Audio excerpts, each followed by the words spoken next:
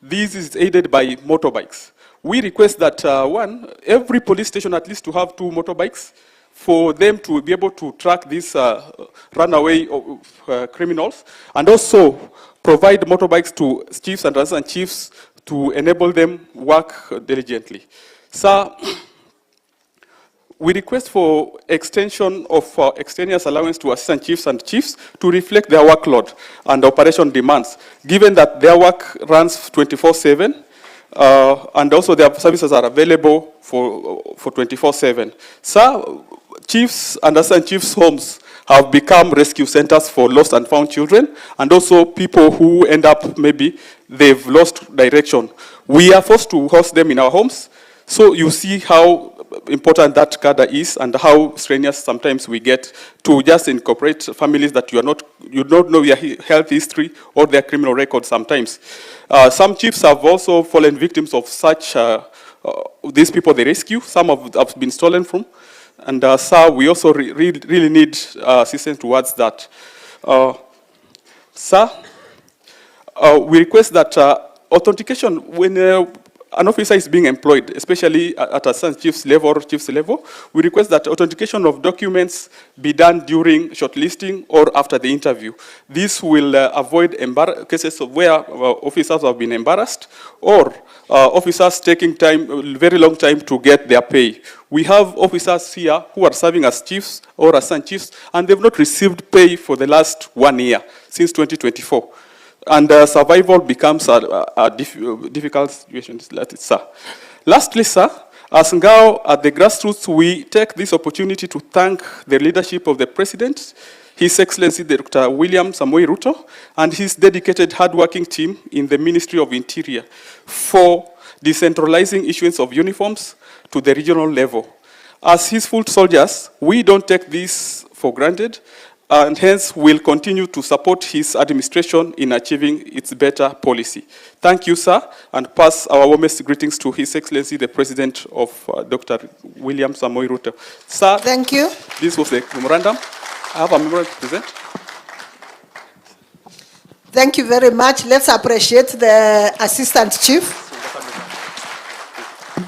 I now wish to get into the category of chiefs, and we start with Mr. Raymond Mbogo.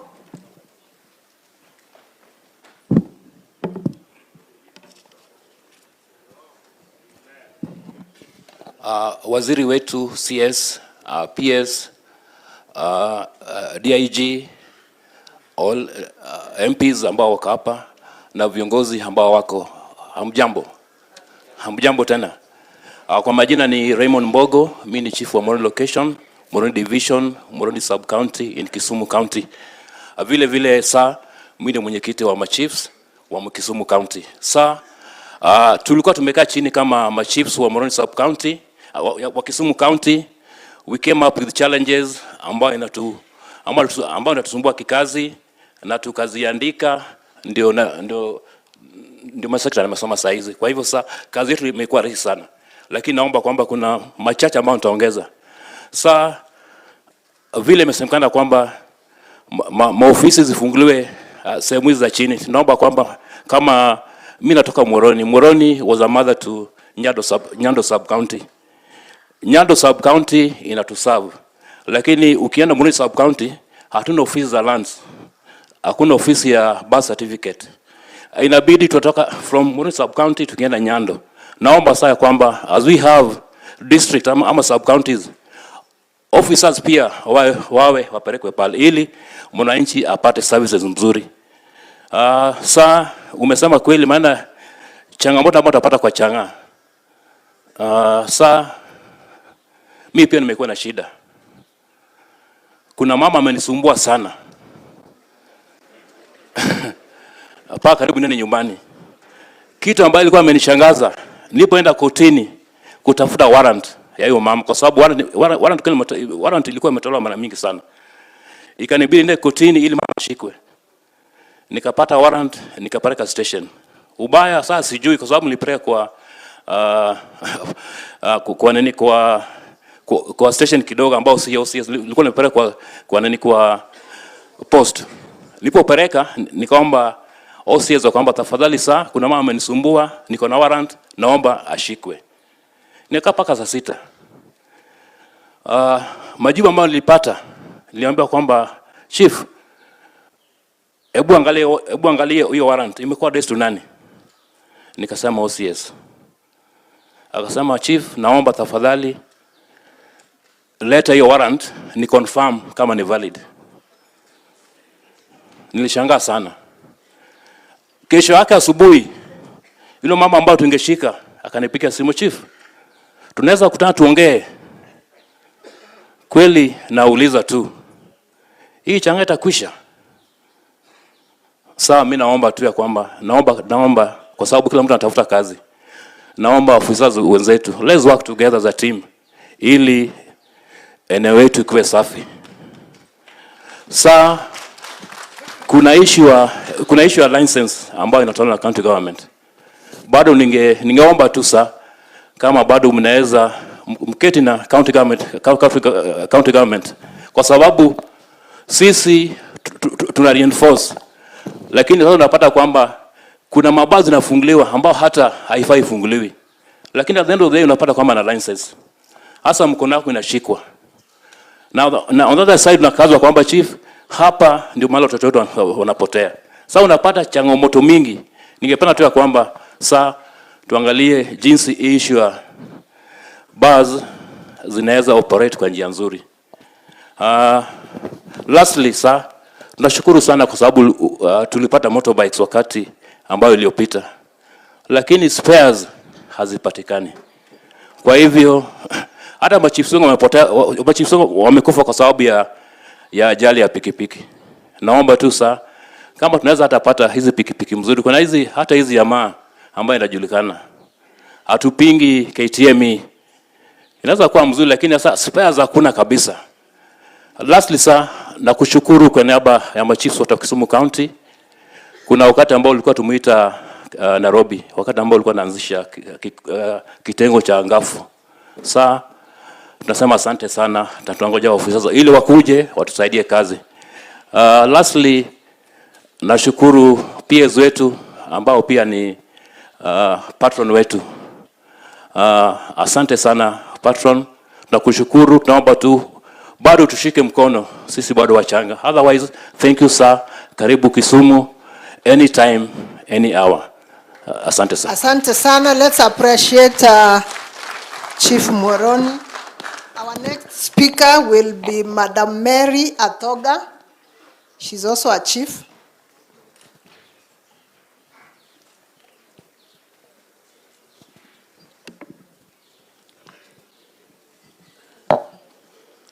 To our guest of honor, the CS Interior, allow me, with your permission, sir, to ride on the protocol that has already been set.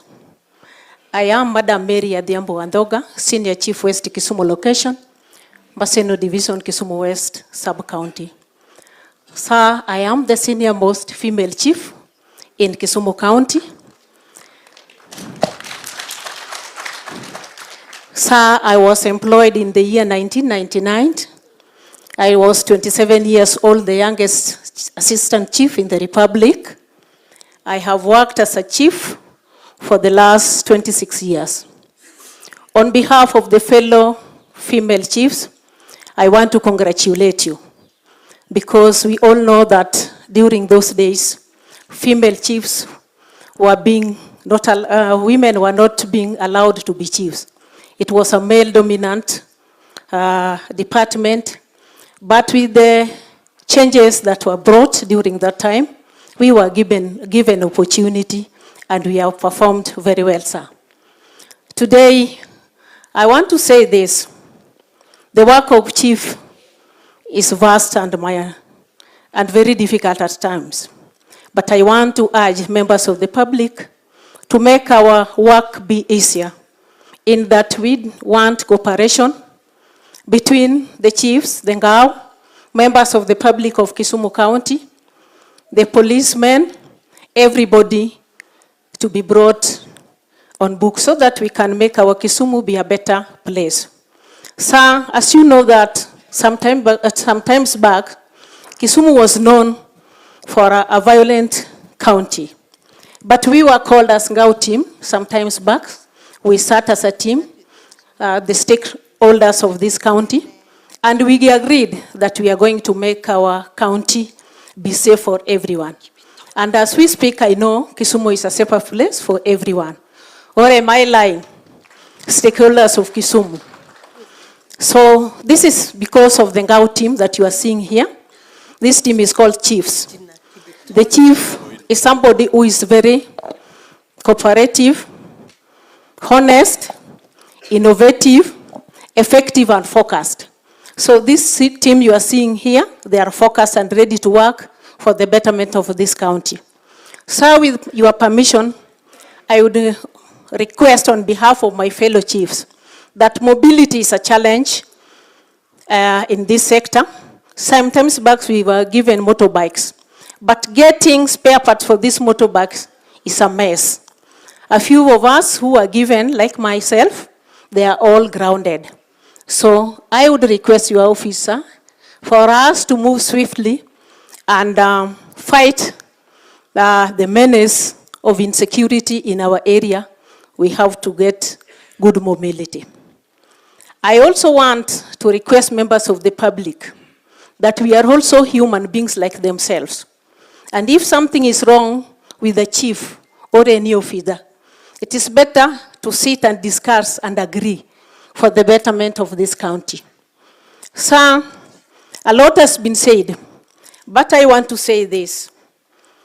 On behalf of my fellow chiefs, coming forward, you have just said that, and we support that some of us are going for training. And you mentioned it, that this is the job that if you are given, there is no induction and training.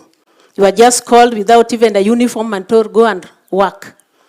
So I would request that more trainings and inductions be implemented so that we be up to standard, because the world is changing very fast.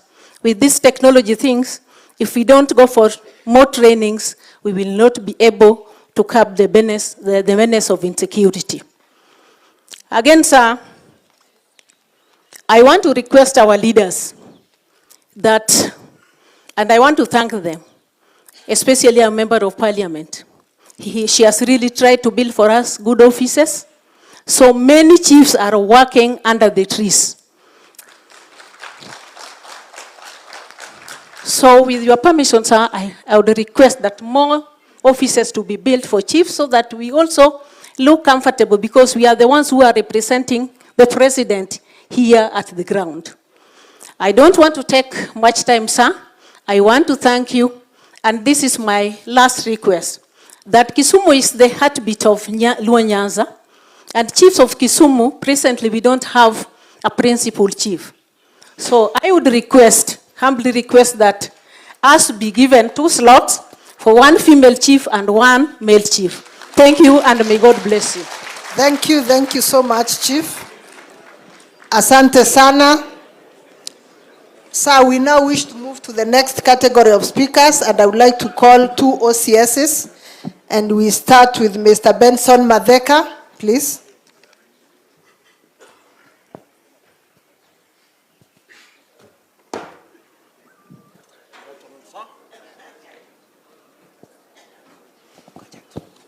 Just hold on, OCS, briefly, somewhere hapo.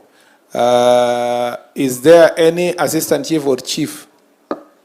O anafikiria kuna kitu imesaulika? Now it must be really different. Yeah? The 2 of you stand, because you are the first ones. And the last one. Okay, so you will speak from there. Just point.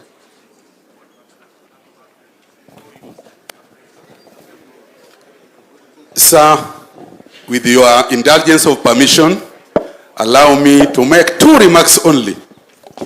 First of all, sir, there are officers who have been injured in their line of duties, but compensation takes very long. For example, me, I was injured in 2018. To date, I have not received any compensation, and I was injured in the line of duty. Secondly, sir, Normally, we effect 100% transition. Sir, we are encountering difficulties because a number of children are at home because of minor levies in school. I don't know whether your office can come in so that these minor levies can be catered for, so that children are kept in school. Thank you, sir.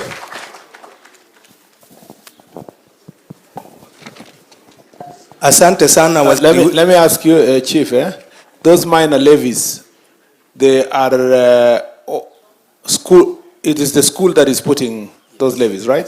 It's not from the ministry itself. Yes, sir. Okay. Sir, when you look at the junior school implementation guideline, there is no issue of lunch. Yeah. It is said that the parents and the school administration will sit down and decide on which way best forward to go through. But normally, children are being sent back home.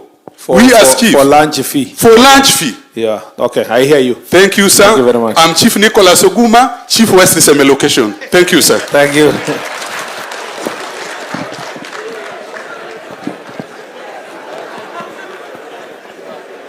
Asante sana waziri wetu, ofisi ya rais, katibu mkuu, ndugu Masengeli, asante. Langu ni kidogo sana. Swala ambalo linaleta malumbano kati ya serikali kuu na serikali ya ugatuzi. Unaelewa wazi kwamba zamani kulikuwa na inaitwa nini? County council, local authorities. Tunapozungumza leo, waziri, kuna malumbano kubwa sana kuhusu mambo ya ardhi, na hili nalo ningelipenda isikike na ichukuliwe kama swala nyeti. Manake zamani, you know, and this one you know very well, county council were the custodians of all government properties. As we are talking today, kuna masamba zile zimeandikwa County Council of Kisumu reserved for Chief's Camp.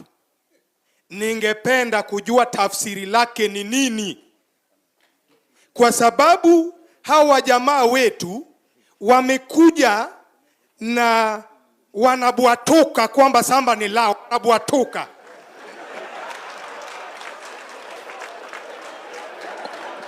Wacha nisonge mbele kiasi.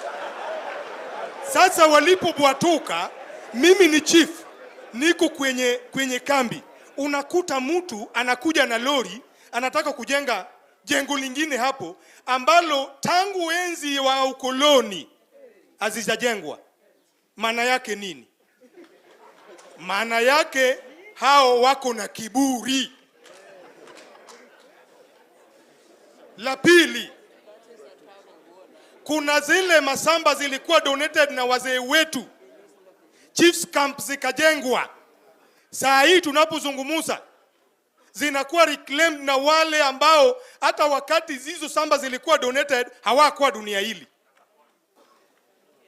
Ndio maana unaona machifu wengi hawana maofficers, na nashukuru sana mama wetu. Ni mama moja tu. Unajua nakupa Kongole. Kwa sababu huyu mama Rosa peke yake ndio amejitokeza, na ukienda kuitazame ile ofisi amejengea chief wetu, utasangaa. Kuna swala lingine. Kuna swala lingine hapa nataka nisungumusie na usikie. Na unipate kwa makini, kwa sababu nashukuru Mungu leo, Mungu Rahim, kwa kunujilia hali na uhai ili nisungumuze mbele zako. Kwa kaumu hili, kaumu uliojaa na basasa, kaumu uliokuwa na hamasa.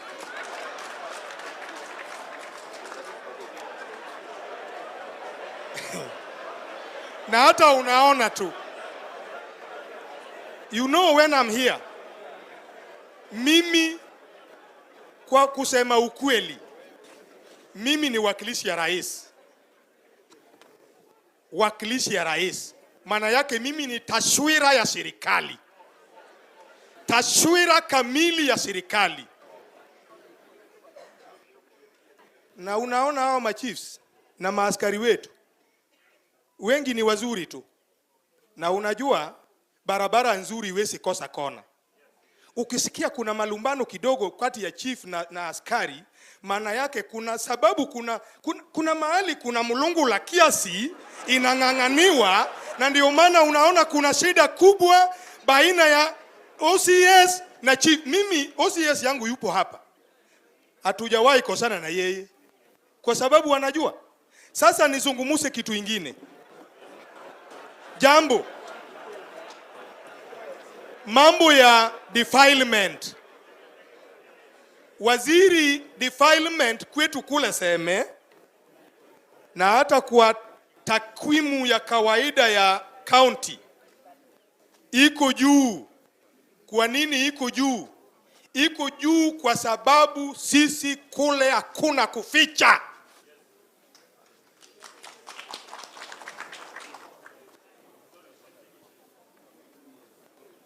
Hata kulingana na takwimu ile iko kwa county, ukiangalia vizuri iko juu kwa sababu sisi ikifanyika saa hiyo tunakamata. That is it, and that is the truth.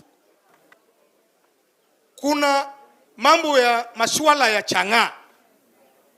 Unajua na unanielewa kabisa. Mimi saa hii nimekaa kwenye hii kazi muda mrefu sana. Manake nilianza wakati wa Moi, Kibaki, Uhuru, saa hii ni rais wetu mpendwa. Mambo ya madawa ya kulevya imeandikwa vizuri kwenye katiba. Jukumu la kupambana na madawa ya kulevya liko na lisimamiwe na serikali. Sasa serikali maana yake nini? Si ni rais? Si ni deputy president? Si ni waziri ambayo ni wewe? Si ni katibu? Inakuja mpaka kwa regional commissioner, mpaka kule masinani mahali mtendaji kata kama mimi ninasungumusa, na mtu yeyote ambao amepewa mamlaka na serikali. Sasa nikuje waziri, mambo ya chang'aa. Hakuna mahali chang'aa imesaidia mtu, hata mtu moja. Wakati tunapambana na swala hili, tunakuomba uwe nyuma yetu. Kuna wengine wanakuja na maneno zingine balaga.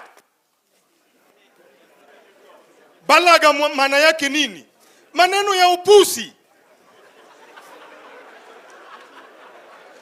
Na wanakuja kutuzuia tufanye kazi letu, wakisema hakuna chief anaruhusiwa kukamata mtu ya chang'aa.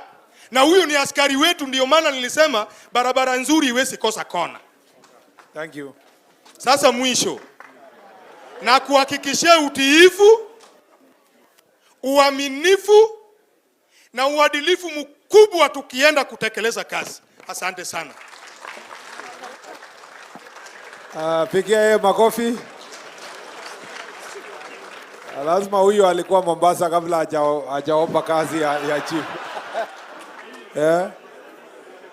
That's a very good, Chief. Thank you very much. Let's make it brief because I just opened up for additional one to... Bado mzee. Bado tujafika level yenu. Wewe, unapeana microphone kabla sijakuambia. There was a last chief. There was moja hapa. Ndio huyo. Huyo ni wa mwisho. Thank you. Thank you, our Minister.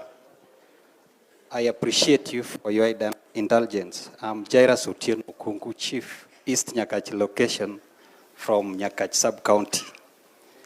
I have 4 issues. Kama singesema ningekufa kwa barabara nikirudi.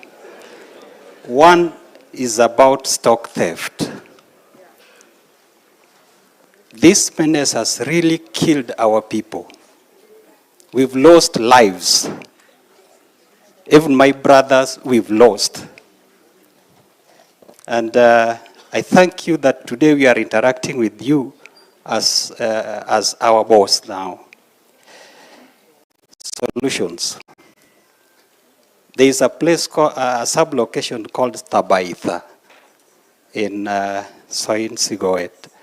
Kindly, can that place be divided to have several sub-locations? Because that place covers almost 7 locations in Nyakach, and it's only one sub-location. It will really, really help us. Can we have more stock theft units across the border so that this menace be solved? Can the border chiefs be equipped with firearms, if possible?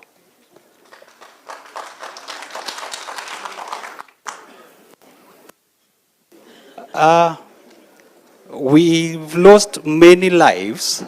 Why firearm? Okay, well, because as I am a victim, we normally Do the people who come attack chiefs and so forth, do they carry firearms? They don't carry firearms. They carry arrows, bows and arrows. Okay. But we, as the chiefs bordering those areas, we are the first persons to get information that arrows are stolen. Okay. You got it.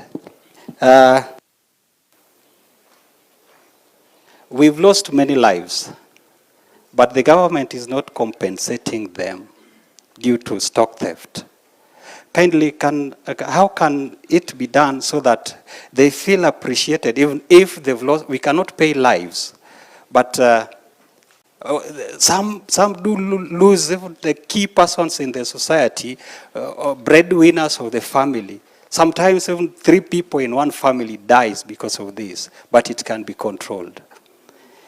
Second point, the boundary dispute between Nyakach and the neighboring community. It's a big issue. This time we've had peace, only that Baba Raila is in one bed with our president. But if in any case we work separately with our neighbors, we must have conflict. It's a norm. But since our president comes in power, we've not had that serious conflict. So, can this boundary issue? There are only 2 things: stock theft and boundary issue. Then things will be done. We are in one Kenya, and we request this. Another point is about our civil servants working in Nyakach sub-county. Our colleagues do get hardship allowance. But other civil servants working in Nyakach sub-county, like police officers, chiefs, other ministries, they don't get. Do these people work in a separate sub-county, or we work in a same environment? Lastly, my boss, that land has been an issue. Land has been an issue. OCS, Mr. Madheka.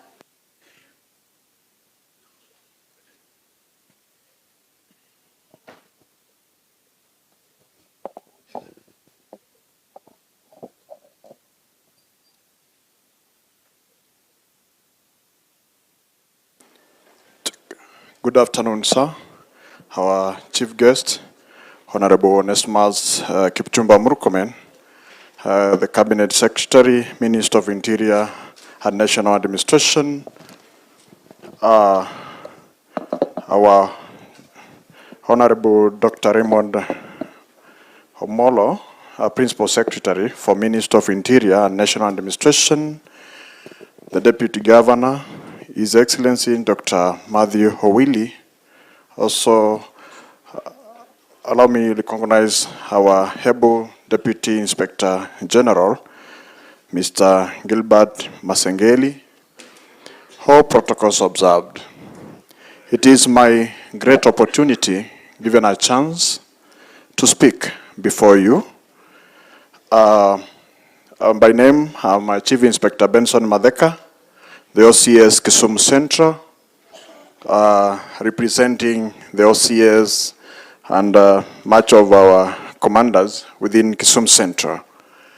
Kisumu Central takes much of the activities, and it's the center of many activities within the county, and we have a lot within us.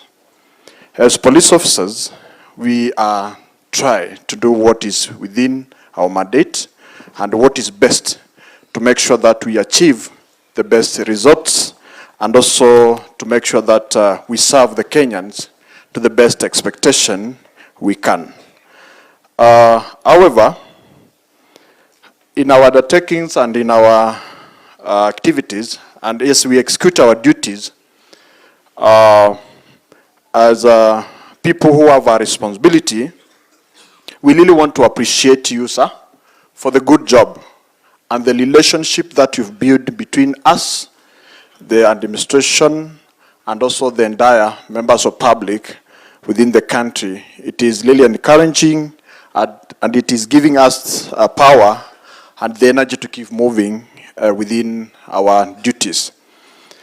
We have challenges which are normal in our workplace, and I'm so happy as a representative of police station commanders that you've, in your undertakings, addressed much of them.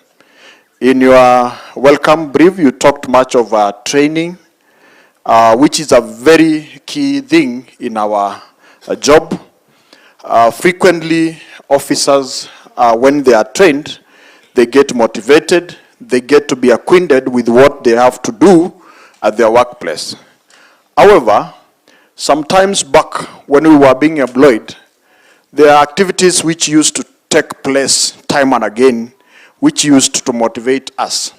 We have some activities like competitions, which used to bring us together, create some teamwork spirit, which really pushed us to work professionally and also help us assist members of public when required to do so. For example, of the same is first aid competitions.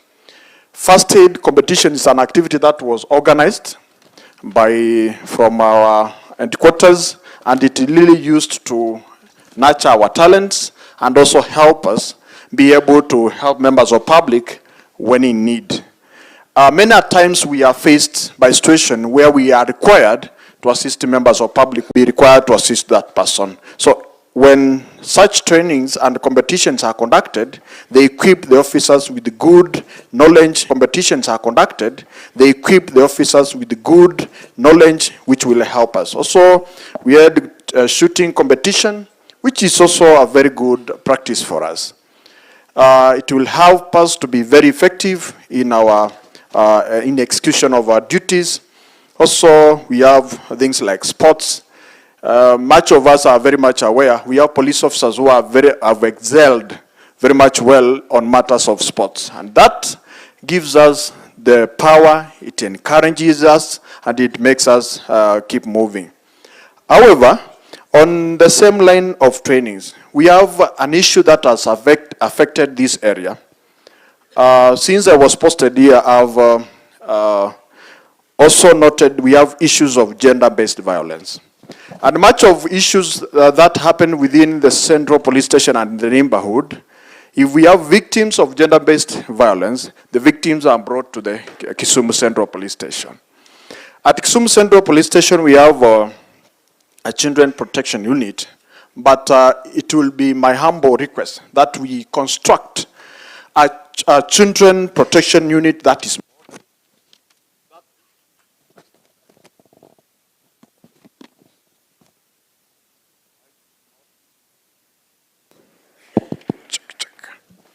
I was saying at the Kisumu Central Police Station, I was saying we hold within us, that is the regional police commander's office, We have the County Police Commander's Office, and we also have the Sub-County Police Commander's Office at the central, and that is where we have Central Police Station.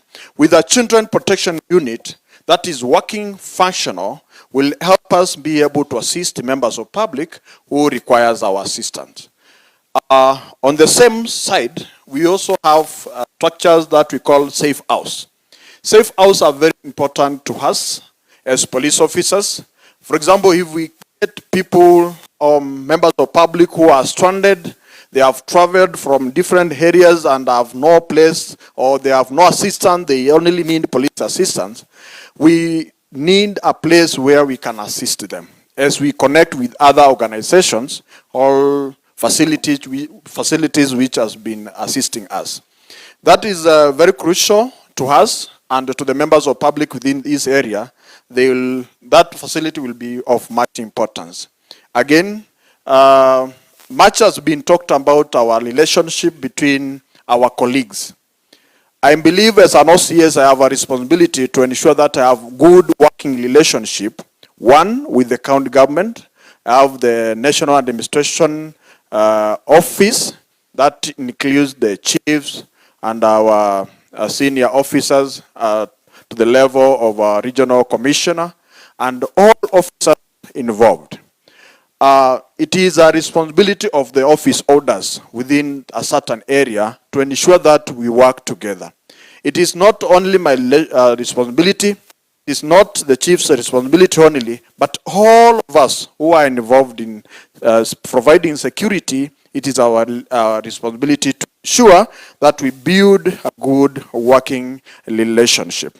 For the county government, we have our the Excellence Deputy Governor here with us. He's a good friend of us. He has been assisting us. But I will request we have the proper lighting within Kisumu Central, because at times we are faced with the challenges of darkness. Like when we are policing within areas of Milimani and we get very dark streets, that encourages thuggery. And with good lighting, it will help us. There was an initiative of Mlikamwizi. It was an initiative that was used countrywide. That initiative has really helped us. As police officers, places where we have that Mlikamwizi, you rarely get a house-breaking issue. Again, on the same side, working closely with the county government has also helped us. Sharing of information. This county of Kisumu has its own dynamics.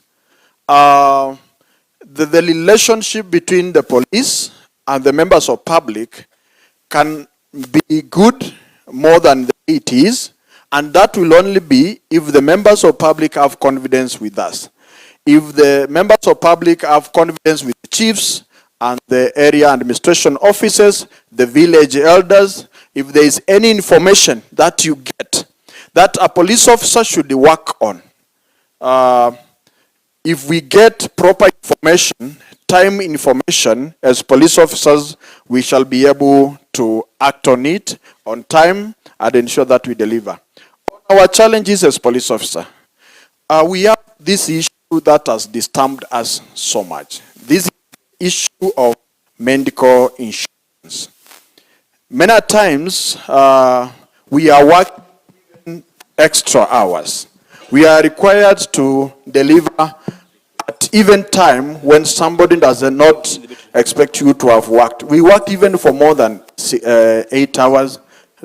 Sometimes you might find yourself you have to work for extra hours and you do not complain. Now, when your family is not well, when they go to an hospital and they find that they cannot be attended to, a doctor tells you, or an attendant in an hospital tells you, we cannot attend to you because you have a limit that has been placed into your insurance cover. It is embarrassing. Sometimes a child will ask, Daddy, what am I doing here? Kwani Daddy umeshindwa kulipa? Some questions, some things are embarrassing to us. I think this is something affecting us, and I believe something is capable of being done. There's a time we really enjoyed good services, a comprehensive cover, whereby you can walk in any hospital, you are treated, go home. They'll ask you which insurance cover you are using, the National Police Service insurance cover, you are taken care of, you go home. Our chief guest, that is something that is affecting our morale, and with your input, I know we shall achieve much. On transport, I want to do patrols. I want to use police car. I want to make sure that police presence is felt within Kisumu Central. For an example, within my station, I have one Land Cruiser. One Land Cruiser, and with the dynamics of situation of crime within Kisumu Central, it's not enough. With more provision and facilitation on transport, we will be more effective. I want to respond to matters. I've divided my officers in different categories to ensure that they are able to respond to situations as they come. But sometimes they'll ask, afande wapi mafuta? Tutaenda namna gani? So I know I've followed what you've said, you've said it again. I know you'll do something to us. Our uniform. The Kenya Police Service uniform. We have had issues on that, and I know something has been mentioned about our uniform. Our chief guest, it will be my appeal that if there is something being done to make sure that we have a similar and uniform that cut across, which makes us be presentable, we shall be much appreciating. Sometimes we have this uniform, but they are not enough. We appreciate what your office has done to us, but if we get more better and uniform that is sufficient to us, we shall much appreciate. I really want to appreciate you for the opportunity given and the time given for us to hear, share, interact. I've been in the service for quite a long time. I've never got such an opportunity. I'm much humbled, sir. Thank you. God bless you. Let's appreciate him. The next OCS, please come. Our next OCS is Mr. Kibiton Boino.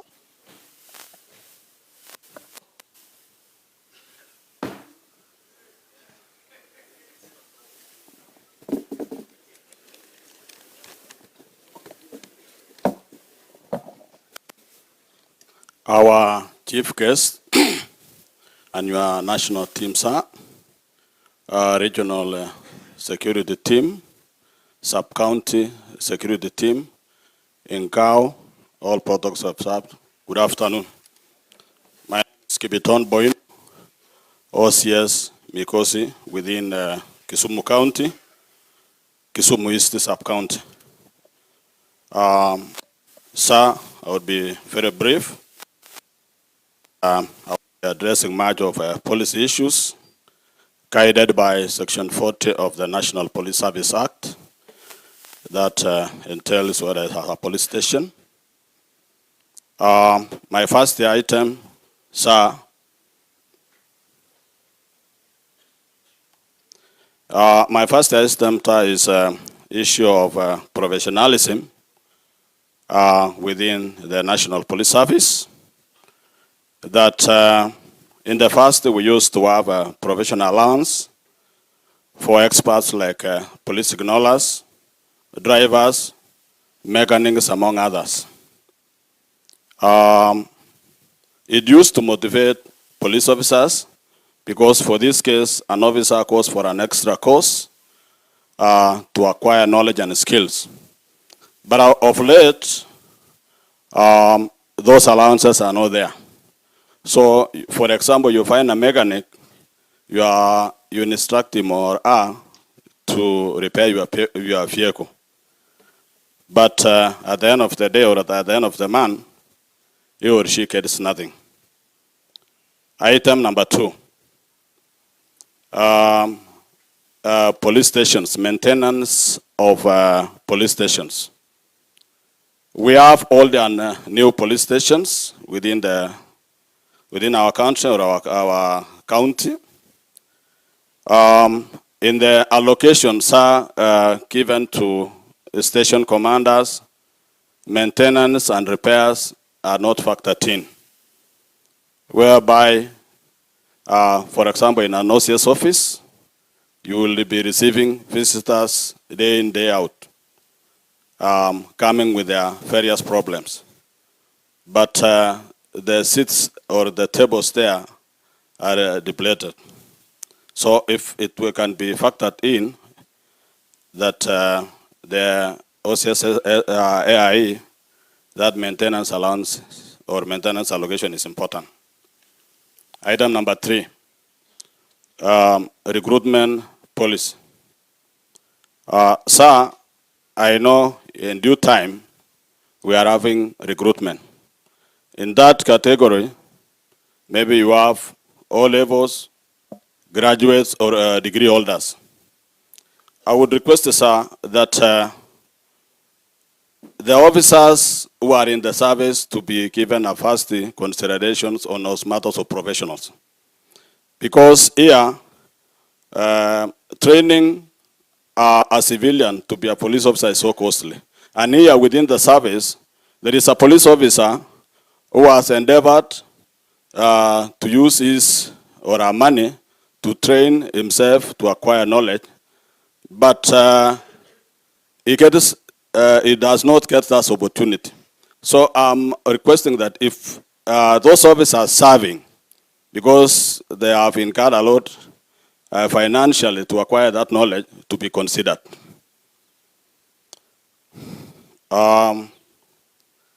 Item number 4,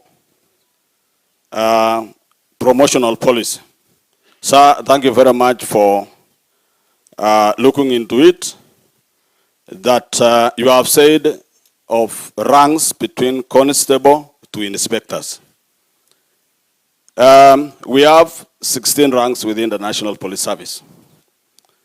So this one, you have considered how is from constable to inspector. Chief inspectors and above, we are not looked into.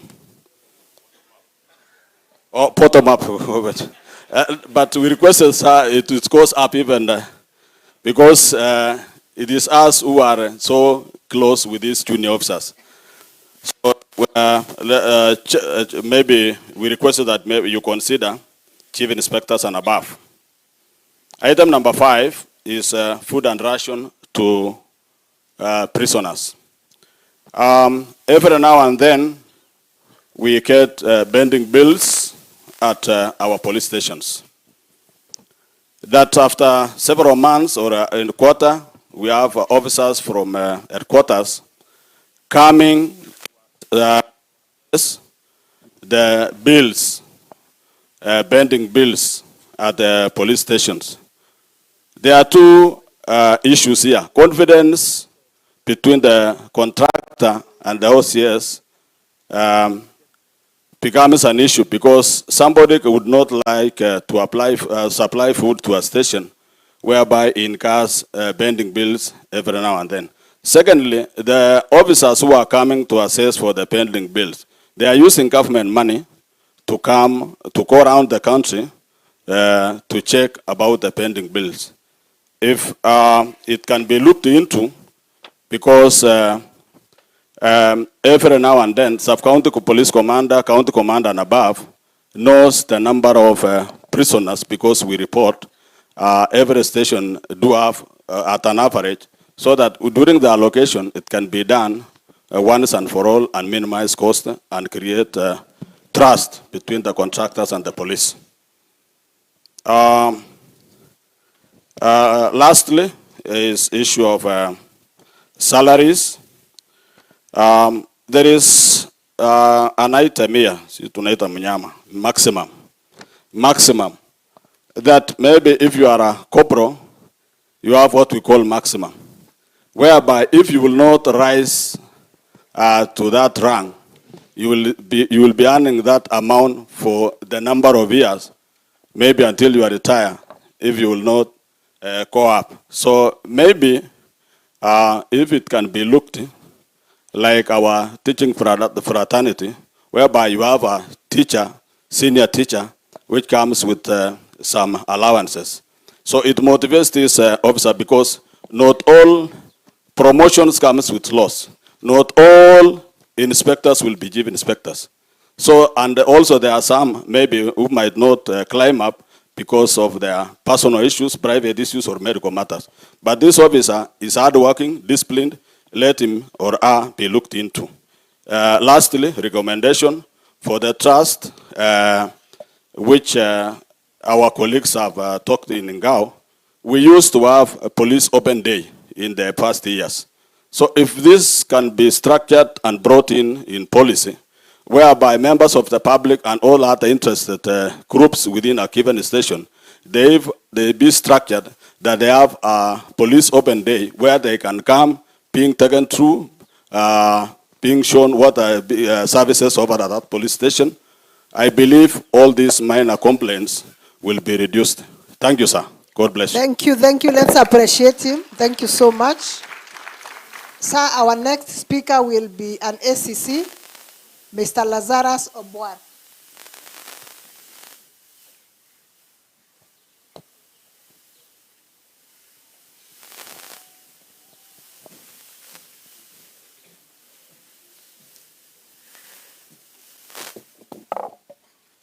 Thank you, Madam Marcy. To our chief guest, CS Interior, our PS, DIG, Deputy Governor, the political class, and all other senior government officials, ladies and gentlemen, good afternoon. Good afternoon once again. Yeah, my name is Lazarus Obwar, Assistant County Commissioner, Nyahera Division in Kisumu West Sub-County. And I'm here to represent and to present the views and concerns of my colleagues, the ACCs. So number one, sir, we wish to first of all thank you so much and sincerely for the recent promotions that most of us got. Some of our colleagues were promoted to the position of Deputy County Commissioners. Some of us were promoted to senior ACCs, and therefore we are so much grateful, sir. However, sir, we realized that as we were promoted, there was a vacuum left somewhere for the ACC2. And therefore we'll have that we have ACC3, then you jump to senior ACCs. So our colleagues in that cadre are requesting, sir, that if they be considered for promotion to fill the position of ACC2s. Secondly, sir, we also have some of our colleagues that were promoted to CCs.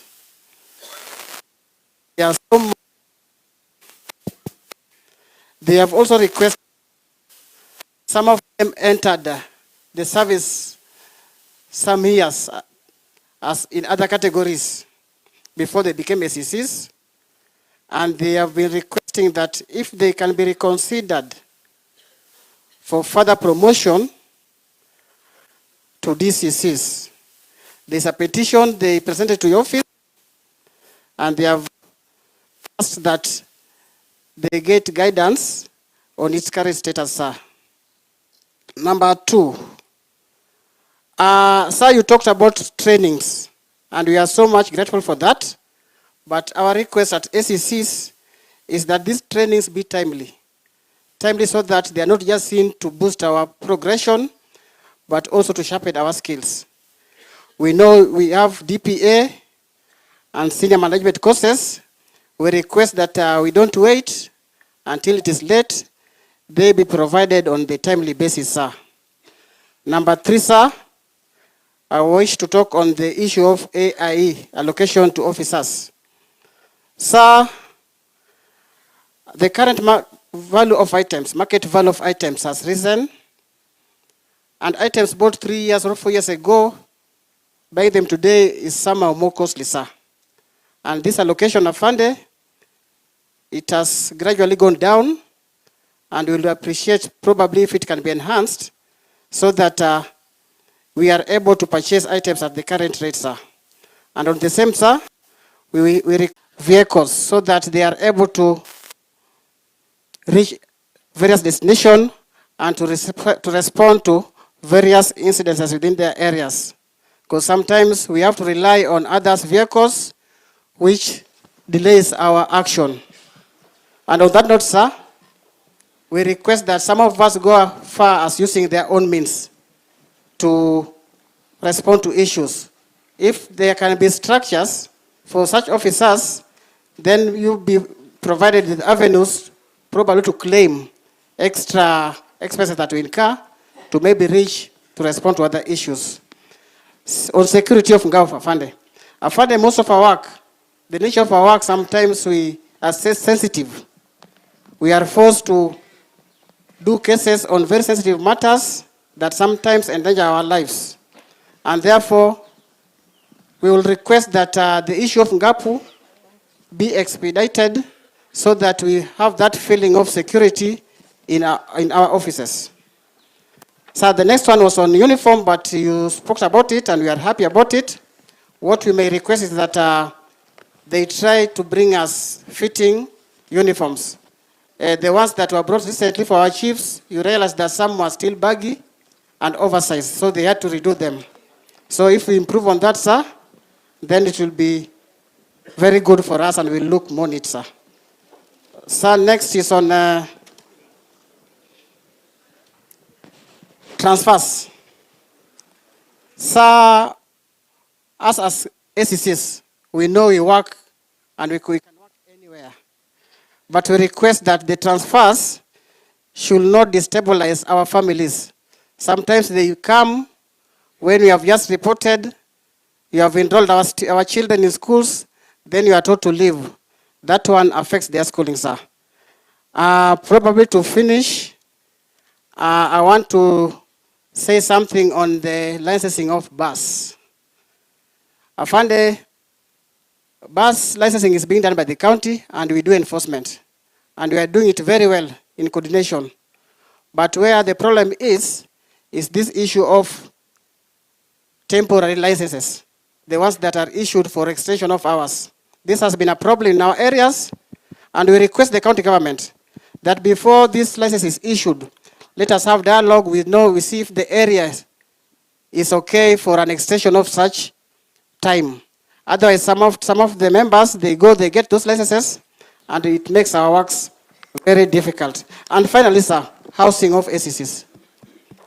Most of us do not have government houses, sir, within our offices. So we will request, if now that we have this affordable housing, probably if you can share with your counterpart at the housing department, so that as they do the houses, they consider even doing some houses in every division, in every sub-county, for our officers to at least work within their stations. Thank you so much, sir. May God bless you, sir. Thank you. Thank you. Let's appreciate him once again. Sir, the ACCs decided to be represented by only one of them, and now we are done with the ACCs. I want us to move to the traffic police, and Mr. William Swakey will represent his colleagues. Karibu.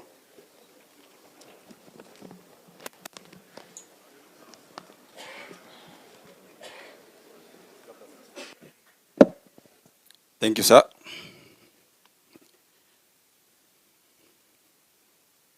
Our chief guest, Honorable Onesimus Kipchumba Murkomen, our PS, Dr. Omolo, our DIG, Mr. Masengeli, and all protocol observed. Good afternoon. Sir, I might not take much of your time, because I think everything that I had has been said by the previous commanders. Sir, I just want to take a few minutes, like 2 minutes or 3 minutes, to touch much on the issues that are affecting the traffic department sections within Kisumu County. So firstly, the Kisumu County consists of 7 traffic bases, starting from Kisumu Central, Maseno Traffic Base, Kondele Traffic Base, Kombewa Traffic Base, Aero Traffic Base in Nyando, Paponditi Traffic Base, and Muhoroni Traffic Base. So the challenges that we are facing are all the same in all bases. The first challenge that we are facing as the traffic section is the mobilities, of which I think every spokesman have spoken about. Lack of vehicles.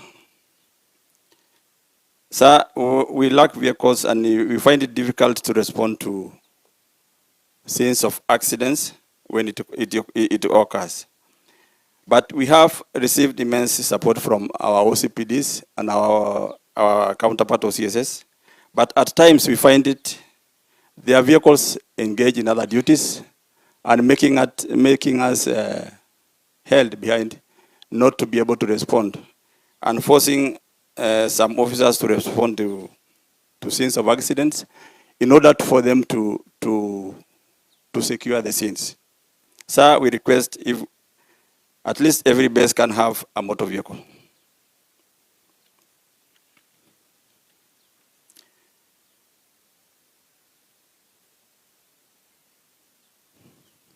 So in other essential equipments, many traffic bases lack essential equipments like speed guns, alcohol blows, and many other communication gadgets that limit the ability to enforce traffic effectively and safely. We request if this can be made available, at least in all bases we across.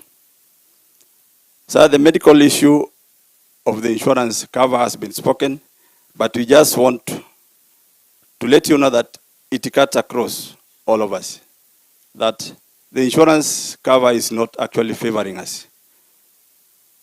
Instead, it is actually bringing the morale of ourselves down. So with the request that we are putting before you, we believe that you are going to sit down with your office and try to make it comprehensive, such that if I enter a facility or my family enters a facility, they are treated and discharged without such questions.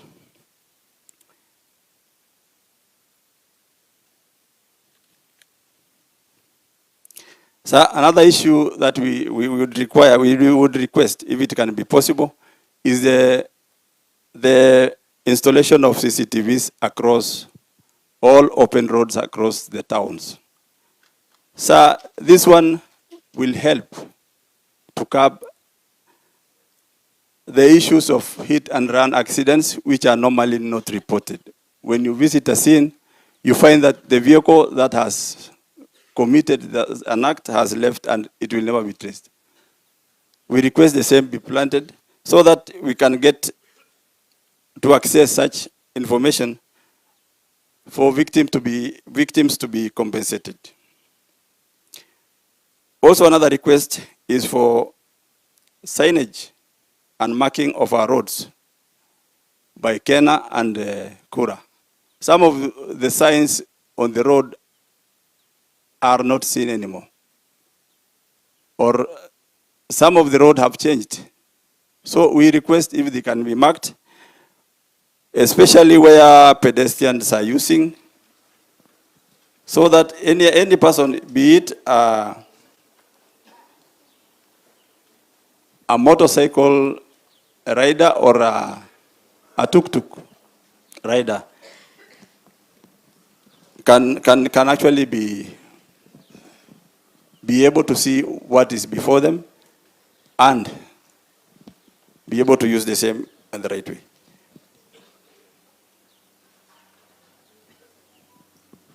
Sir, on those few remarks, I beg to sit. I'm sorry I never said my name. My name is William Swakei, Olenerishet, the base commander Kondele. Thank you, sir. Asante sana. Please let's appreciate him. Sir, we now move to the formed up units, and I would like to invite Mr. Mwangi. Just hold on kidogo tu.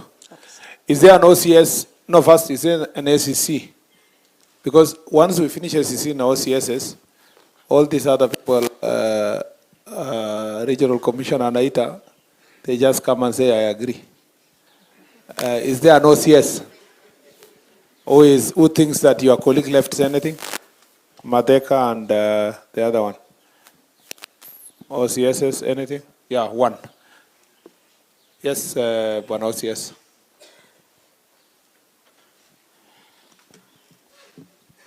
Watu wa mic walienda wapi tena? And you need to improve the mic, eh? Yeah, and it's not an excuse that kuna radio calls hapa. Kwani haikuwa jana na juzi? Proceed. Thank you. Our chief guest, Honorable Kipchumba Murkomen. Protocols observed. I just want to be very precise and brief. And if I got you well, you said the main objective was to create a base that can address the concerns, interrogate problems, and formulate policy decision to have a roadmap that can make police and also govern the security of this country. My name is Chief Inspector Njoroge Kagera, OCS Awasi. But our main problem first that has not been addressed is about strength of the police stations. And as we wait for the recruitment, there are those things that we can do with what we have. Balancing of the strength that we have. You find there are those stations within the town that are very close to each other, having so many officers, whereas those some in the reserves have very few officers. With the due support you can, our DIG and IG can give permission to regional commanders so that they can balance, because nowadays you cannot do without their approval. Number two, the AIE. I didn't hear my colleagues talk about that the AIE was scaled down. And it is the OCSs who pay for prisoners' meal. Whatever is being presented for us is very retro, and therefore sometimes... That one he said that one. Thank you. Yeah. Lastly, on formulation of the policy to give the roadmap. We have seen so many kind of what we are doing. We have the Kregera report, we have the Work Commission, juzi tulikuwa na Maraga Task Force, and the NADOC report. As you also go and formulate a report, put into consideration those, because most of them are occupying with the dust where they were put. Even the Constitution of Kenya is not fully implemented for the National Police Service. Then, finally, on how to create proper good work relationship with our chiefs, sub-chiefs, and also the GAO team. Sometimes we as OCSs, we don't just need you to make ourselves work better. It is our duty as the OCSs to walk out of the station, out of our comfort zone, and go meet these chiefs.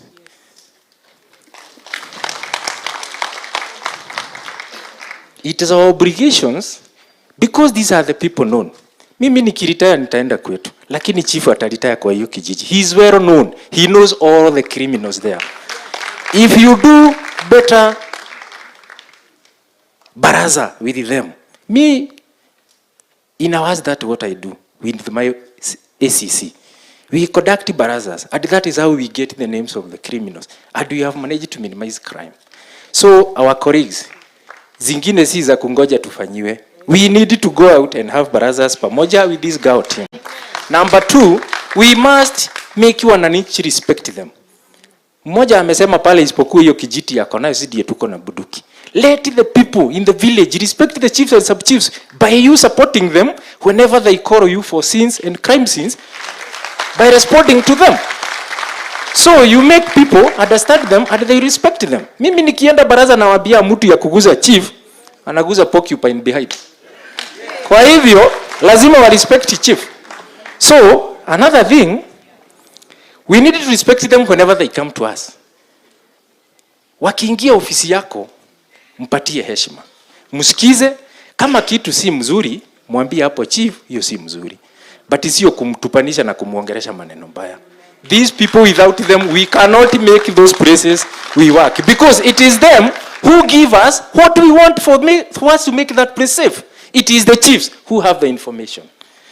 Finally, there is something I have done, and I remember we went for it. Youth engagement. There is a system that is being done by somebody called Karanja Muraya, and I know you have met him, about station liaisons youth officer, SIRO.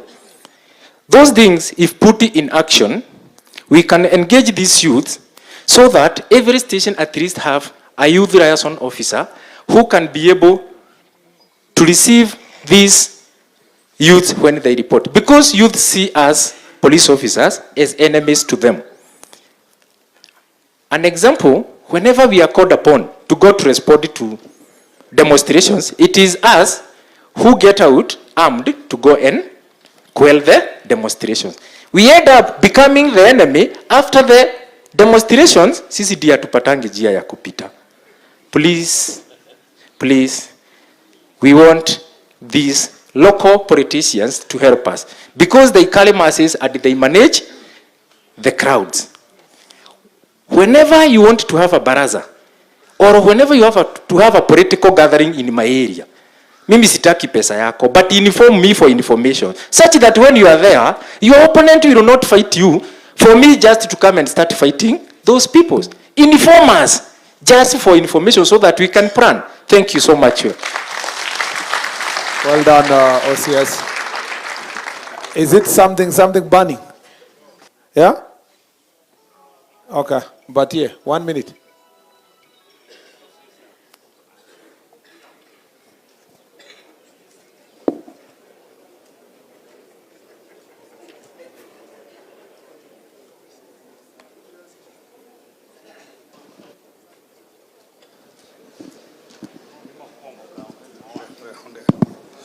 Our chief guests, sir, all protocols officers, good afternoon, sir.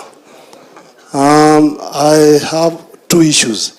Most of them have been addressed by my colleague, but mine is on policy.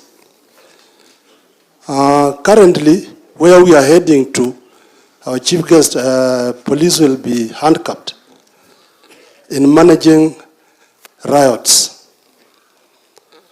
Courts have openly dismissed applications that favor police while using Police Act. So it is our request that legislators through your office come up with a policy and come up with a law that will assist police in managing riots. All those acts that were in favor of police to use firearms in Police Act are null and void. They only depend on the Constitution. That is one. Number two, Your Honor, you talked about goons. And partially, my colleague has mentioned about it. We would request your good office to liaise with the political side, because most of the goons, and my colleagues will agree with me, they are from the political side.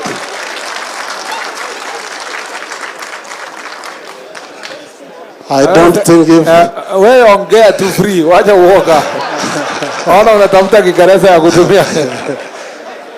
Bwana CS, sidhani kama chief ama my sub-county police commander ama RC atakuwa na goons. Hana kitu ya kuwapea. Although I want to commend some politicians, they don't work with goons. And you'll never see people hovering around their vehicles. So, police, we are in a problem. Those are my 2 points to note. Thank you. And they are very important. Thank you very much.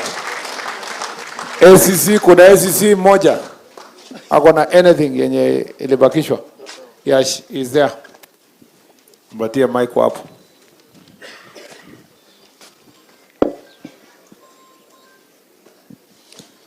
Sir, I'm Kiru Shadrack. I'm Assistant County Commissioner, Nyando Division, sir. Mine are two. One is a concern concerning our young boys and girls because of the issue of juvenile, corporal punishment. We've been in barazas with even my OCS, the one who have just seated down, and most of the concerns from the parents is that the removal of corporal punishment has really made things hard because of the issue of wazazi watoto kuwa watundu shuleni ama nyumbani. So if possible, if corporal punishment will be brought back, itatusaidia sir. Ya pili sir, it's a request. I have in my division, I have 4 police stations. Out of the 2, that is Awasi and Ahero, they have motor vehicles. However, we have 2, that's Boya Police Station and Kodete Police Station.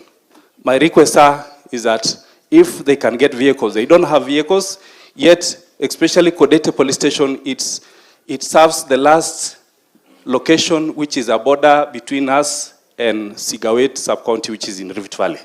And this is where we have stock theft and other related conflicts. So if we can get the vehicles, even one, it will really assist us, sir. Thank you so much, sir. Aya, endelea RC sasa. You know, these people are wako ground. Yeah. So wale wenye wanaongea wanasema tu we agree. Thank you, sir. Anyway, the point I'm making is that for the sub-county security committee members, I'm not saying don't say anything. I'm saying add to something that has not been said. Don't repeat the ones the officers below you have said. Thank you, sir. We now move to the formed up units. And I would like to request Mr. Mwangi to represent them from the Border Patrol Unit. Karibu.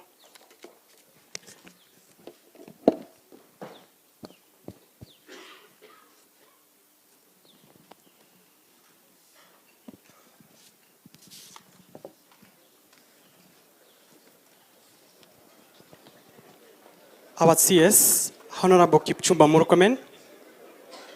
Our PS, Dr. Rimo Domolo. Our DIG, Sir Gilbert Masengeli. All distinguished guests present, ladies and gentlemen, good afternoon. I'm Chief Inspector Mwangi Waithaka from Border Police Unit. And Border Police Unit, it's a tactical unit. I'm here to represent 4 formed up units. That is Border Police Unit, Rapid Deployment Unit, located at Muhoroni. Border Police Unit, it's located at Kisumu Port, POE, point of entry. We have anti-stock theft unit located at Nyakach, and we have Water Police Unit that is located within Kisumu region. And with all humility, sir, I request I give you some documents here for follow-up and reference, sir.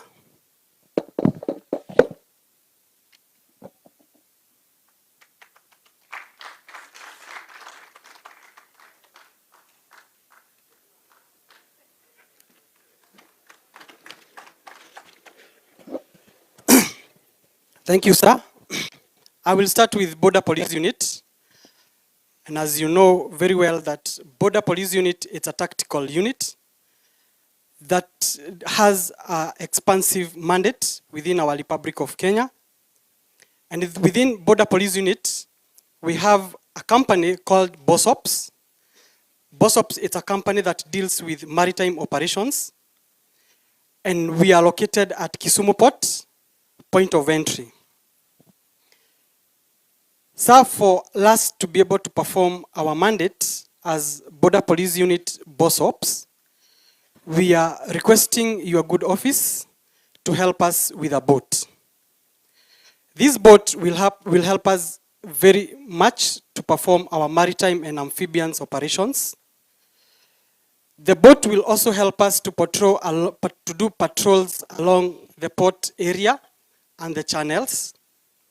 That boat will also help us to deter fishing along the port area and also along the critical facilities like the airport and also port and railways. Our boat will help us to curb illegal fishing gears and equipments. As well, it will help us to deter smuggling of goods within Lake Victoria to entry of our county, sir. Also, the same boat, if your good office gives us, it will help us to perform rescue missions that at times we get drowning and capsizing of boats, so that we can be able to perform our maritime amphibians operations very well, sir. On the same note, sir, as a recommendation, this boat, I recommend to have a 150 horsepower speedboat. And as you know, sir, for us to be able to perform our maritime operations, maintaining marine operations, it's very expensive, sir. So we request your good office that we may have a maintenance package that comes along with the fuel allocation. Sir, allow me to move to our rapid deployment unit, that is RDU. Our RDU officers located in Muhoroni are performing a tremendous job. They do patrols, both using their range, Ford Ranger. And they have one challenge, and I will start with the challenge of accommodation. Sir, officers in Muhoroni, they have a very good PR with the members of the public. So members of the public decided to give them a piece of land. And as we speak, they have a title deed. So since this is a permanent base for our officers in rapid deployment unit in Muhoroni, we would like to request your good office that you help them put up affordable housing program so that we can solve the problem of housing for officers who are there and for officers who will come.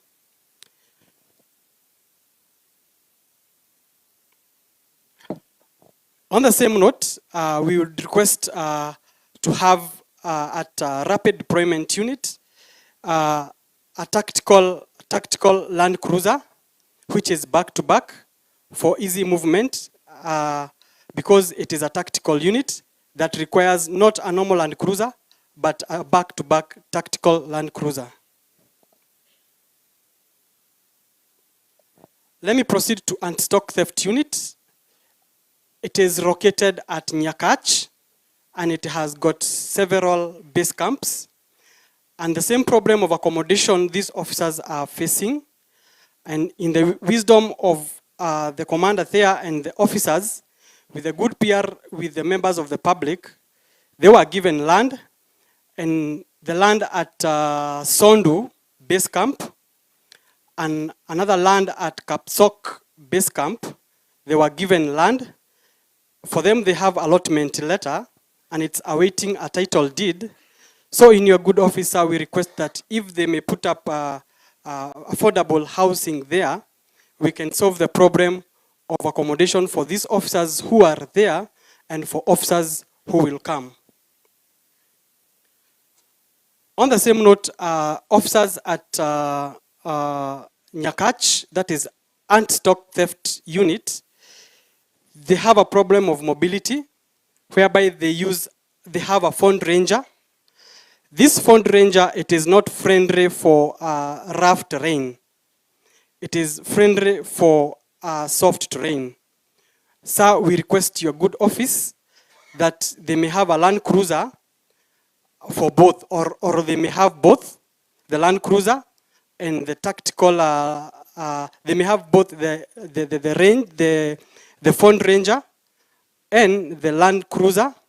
For one, the Land Cruiser will deal with hard terrain, the rough terrain, and also for the fundraiser, it will cater for the purposes of soft terrain. Officers at us2, they are requesting to have a motorcycle so that they can be able to maneuver in places where they cannot access. So that they can be able to have movement and also to do rec and intel gathering. My last unit, it is the newly formed unit. It's called Water Police Unit. Water Police Unit, it's mandated to deal with illegal connections, tampering of water meters, vandalism, water theft. And as you know, nowadays, we don't have, due to the Water Police Unit, nowadays, this issue of water theft, vandalism, it has really gone down. They have a challenge of they lack training on non-revenue water issues. And also they have a problem of understaffing. With those few remarks, I want to thank you so much, sir. And thank you for listening to me, and may God bless you, sir. Thank you so much. Let's appreciate him. Asante sana. I now wish to move to the next unit. I would like to invite a representative of the administration police commanders in the sub-counties. Please come over. Mr. Ibrahim Nur, karibu. Involving job group impasse between the two job groups of police, that was senior sergeant and inspectors. That's one of the outcome of Jukwaa Usalama forums. With that milestone noted, sir, I wish to present the following memoranda highlighting key challenges for your policy guidance. Number 1, harmonization of APS and KPS command structures. Currently, sir, there exists disparity in ranking structure between the two services, that is interterritorial command, that is county, region, and sub-counties. You will find the command of Kenya Police is almost one rank higher the commanders of the administration police and the DCI. Against the constitutional equality of Article 243, 1A and B, which says all services are equal in terms of their formation. Sir, right now, you will see our regional commander is a commissioner, but his counterpart is the AIG. So, and all county commanders of AP are senior superintendents, while their counterpart are commissioners. So we have almost 10 commissioners from Kenya Police Service within Nyanza region, while we have only one rank of commissioner of administration police, a great disparity. So as a law practitioner, sir, they normally say the aim of law is to suppress the mischief and advance the remedy. So I implore you to suppress the mischief and advance the remedy by applying Article 243, 1 and B of the Constitution of Kenya, sir. Number 2, sir, issue of leave allowance. Sir, the current leave allowance is inadequate for officers from distant counties, like those coming from Mandera, Wajir, Garissa, up to Kakuma. For me to get my home county, which is Garissa, I have to make almost 7 stopovers. So, currently, sir, with 4,000, can it manage those strenuous? Bearing in mind the purchasing power of shilling and the time value of money. So that, sir, we implore you, if we can look into that issue of leave allowance. Number 3, sir, is the issue of stock theft. We have perennial stock theft along Kericho and Kisumu County. So they normally say, sir, we cannot fight crime using own law intervention strategy. We need all other players to come on board. I am happy Dr. Samuel Ekobia is here. I ask you through your officer if the commission can invest up to the lowest level, that is sub-location level, to deploy the officers. Because there is no need for us to wait for the triggers of violence. We need to up our game right now before the situation gets out of hand. We normally see them when electioneering period is around the corner. So they have to pull up their socks and deploy the officers as soon as tomorrow. Because I believe security is a concerted effort. It needs a concerted effort from all actors and players. So the other issue is mental health among police officers. So we have mental health challenges due to stagnation, workload, and poor working condition. For example, Kisumu, we have only 2 councillors who are domiciled at the regional police headquarters. So they are not adequate. We need more councillors to be deployed to the lowest level of police command. That is where the rubber meets the bullet in terms of mental health pertaining to police officers. So the other issue is, under mental health, we have our officers from formed up units who are always deployed from formed up to sub-county level. So we request, sir, for psychological debriefing, 1 month psychological debriefing course for formed up units who are deployed to sub-counties so that they can reintegrate back to GD works. So the other issue is personnel shortage. As you know, this issue has been born in contention. It has been talked across several Jukwaa Usalama. We are understaffed as administration police. And since our officers went there, we have been given more mandate. Officers went 23,000, and we have been given more units: water police, mining police, energy police, against a lean workforce. So, sir, how can that be practical? So, I want to say, this recruitment we are waiting, sir, if it is possible, I request 8,000 personnel to go to administration police service, so that we can because we have still Ngapu. So, sir, the other issue is motor vehicles. We have 3 of our stations who lack motor vehicle. One is Kisumu East, the other is Nyando, for almost, yeah, sir, and the other one is county. So, sir, I want to, so the other is hardship allowance. So I request, sir, for introduction of hardship allowance to Nyakach, Mohoroni, Seme, and Nyando, equivalent to the way teacher service, TSC are paid who are working in those stations. With those few remarks, sir, thank you for listening to me. Asante sana, let's appreciate him. Thank you so much. Our next speaker will be from the Coast Guard. Sir, we have not heard from the Coast Guard since we started our deliberations on Tuesday last week. We need to hear from them.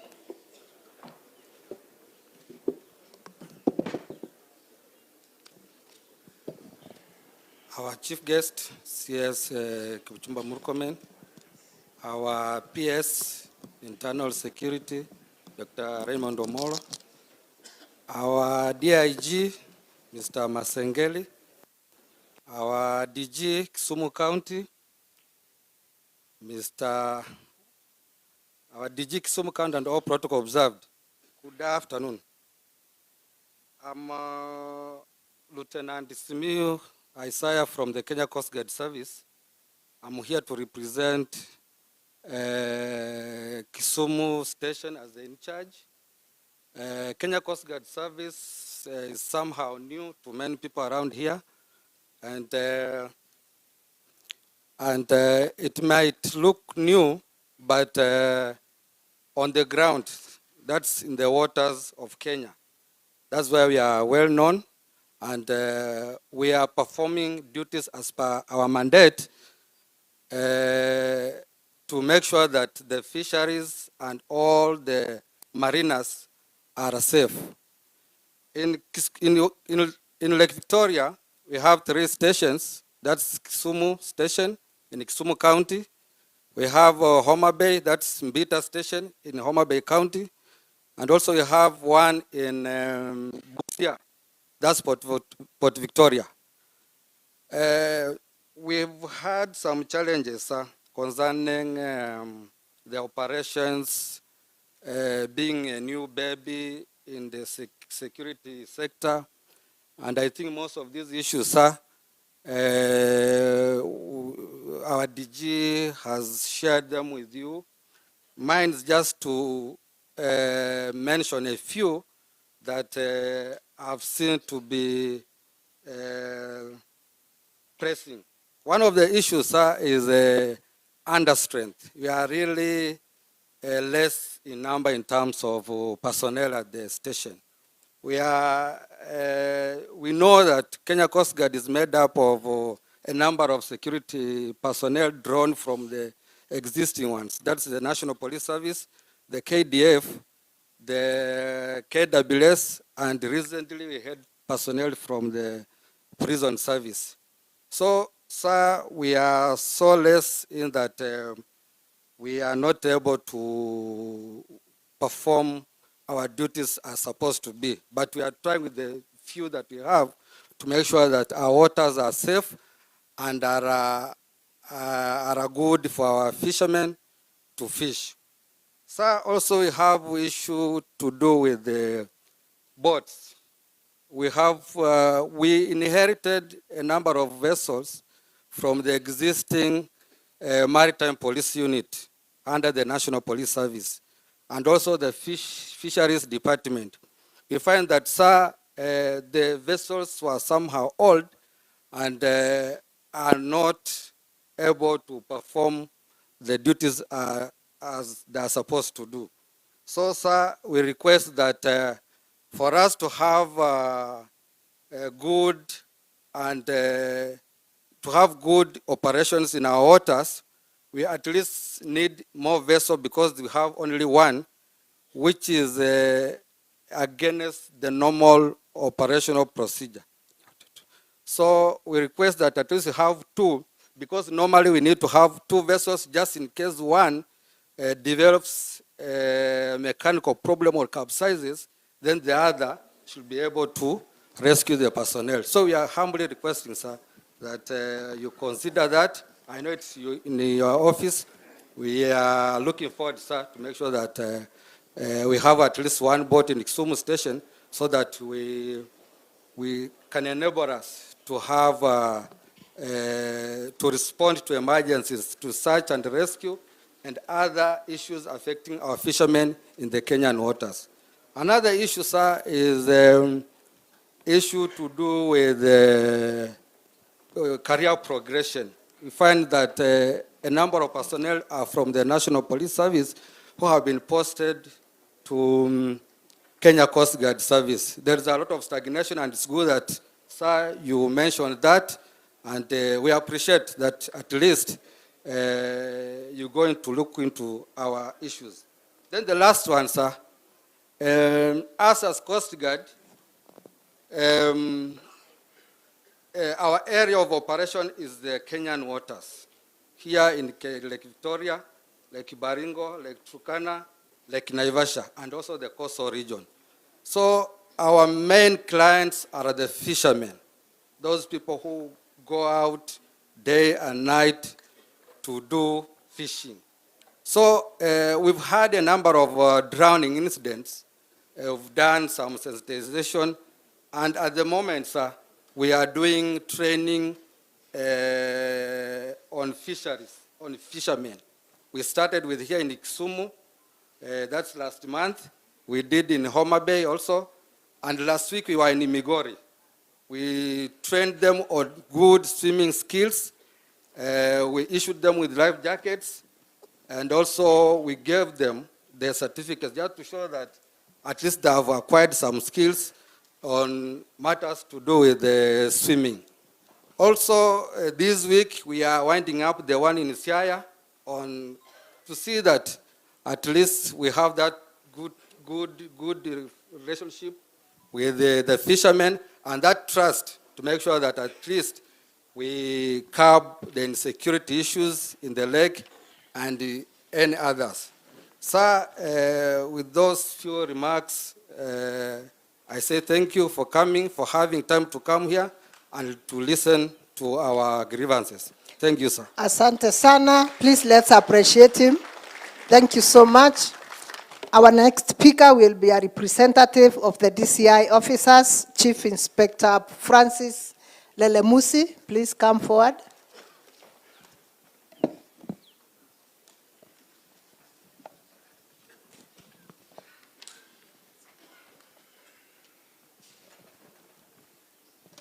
Thank you, Madam.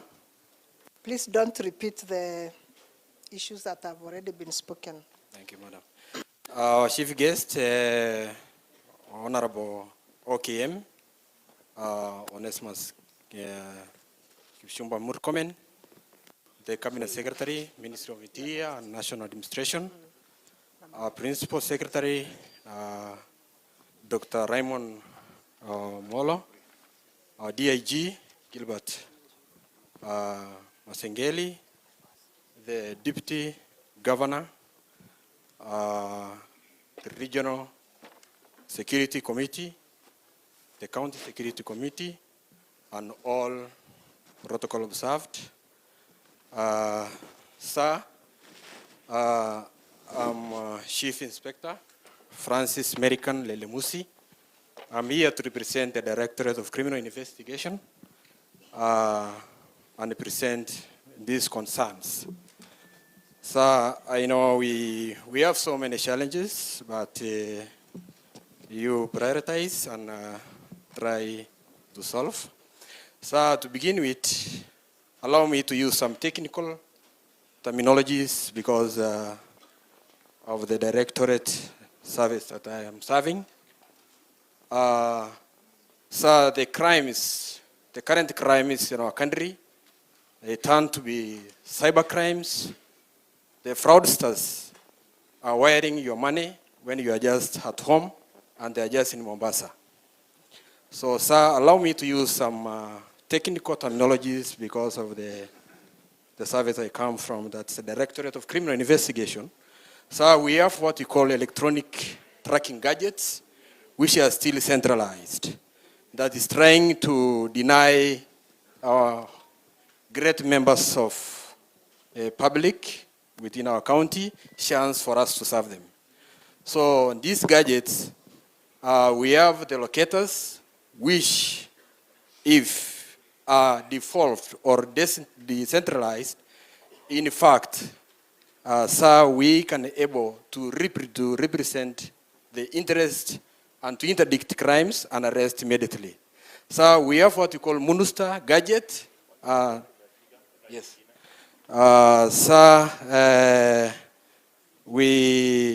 We said about training. So we lack much in training as a directorate and technical unit.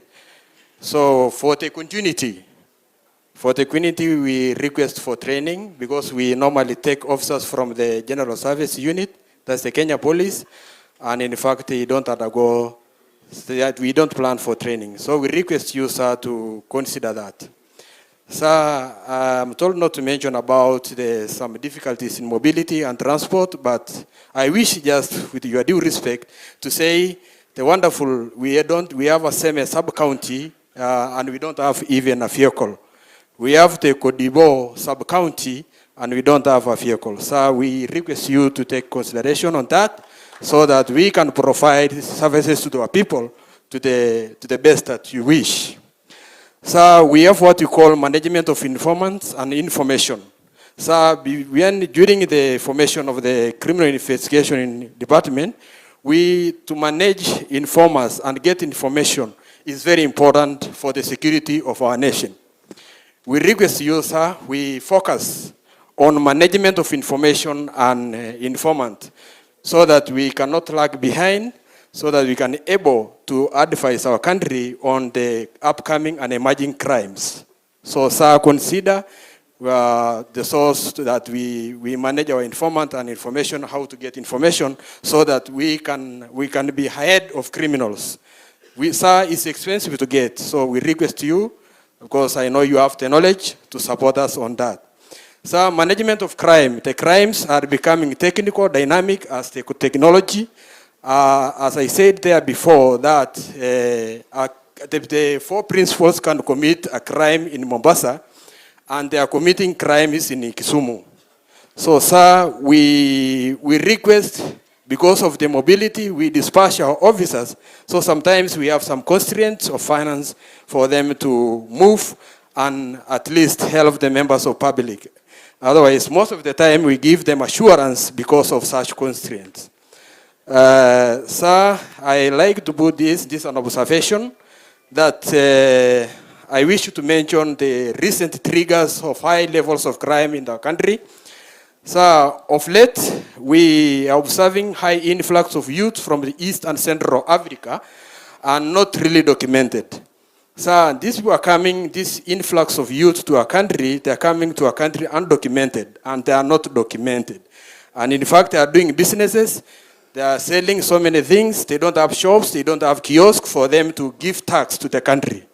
And our youths, now they get a competition, and now they are left to join or to sympathize and join other criminals. So, sir, we wish we look upon that so that we document this and we try to find a strategy to curb this high influx of youth from East and Central Africa. I know, yes, we wish and we support, but let us manage it because of crimes. We need to document because they don't have permanent residence. Once they are heated here, you realize they just migrate to Nyalenda.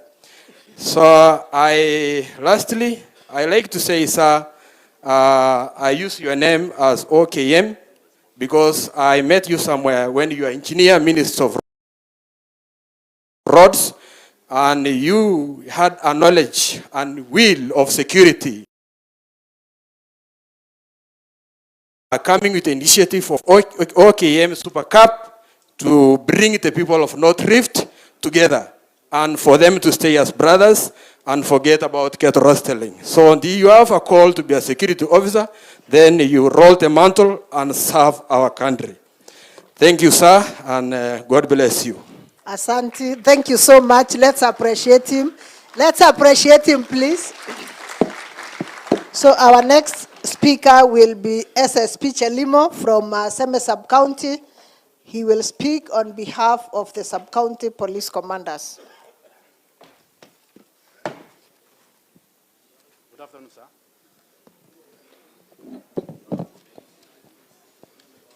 Our chief guest this afternoon, Honorable Kipchumba Murkomen. All protocols observed. Good afternoon. I am Jacob Chelimo, the Sub-County Police Commander, Seme. I'm going to speak on behalf of the 7 Sub-County Police Commanders from Kisumu County.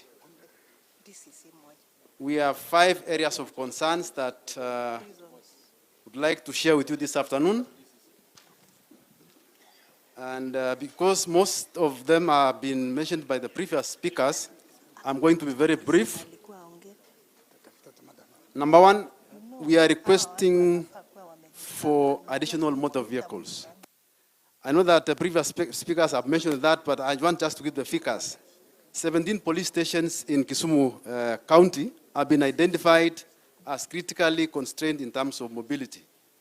So these police stations doesn't have even a single vehicle. So this hampers our operations. On the same note, sir, we also have acute shortage of police drivers.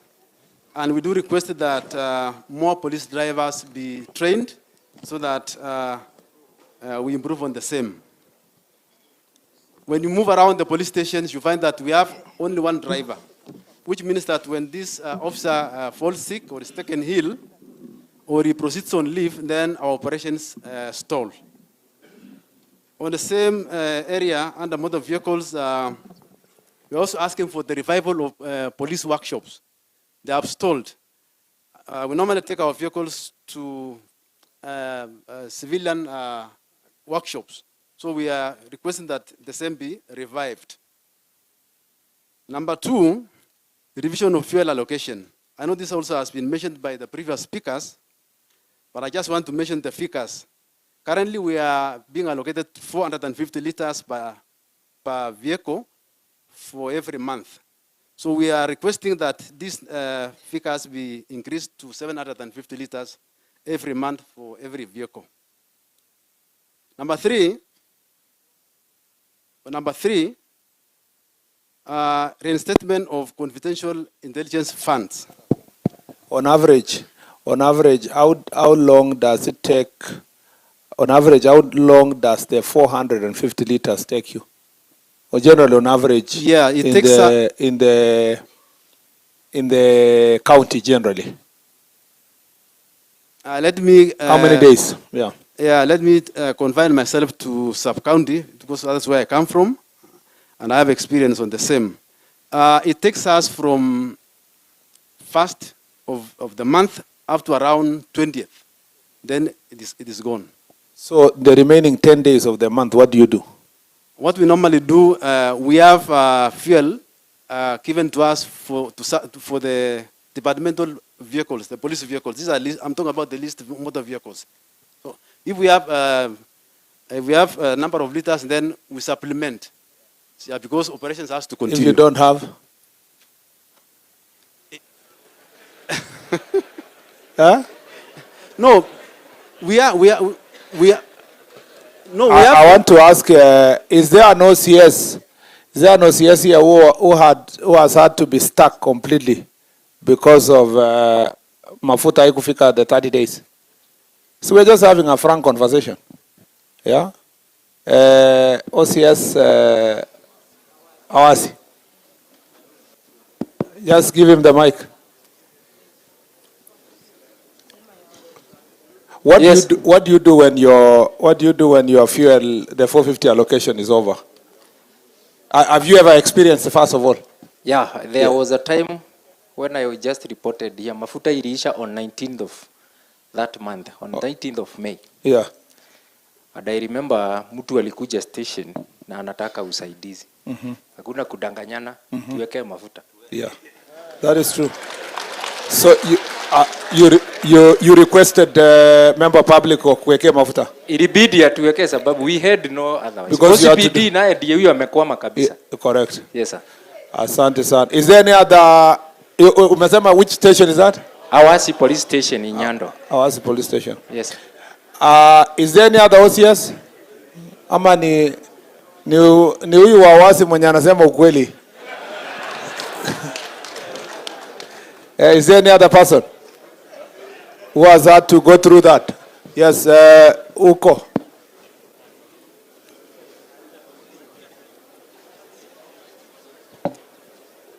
Yes, OCS. Thank you very much, our CS. I had a problem, and I'm always experiencing, since I don't have even that vehicle. I'm always relying on members of the public for sympathy.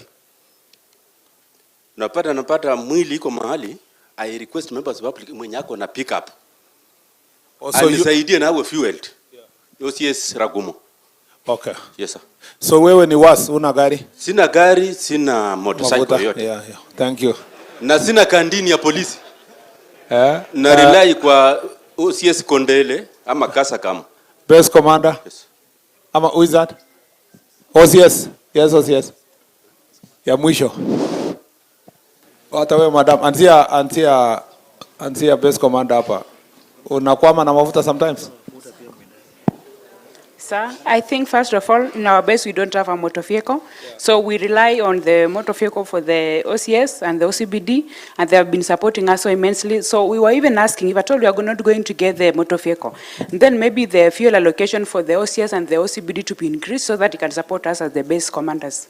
Okay, thank you. Thank you, sir. The last one, there was OCS behind you. Thank you, Chief Guest. My name is Chief Inspector Korir. OCS Koru. Mine, I partner with the stakeholders. That is, I have the Kibos. Sometimes they assist me. There is agrochemical. Sometimes there is Chemelil. Moroni Sugar Company. They also is assisting me. There is the business community in Moroni. Sometimes when I stuck, because I have a counter, so normally they assist me sometimes. Thank you very much. You know why I'm saying this? I think, thank you very much, One OCS. Why I'm saying this is because the reality is that in the current leasing program, it ends, Koyo, wait. Yeah.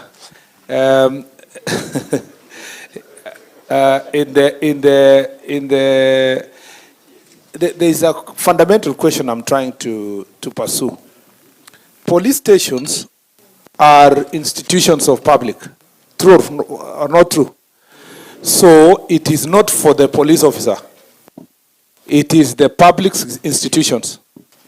So if a police station gets stuck, if a police officer gets stuck and asks either business community or a member of public who has the capacity, forget about even the fuel, who has the capacity to give their car just to deal with an emergency or to contribute fuel to support operation of police, does that amount to corruption?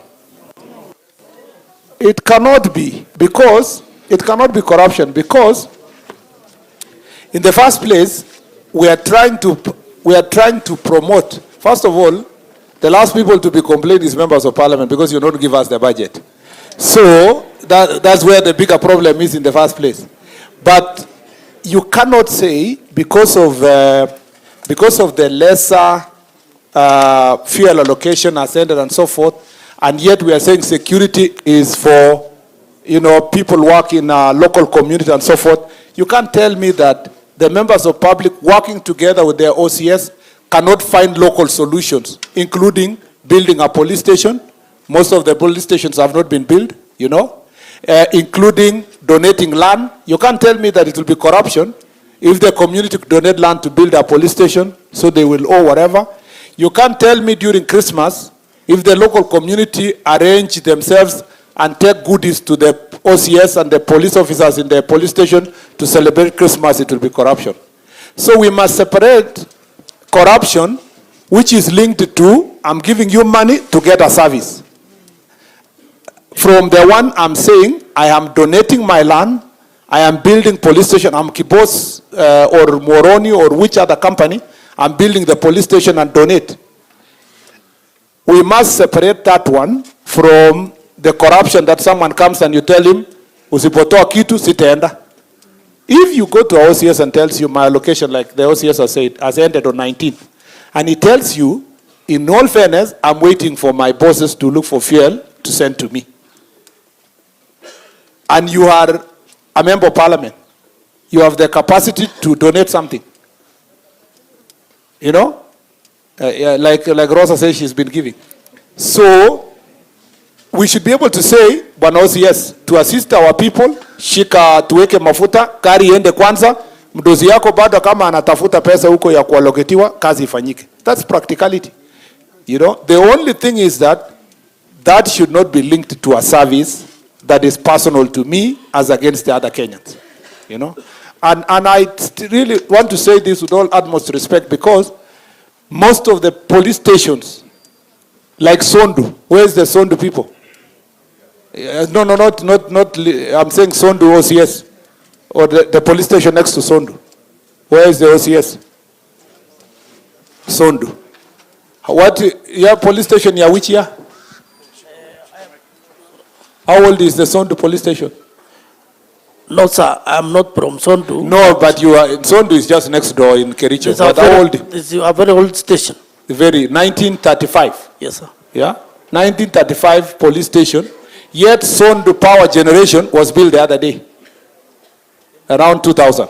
Yes, sir. Using about 15 billion. Yes. But nobody thought about building as they build that station. 15 billion station, wafanye kitu ya only 5 million or even 10 for the police station.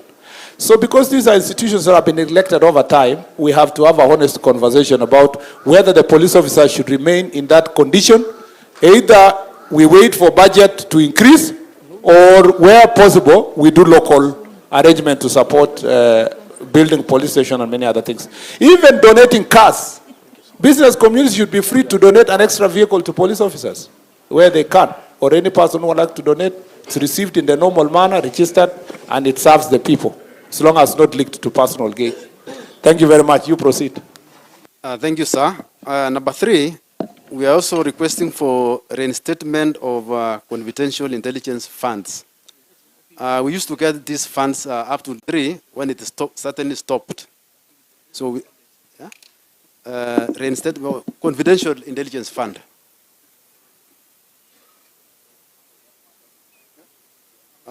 This fund is instrumental in supporting grassroots intelligence gathering from youths, border operators, and others. Number 4,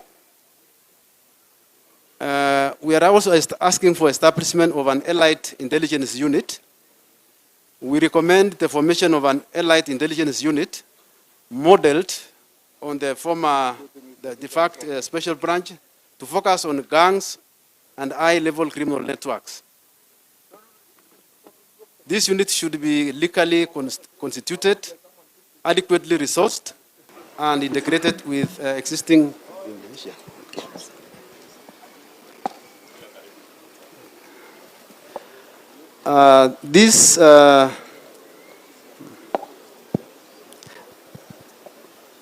It focuses on gangs, on high-level criminal networks. This unit should be legally constituted, adequately resourced, and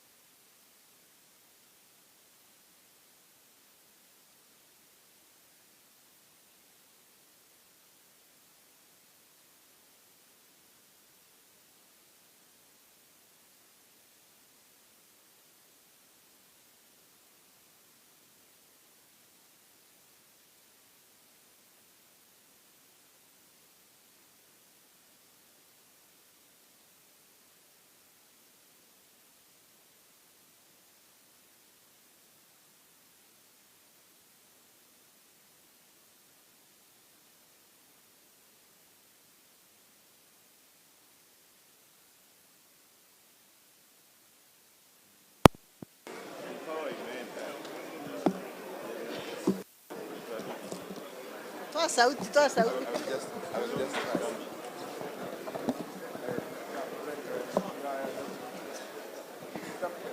Good afternoon, sir.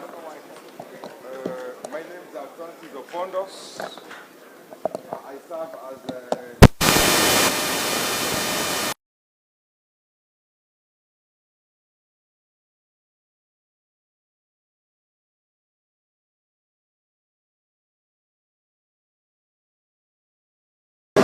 I serve as the County Prisons Commander in Kisumu and also as the officer in charge of Kisumu Maximum Security Prison. I stand here to represent Kenya Prisons in these deliberations. Generally, we have 5 prisons within Kisumu County, and we only have two presentations to make. One, the Kisumu County prisons serve about 31 courts within Kisumu County. Kisumu town alone, we have 15 courts, minus 2 high courts in Kisumu and 1 Kenya Court of Appeal. And we have a court in Vinam, we have a court in Maseno. Vinam has 2 courts, Maseno has 2 courts, Kobewa has 2 courts, Nyando has 2 courts, and Tamu has 2 courts. This brings a total of about 27 courts, plus the 2 high courts and the Kenya Court of Appeal, and plus an upcoming court around Ahero, which I understand is going to be opened very soon.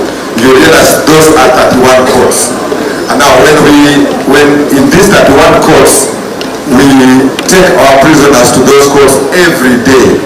And if we look at the transportation, we realize that we do not have enough transport. Tukianza kupeleka wafungwa asubuhi, tunamaliza jioni na tunaanza kuwarudisha tena. Gari kizunguka inatupa changamoto. So tunaomba kama itawezekana tuweze kupewa gari na probably personnel ndio tuweze kufikisha hawa watu kotini vizuri. So you will appreciate that the type of the category of the prisoners that we have here, that we deal with, ni wale ambao ni sugu.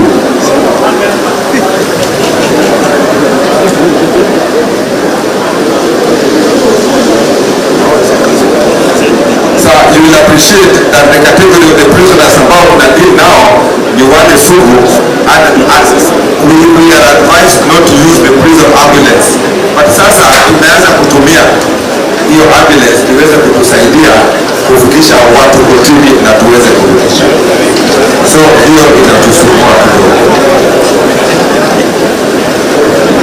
Combined.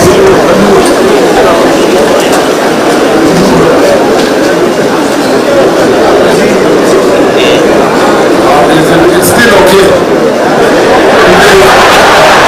If there is any problem, I'll ask those of you to get out. Yeah, our working group disaster management. But the people who are supposed to check, if there is any doubt, they let us know. So that nobody is injured in the process. I proceed. Thank you very much, sir. Together with the productions to court, and I've said that the category of the prisoners that we normally take to these courts are high-profile prisoners, prisoners serving very long sentences, appearing for their appeals after having been in prison for a long time, 20, 30, 40, up to 100 years.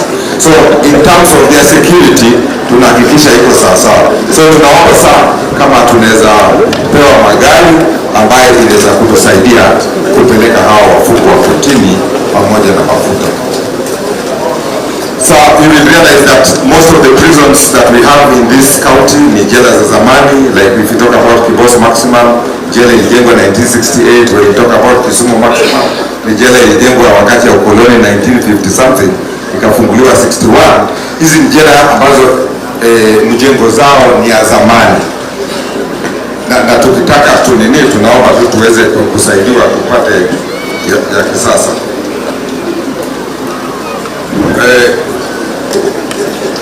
Tunaomba kwamba ikiwezekana tuwe provided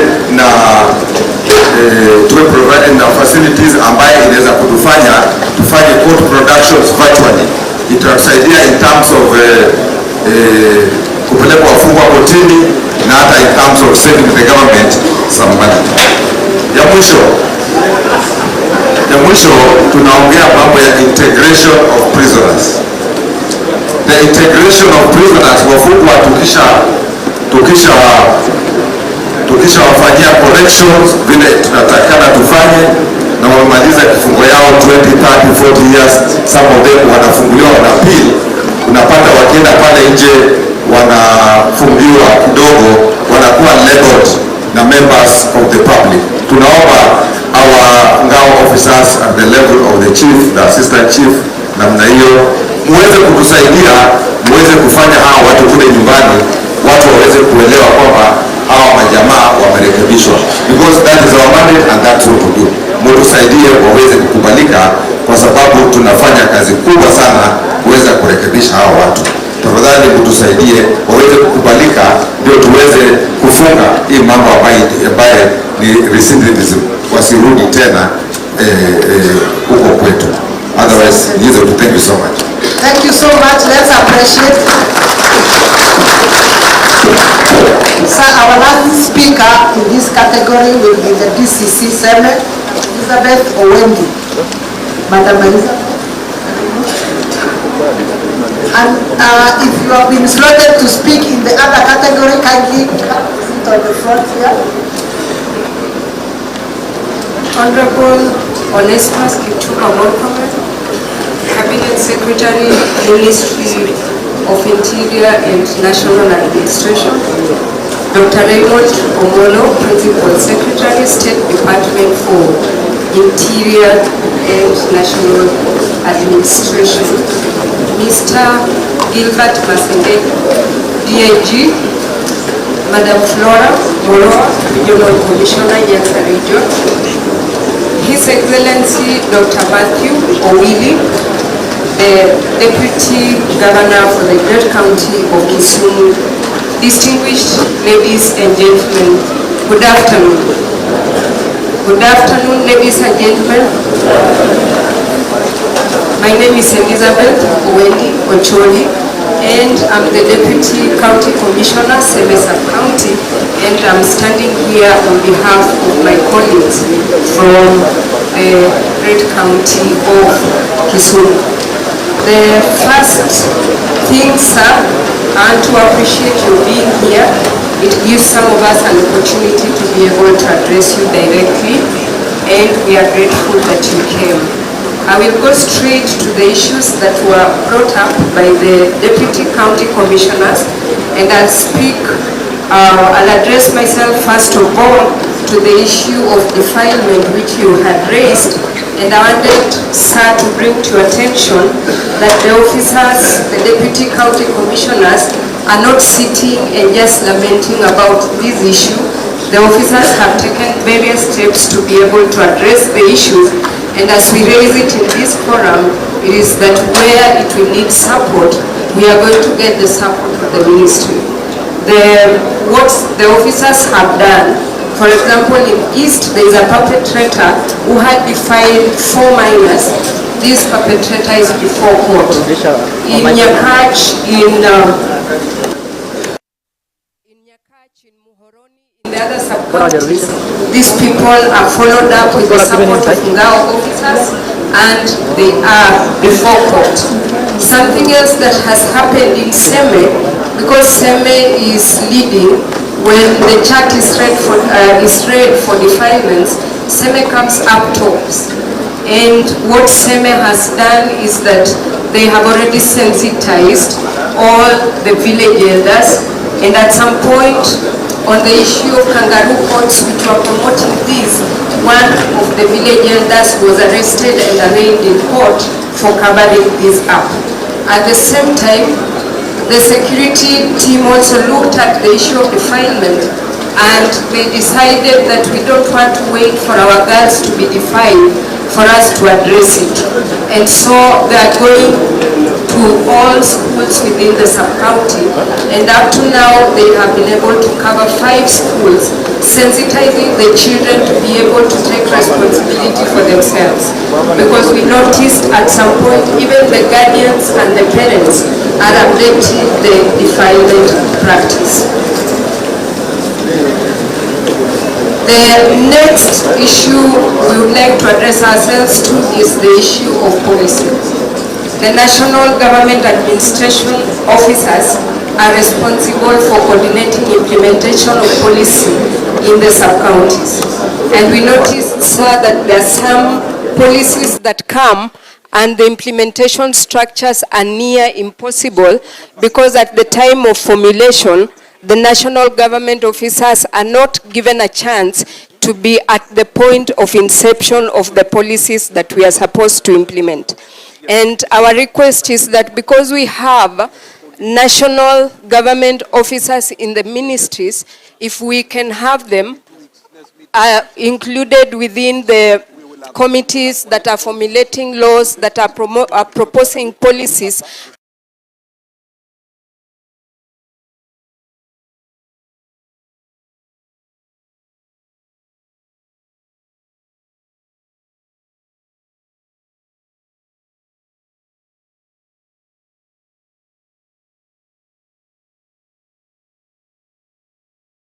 For us to be able to implement our mandates effectively.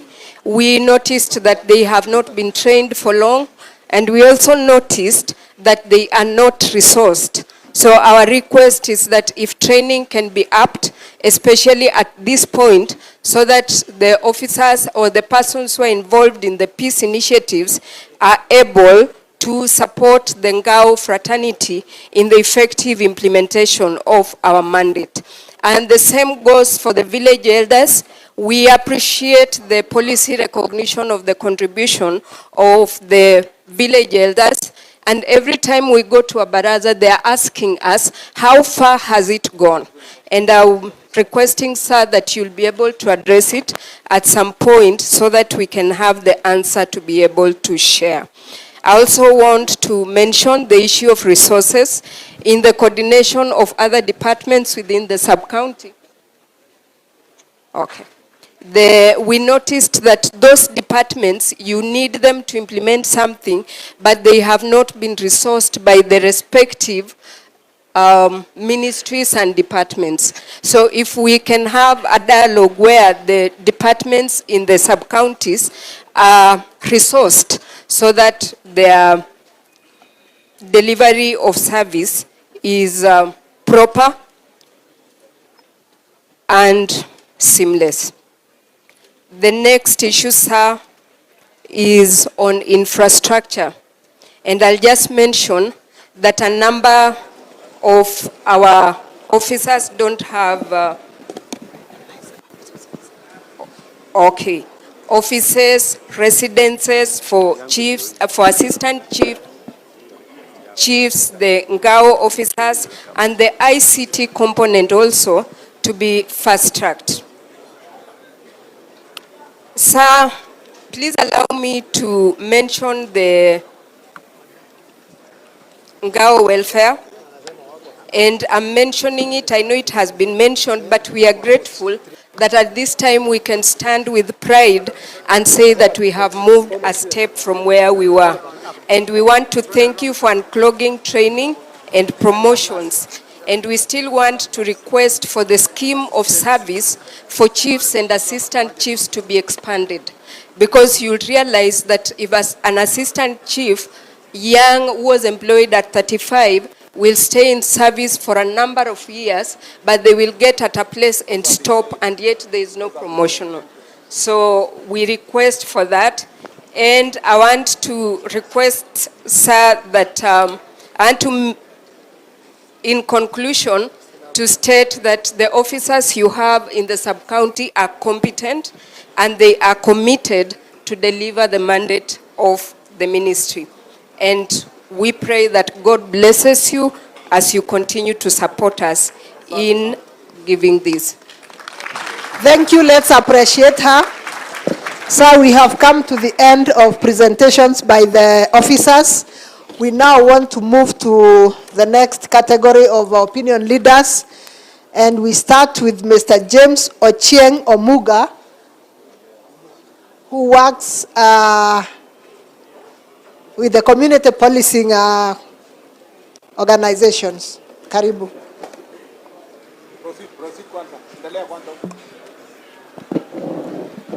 All protocols observed, but guest of honor, I have my report written and I won't go through everything. I'll say a few because some had been tackled. My name is James Ochieng Omuga, coordinator community policing committees, Kisumu County. It is an honor for this chance to address this national gathering chaired by Cabinet Secretary Onesmus Kipchumba Murkomen. I appreciate your system and pattern of operations. This is the reality of bottom-up governance. You and your peers, Dr. Raymond Omolo, have proven to the nation a new system of leadership. Bona CS, I am so proud of the Nyanza, two strong ladies and brave girls representing our region, that is our region commissioner and our region police commander. Sir, I serve this region in two capacities. I am the secretary for Majority Owners Association and coordinator of community policing committees. You also gazetted me as a member of County Transport and Safety Committee for Kisumu while you were in the Ministry of Transport. As a member of CTSC, allow me to address only 2 items. I had 3, but one had been tackled by the base commander, Kondele. I want to call upon your ministry to implement instant fines. This is to reduce corruption on our roads and also time taken for litigation. Our vehicles are on loan and we fear taking too much time in the police station waiting for court to hear our issues and maybe take our fines because our cases are usually plea cases. When we realize a vehicle is going to be at the station for more than 8 hours, then we might force the police officer to take some money and allow us to go. So if we come up with instant fines, then we shall be safer and we shall abide by it. We've been doing road safety sensitization, which we have done with NPS, NTSA, Kenya, and CGK, and I call upon your ABU office to help us continue in this sensitization and public dialogue with our drivers, operators, border, and all stakeholders in the industry. As the coordinator of community policing, allow me to address the following. Crime in the county. Bona CS, the appointment of Dr. Raymond Omolo as PS for Interior has been a blessing to this region. And that one, I say, also has improved on our status for our region. The violent political protest, we can say, had stopped. And Kisumu is now peaceful. This is in turn has attracted investors and many international activities taking place in Kisumu. Not to mention the ball games. Our governor and deputy governor have been hosting international programs in the city. Even our city manager have been receiving very many guests in our city because of the program we have. I can attribute this to one man. There is a boy in our county, Bona CS, called Boy Akoth. He has done some mobilization with our youth, more so you can remember on Gen Z protest on 25th and Sabasaba. There was no movement within the city. And on that note, I say the government supported him and I thank him. Most of our breaks in crime are youth below 25 years. And we need to address it. In our public primary schools, we have issues of drugs in our schools and the boys are in groups. The issues of street children, our small children below the age of 10 and 13, sleeping in the cold as we sleep in houses. Yet after 10 years, we come and blame insecurity. Can we solve this issue of street children through the Council of Governors and maybe do some other issues? On mobility, it had been said. Finally, Bona CS, I want to plead with you.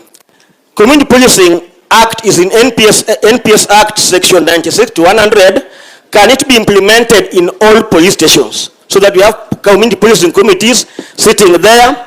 And in Kisumu Central, Bona CS, we do have multi-agency meetings with the NPS, with the chief, with the DCI, with the NACADA, with the NIS, and we deliberate and do minutes monthly. This has helped a lot in Kisumu Central. Multi-agency approach. It is better if several agencies work together to a security approach. We call upon CGK to collaborate and cooperate with the security agencies in areas like street lighting, markets, and bus park management committees.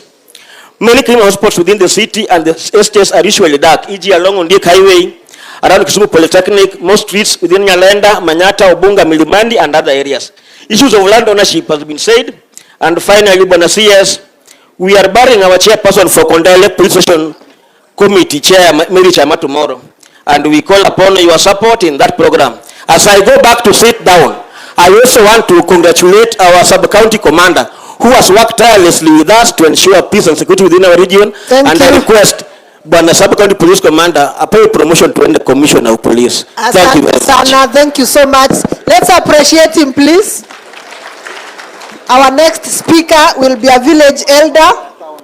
Her name is Susan Atieno. Karibu, madam.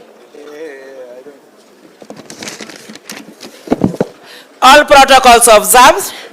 My name is Susanna Atieno Uma, from Kisumu Central, a village elder. To Honorable CS, we appreciate you for this opportunity as village elders to engage you directly. We kindly seek your guidance on the following matters. What is the current status of the Village Elders Bill? Is it likely to succeed? And when might it become operational? Are there government plans to provide regular remuneration for village elders as envisioned in the bill? Will there be capacity building programs to strengthen our understanding of roles and responsibilities as well as basic law? Can the government consider introducing reporting tools such as mobile phones like those provided to CHPs to support our work? Honorable CS, narudi kwako kidogo. Pongezi kwako sana, tena zaidi, kwa kukaa na sisi siku ya leo. Hakuna CS mwingine amewahi kukaa na sisi vile umekaa siku ya leo. Na tena umengoja mpaka dakika hii, ambaye umengoja kusikiza maoni yetu kama village elders. I have been a village elder for more than 15 years. Na hii imenipea nguvu zaidi kwa kukutana na wewe, kwa sababu najua wewe ni mtendakazi ambaye Rais Ruto alikuchagua kama mtendakazi ambaye atatekeleza maombi yetu kama wana mashinani. Ningependa kuuliza, kuna jambo ambalo nililotumwa na community. Kuna hii Kanyakwar sublocation, kuna Kanyakwar location.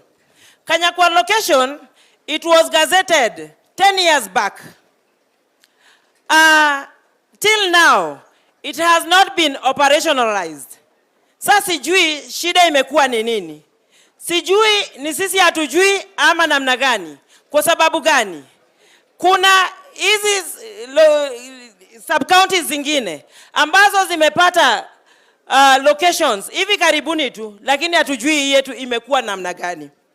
Kuna shida yenye huwa tunapata kama village elders wakati ambapo tunafanya kazi. Hii ningependa at least nikuwekee kwa report yako ili uweze kujua. Sisi kama village elders tuko na kazi mingi. As much as sisi kuna au wanawake wajane, watoto mayatima, wazee. Sisi wenyewe ndio huwa tunawatafuta pale mashinani ili waweze kupewa hiyo pesa ya wazee. Na sisi kama village elders huwa tunaachwa nyuma. Hatujui shida inakuwa wapi. Last time tuliagizwa ni kama tungepata ile token kidogo. Na hiyo token imekuwa ikisemwa, hatujui kwa saa hii imefika wapi. Na ni kwa sababu gani? Huwa tunafanya patrols hata usiku. Lakini tukifanya hizo patrols, saa zingine mnaweza hata kutuangalilia kidogo, kama hata tunaweza kupata hata kama ni ka reflector, ili tuweze kukua tofauti na wale wengine, ili tuone kama hao wanakijiji, kwa sababu sisi ndio tunafanya kazi kubwa. Reporting ni sisi ndio tunapatia hawa machiefs wenye wako hapa ripoti. Bila sisi hawawezi fanya, bila sisi, kwa sababu sisi ndio tunaenda mashinani na tunapata zile ripoti zenye zimejificha humo ndani mashinani. Tukishapata tunawaletea ripoti, wanapata. Sisi kila ripoti lazima tupeane. Hata kama ni kuku ametaga mayai, tunapeana ripoti. Asanteni. Asante sana, tumpigie makofi. Asante sana. Thank you so much. Our village elders huwa wanatusaidia sana. Thank you so much. Sir, our next, tutulie tafadhali. Order please. Our next speaker, sir, will be a leader from the University of Maseno. Please come forward.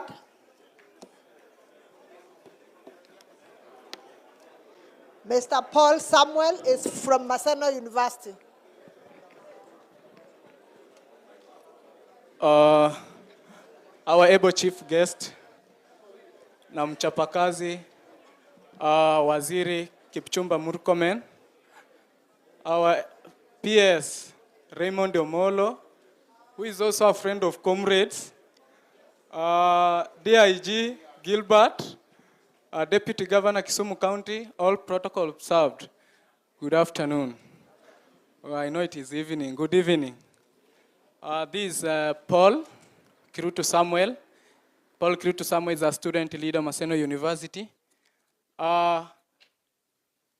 Coordinator, Jukwaa la Wasomi, Kisumu County Edition. Waziri, before I proceed, please, on behalf of student leaders, allow them, or those student leaders who are present, please rise up so that Waziri awaone. Please. Thank you. Thank you. Tusalimie waziri na ile slogan yetu, Comrades Power. Comrades Power. Asante. How I wish that next time, Bwana Waziri, when we are starting this, at least comrades utupewe program watu wa kwanza, because we have a lot of issues pertaining security. Kindly. Kwa sababu nimesikia watu wanasema mala allowances, hardship. Comrades ndio wako na hardships mingi sana. So, asante. I'll be brief, Waziri. Number one, student leaders that you are seeing here, they have sent me to present the following issues before you, Waziri, if you allow me. Number one is to request the Ministry of Interior to intervene and help us as student leadership to have a good relationship with the community and security agencies around the institutions. Because you find like in Maseno University, it is a border university or is a border institution. We have students staying in other western side and in Kisumu County. So we are asking that please, these are institutions, they are structured in they are structured in communities, and these communities sometimes they have issues, and you see and you find that sometimes this community or villagers use students or comrades as tools of punishment to other colleagues. Number two, Waziri, we are asking that as student leaders that you incorporate us in some of these security committees, both from national level, county level, and even sub-county level, so that we help the government, or we help the county government, both national and county, to articulate some of these security issues and to help them sort out insecurity. I know this to county government, but please, Waziri, most of institutions lack security lights.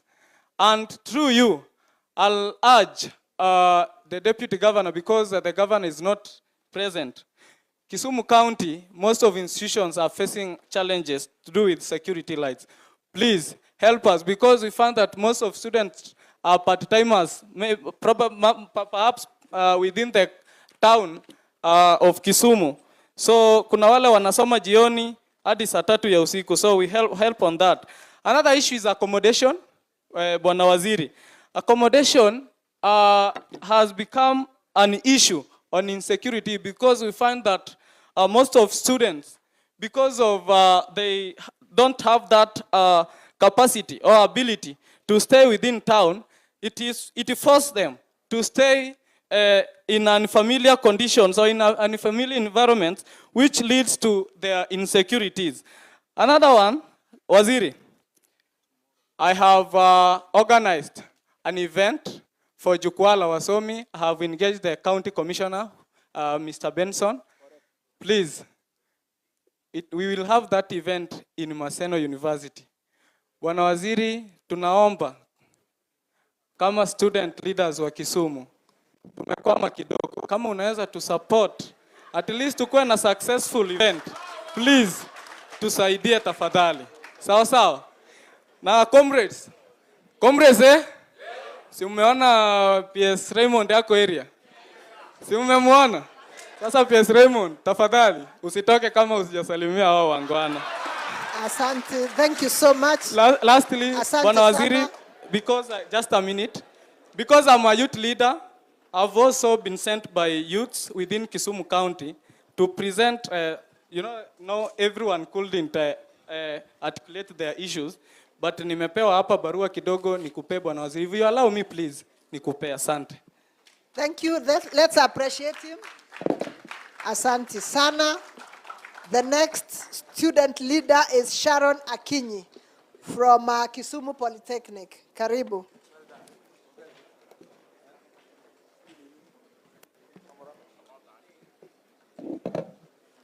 Good evening. All protocol observed.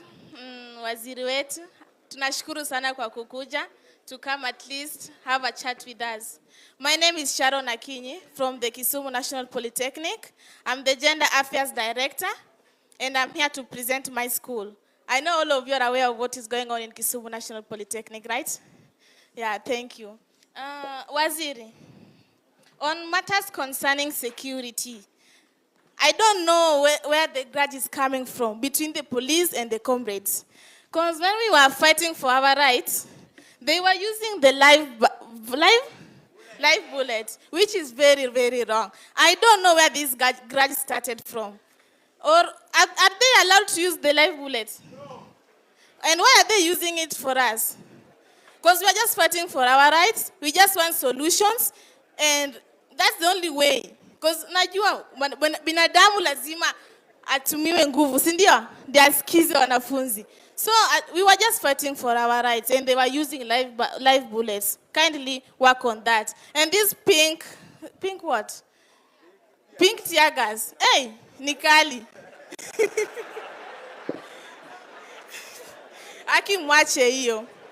Yeah, mwache. We are just fighting for our rights. And before we do that, we even write a letter to the police. I don't know why they were rush for us. Otherwise, I hope it will be handled. My next case is external security, outside the school.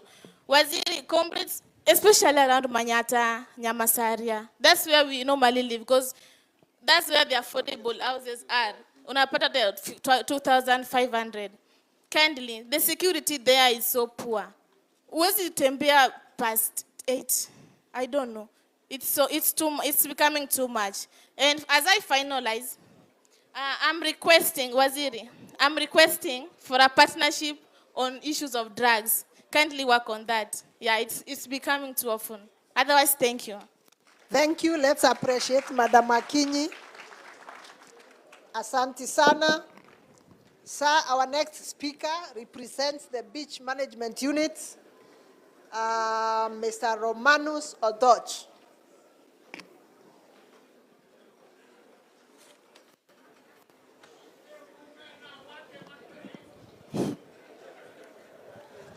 Bwana Waziri,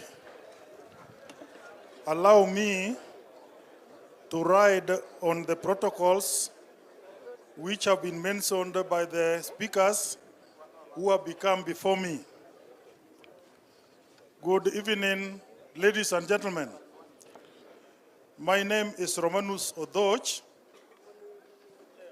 I stay in Dunga Beach.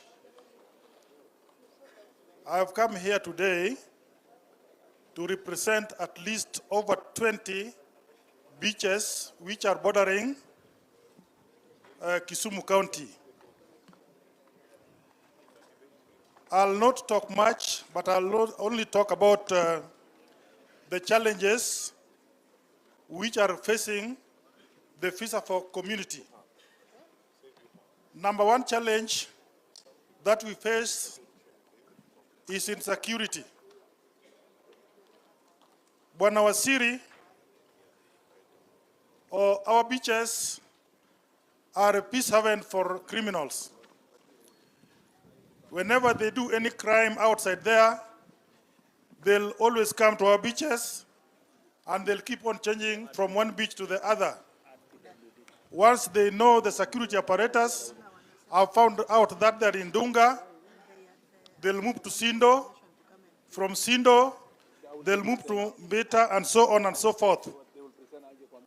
I would request your office, if possible, at least to try your level best to establish a police post in each and every beach for security purposes. Bwana Waziri, yesterday, while you were at Siaya, we had one of the speakers saying that Changa should be legalized. We, as the FISAPOC, we say a very big no to Chang'an.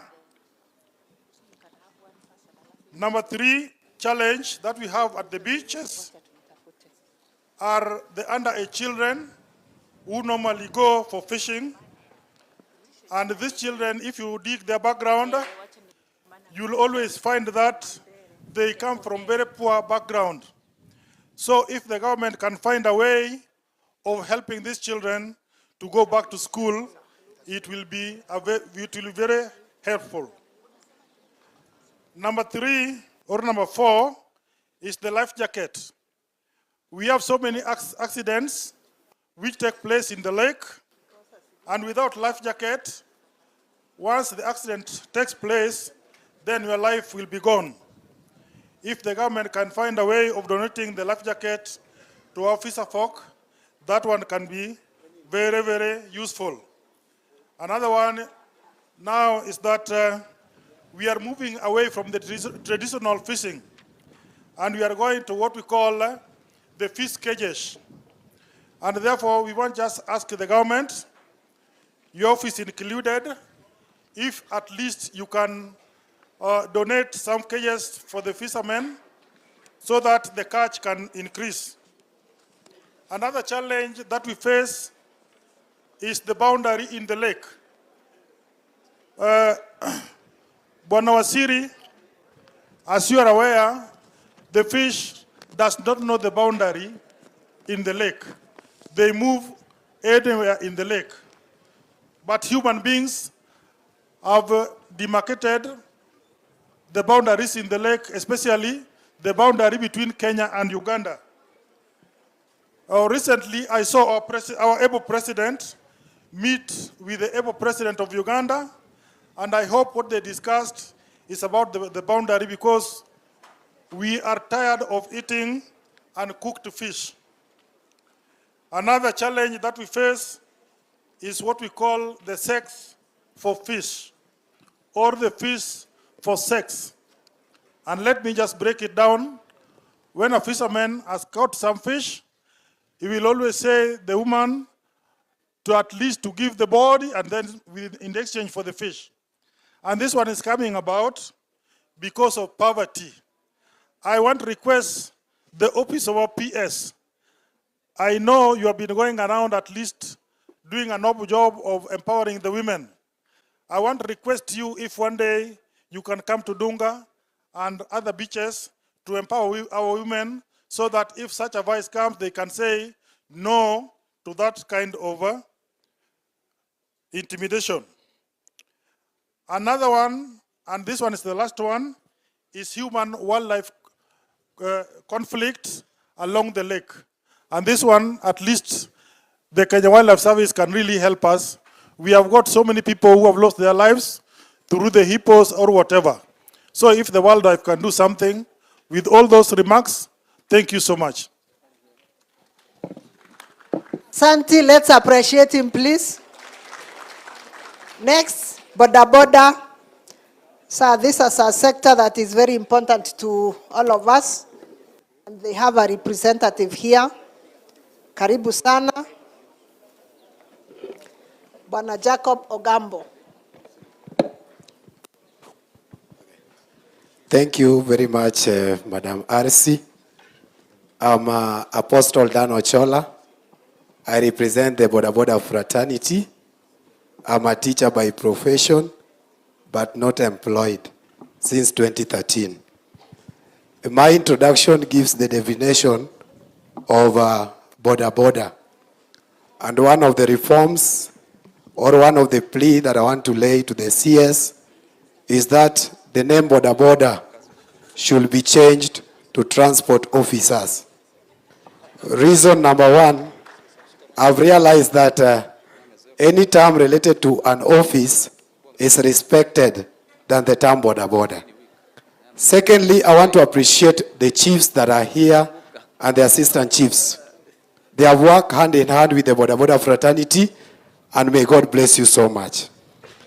The next thing that I want to speak of, that the Boda Boda fraternity should and must be respected by any government of the day.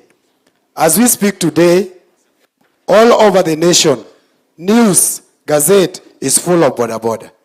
We are given all sorts of names, rogue boda boda, killer boda boda, murderer, all sorts of names. And for that reason, we are changing our names from boda boda to transport officers.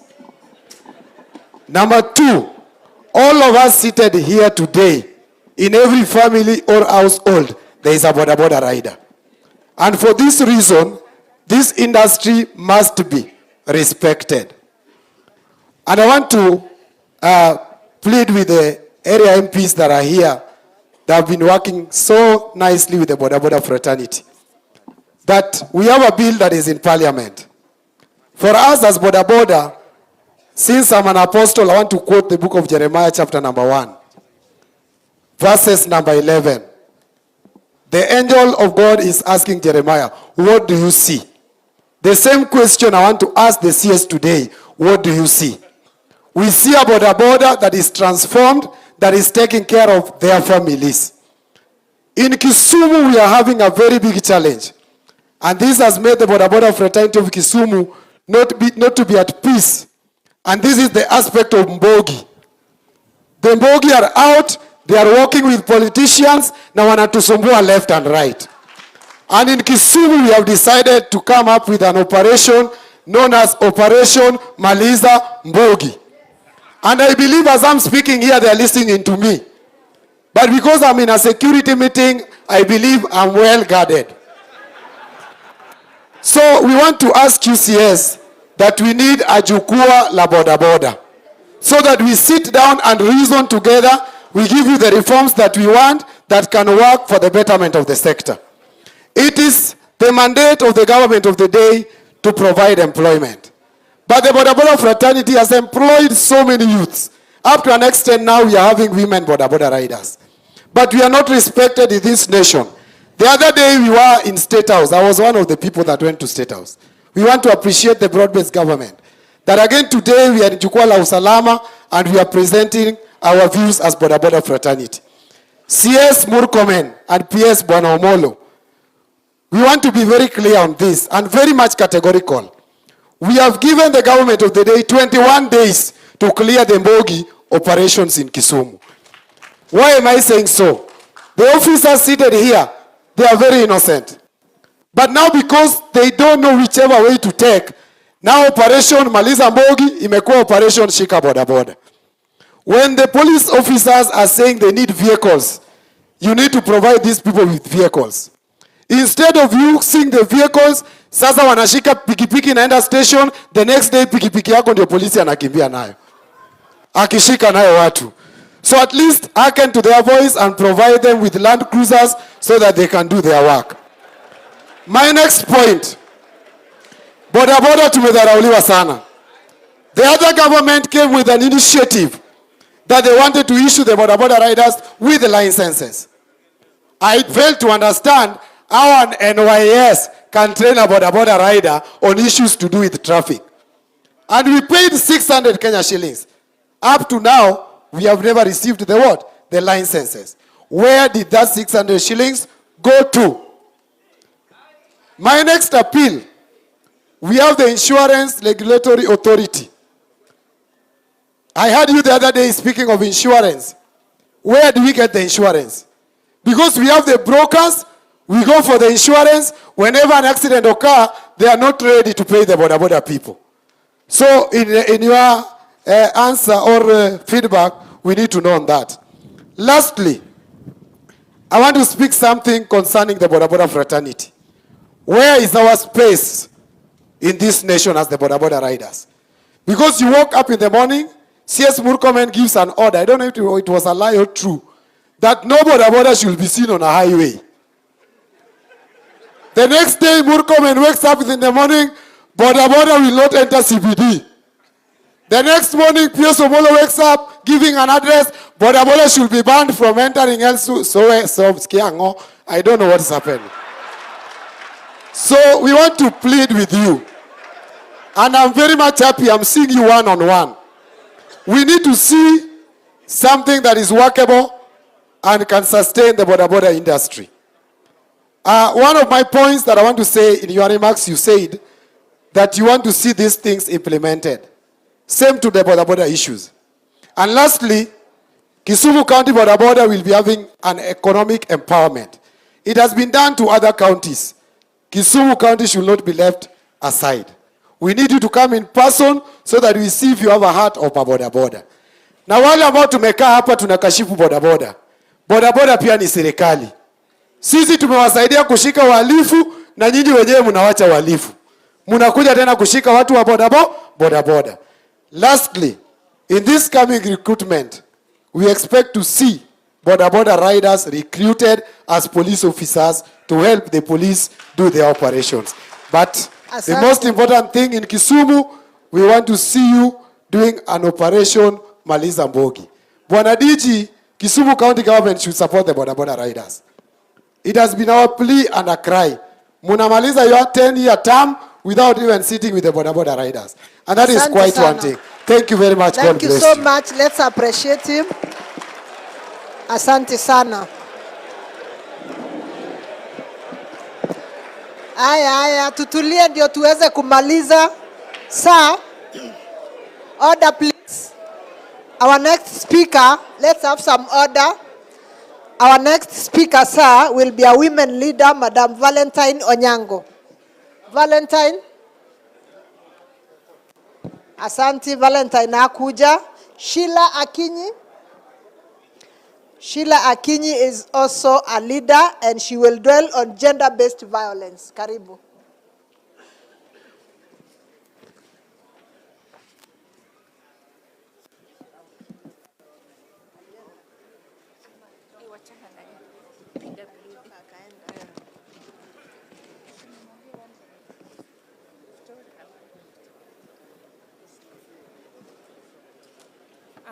Good evening, ladies and gentlemen. Good evening, ladies and gentlemen. Good evening, ladies and gentlemen. Okay. Honorable Cabinet Secretary, the Principal Secretary, His Excellency, the Deputy Governor of Kisumu County, the DIG, and all members of Parliament present. I bring you greetings from the gender sector.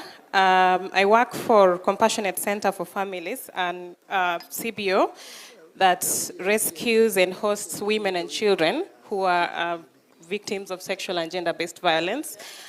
We also host children who are in need of care and protection. Currently, we are hosting 39 women and children at our Rescue and Recovery Center in Kisumu West, Kisian. I hope the Member of Parliament for Kisumu West has gotten that. And at our center, we take care of most basic yet essential needs. That is food, shelter, clothing, medication, and education. We do this with very limited resources, often relying on goodwill, yet the demand is growing daily. For example, today we have 39 women and children healing from sexual and gender-based violence, and also a few who are referrals for child in need of care and protection. But by the time you're waking up tomorrow, the number may go down to 20 or it may go up to 50. So the first challenge that we have been facing is medical cover for unknown referrals that are being brought by the Kenya police. So many times we get, actually most of the times we get our referrals from the police, and they may stay at our rescue center for a day or two. And then on the third day you find that a woman deteriorates and we have to evacuate them to either Ojola Sub-County Hospital or Majorly Kisumu County Referral Hospital. Yesterday I was discharging 3 girls. One was a referral from Dago Police Station. One was a referral from Kisumu Central Police Station, and the other one was a referral from Holo Police Station. They have been at the hospital since May. And so yesterday when they were finally discharged, 2 were defiled and dumped. One was defiled and dumped in a thicket in Holo. Another one was defiled and dumped somewhere, I think around Kiboswa. And then the third one was just brought by a well-wisher to Kisumu Central Police Station. There are actually 4. There was one that had a septic burn wound. And the hospital slapped me with a bill of 796,000 shillings. When we get survivors who are of age and they have national IDs, what we normally do is immediately we admit them to the center, we register them for SHA. Then we have those that are unknown. They have lost their minds, you do not know where they're coming from, and you cannot pay for SHA. So you have to figure out how to pay for the hospital bill or ask the hospital to waiver. So thankfully we were able to come to an agreement with the hospital, and the 4 were discharged. So if we could come up with, I don't know if it's just something, somehow, that can take care of medical bills for these people that are referred by the police. Because also sometimes I see the police are the ones who get into their pocket, especially at the initial stages at the outpatient department, to pay for these bills. Number 2, we have transportation of victims to court. Most of the time we are the ones who take them to court and back. But when you take a victim of defilement to court, then the family normally imagine that it is you as a rescue center that is pushing for the case, for their family or their kin to be prosecuted. So there are times that inabidi tufiche white. Ukitoka koti, unaingia kwa hospitali ama kwa police station, just so they stop, because you realize that they're trailing you. Then after they have gone, then that is when you change. Maybe get a taxi and transfer the victim to the cab, arudishwe kwa rescue center. So if we could have enough police vehicles, then the police can be coming to the center to pick the victims, take them to court, and bring them back. And then we do not have maybe government rescue centers. I've not heard of any in the county, but we have quite a number of private or CBO and NGO run rescue centers. So is it possible that we support the ones that are already existing as we try to put in place the government ones? We really struggle with feeding these people, and we also struggle with, of course, the medical bills and education. I think most of the people from Kisumu County that are seated in this row, I have once or twice or 3 times knocked on their doors to ask for food. We get most of food from the county commissioner, but sometimes the food is designated for other people. So then we have to get into our pocket to buy the food. Last but not least, we work every day with police officers. And sometimes I am used to seeing scenes of a child that has been defiled, a woman who has been physically, assaulted, and they're bleeding and all. But sometimes, in 2 instances, we went for a rescue in Kombewa, and then there was another rescue we went for in somewhere around Maseno. And then you see the police officer that was given to support us, or rather to give us the security, kind of breaks down, and I'm here thinking, I'm the one who is supposed to be breaking down, not you, because you're used to this thing. Then it dawned on me later, one of them confided and said, Sheila, we are here rescuing this woman, but I'm also going through the same thing. My husband beats me every single day, but I cannot, hakuna pali naweza kuenda. So if we could work on psychosocial support. There was also a time, the last one, somebody reported someone for owing the money, and the IO that was assigned, that was Kisumu Central Police Station, that was assigned to this case was like, Sheila, unajua hata mimi niko na deni ni kama, hata mimi nitaletwa hapa, So they are going through a lot, and if we could have a psychosocial support put in place for the uniformed officers. That's it, thank you. Asante sana, let's appreciate her. Tumpigie makofi vizuri. Sir, our next speaker will be a person living with disability. Watasaidiana na Madam ACC to do their presentation.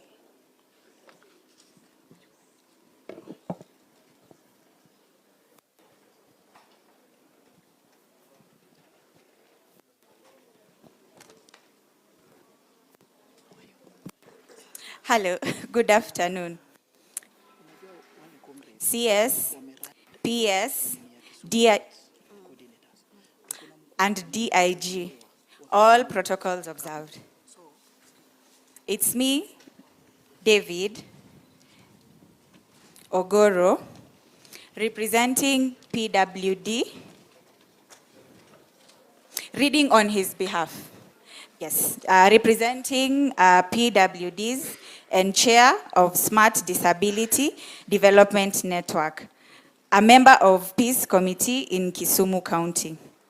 Request, train more officers under Interior and National Administration on disability rights, etiquette, and sign language to ease communication. 2, employ more PWDs to work at gender desk, especially deaf and blind categories, since GBV issues affect them mostly. 3, inclusion and service accessibility. By having PWDs, especially deaf and blind, who are often sidelined, get employed at 1, government registration services, that is the ID issuance, and 2, immigration office. Lastly, thank you for being the first CS, PS, and DIG to organize this meeting, the People Tour, and listening to them. Thank you. Asante sana, mpigieni makofi. Mpigieni makofi tena. Our next speaker will be a representative of the Council of Elders. Mr. Ondere, please.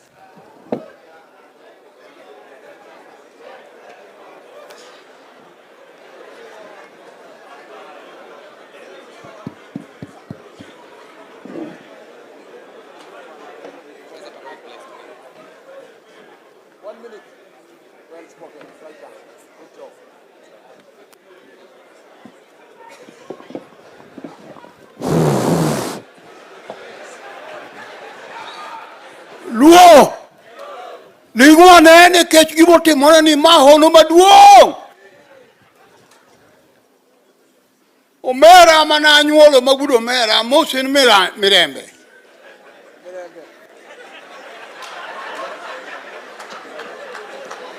Uburo wijo kakadhi mapiyo piyo.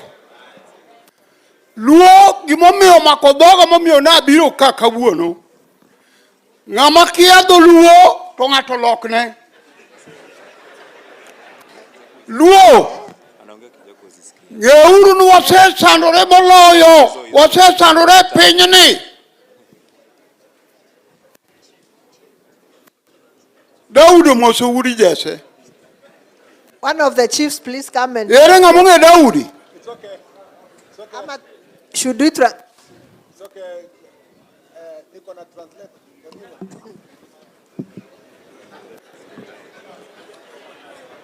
Beonge Daudi. Ere jomonge. No gona simo ni wuoda ni biro ka. Emomiya biro an kata barua okomiya. Uwinjo. Kau kura. Chife, assistant chife, police, kau kura. Wane lueny. Aduoko erokamano kuom minister biro dala waka.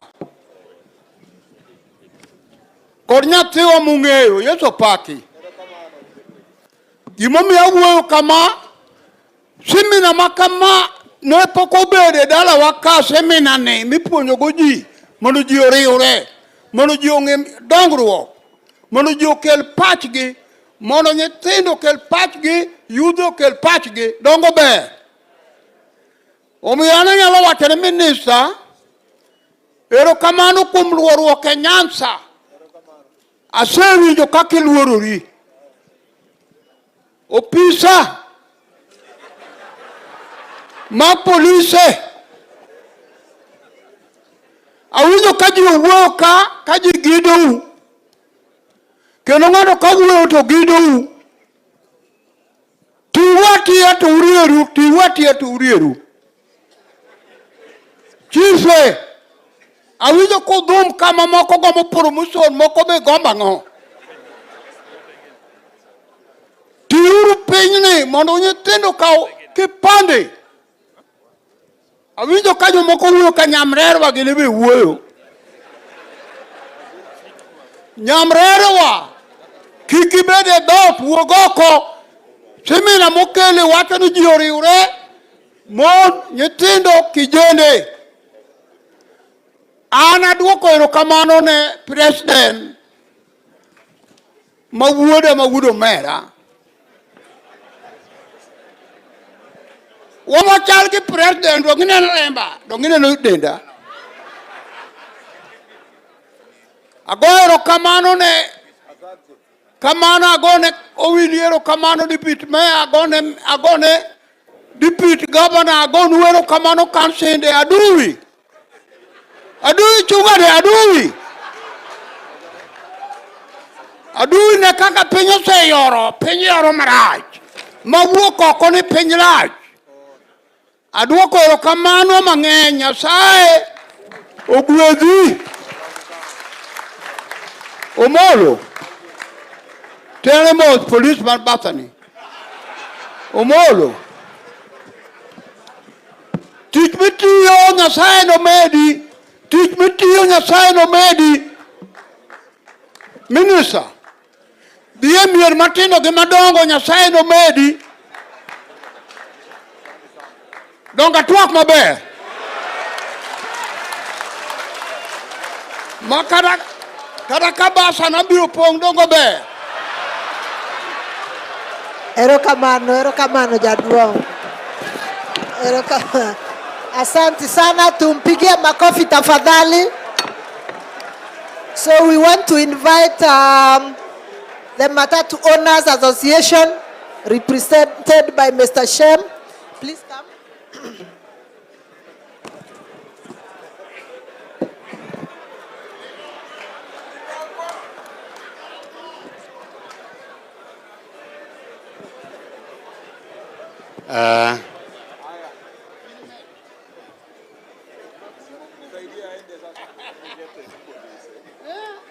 Sawa, thank you to our CS, PS, and all the leaders here. I'm here to represent the Matatu sector. I'm Shem Ochuodo. I am the chairman of the Kisumu Bus Park, and I also sit at the National Governing Council for Matatu Owners Association. And we have 42 offices countrywide. The challenges we are having that touches the insecurity around our bus park of Kisumu. Number one is the issue of illicit brew and the drugs. Bana CS, we are even shocked, and we keep asking ourselves, where is the alcoholic drinks control that was formulated in 2010 Katiba? Where is the Narcotic Drug and Substance Control Act that was in place by 1994? And we remain to still ask, what is NACADA doing? This department of NACADA, what are they really doing? Equally, we are asking the county government that licensing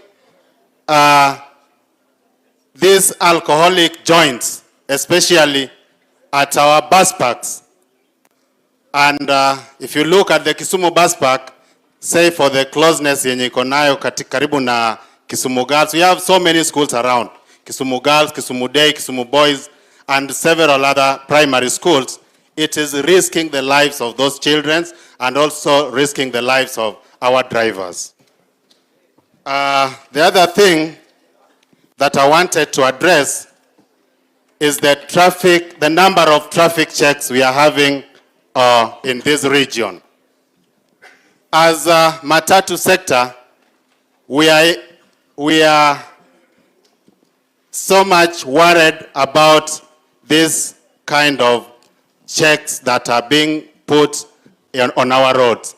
Actually, we are seeing it as economic sabotage, because if you move a very few meters, you will get a police check, and the norm is, the language is that one. That has become like a norm. You greet one another. Why? Why should we? But at the end of the day, this matatu will lose either 600 shillings per trip or 700 shillings per trip.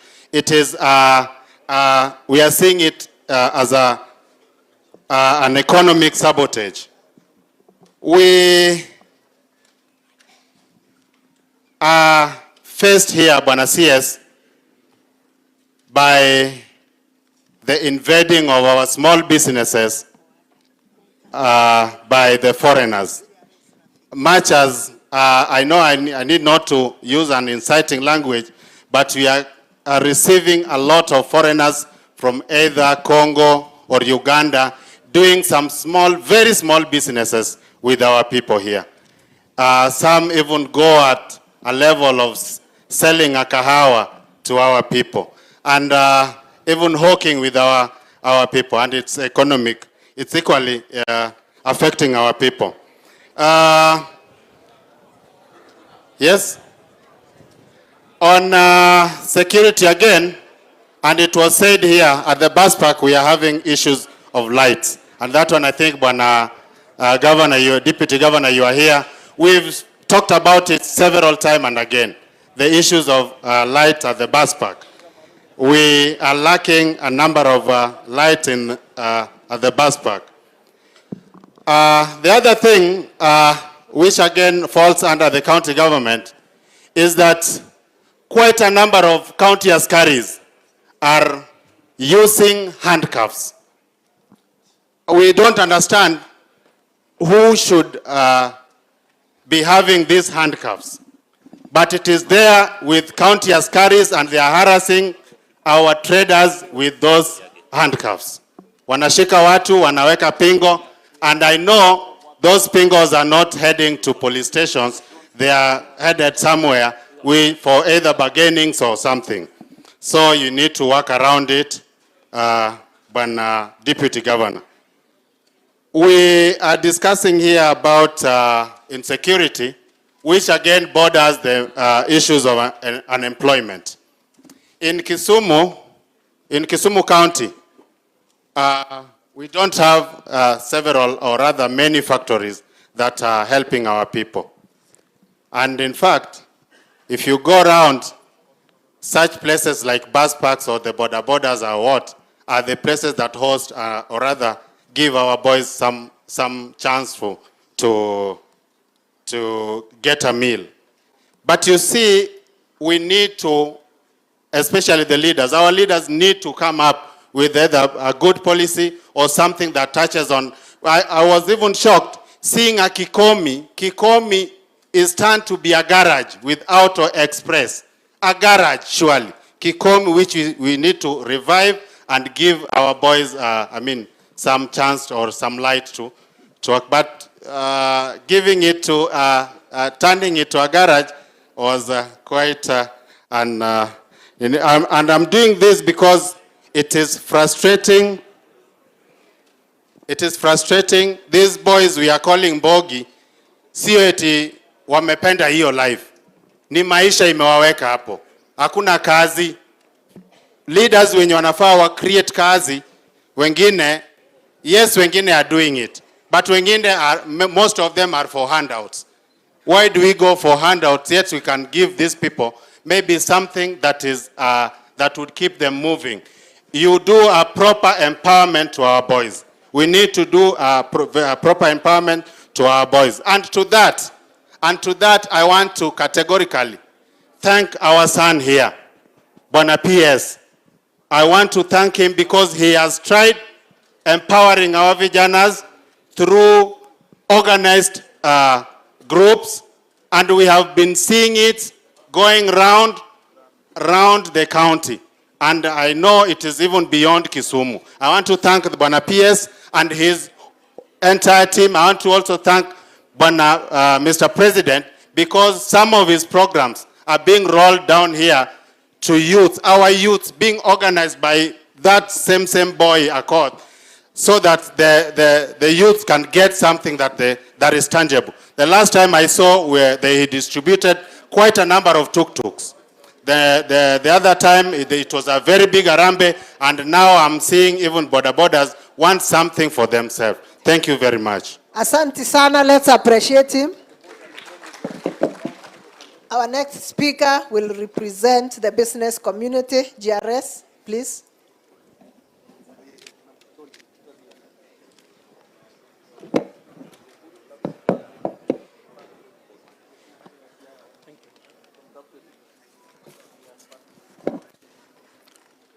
Thank you, Madam RC, Honorable Cabinet Secretary, Honorable PS, Your Excellency the Deputy Governor, the MPs present, the Speaker and the MCAs present, the Regional Commissioner and the Regional Security Team, the County Commissioner and the County Security Team, Police Commanders, Pana DIG, community religious leaders, youth representatives and distinguished guests. Good evening. On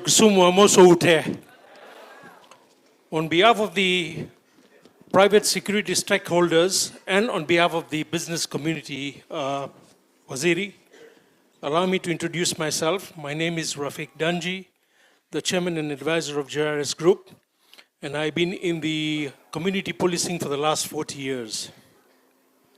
We are gathered here today because of the safety of Kisumu and the county, a city of commerce, governance, and culture, is under increasingly threat. This forum gives us the opportunity to reflect on the challenges, confronts the gaps, and agrees on a united way forward to protect the lives, property, and investments in this region. Bwana Waziri, our biggest problem in this region is unemployment. It is the idle youth that are there that need employment. This region is a consumer economy. We need to be able to have industrial growth to able to create employment in the region. Recently, we have witnessed gang violence, political interference, fear amongst witnesses, inadequate street lighting, poor lighting, limited CCTV coverage, and blind spots aiding criminals. We have repeat offenders, released criminals resuming crime, creating cycles of insecurity, advancing criminal skills, citizen apathy, lack of residents cooperating undermines law enforcement, targeting vulnerable groups, nighttime vulnerability, late boda operations. I was told, my friend here said, transport officers. So we need to be able to try and regulate some of the movements exposure to crime. Early political campaigns highlighting tensions and creating opportunities for criminals. Overpopulated key areas within the suburbs of Kisumu and the county itself. Inadequate emergency services, multiple users of estates within Milimani and others, and increasing movement within the slum areas. Excessive inlets and outlets within the areas of Milimani, Kibuye, Tomboya, etc. Noise from churches and clubs, unregulated Airbnb facilities, boda rentals to students, lack of vetting of commercial domestic workers, failure to share crime information, and low security meeting attendance. My brother, the city manager, has really tried to have meetings, but I think the forum and the apathy towards the county government is not giving enough coverage and attendance in some of these meetings. The plan is simple. It aims to unite the police, county government, residents, and private security stakeholders in a common framework. We need to strengthen patrols and checkpoints, improve street lighting, CCTV, barriers and floodlights, form a Kisumu Joint Security Task Force, regulate boda, etc. Thank you, And the lastly, Bwana CS is mapping of hotspots, intelligence gathering and sharing, national government support, county government action, and community participation. With strong leadership from your office, Bwana CS and Bwana PS, our brother, and collaboration amongst county authorities, the residents and private security stakeholders, Operation Secure Kisumu County can transform Kisumu into a model of safety for Kenya. Thank you and be blessed, all of you. Thank you, sir. Asante sana.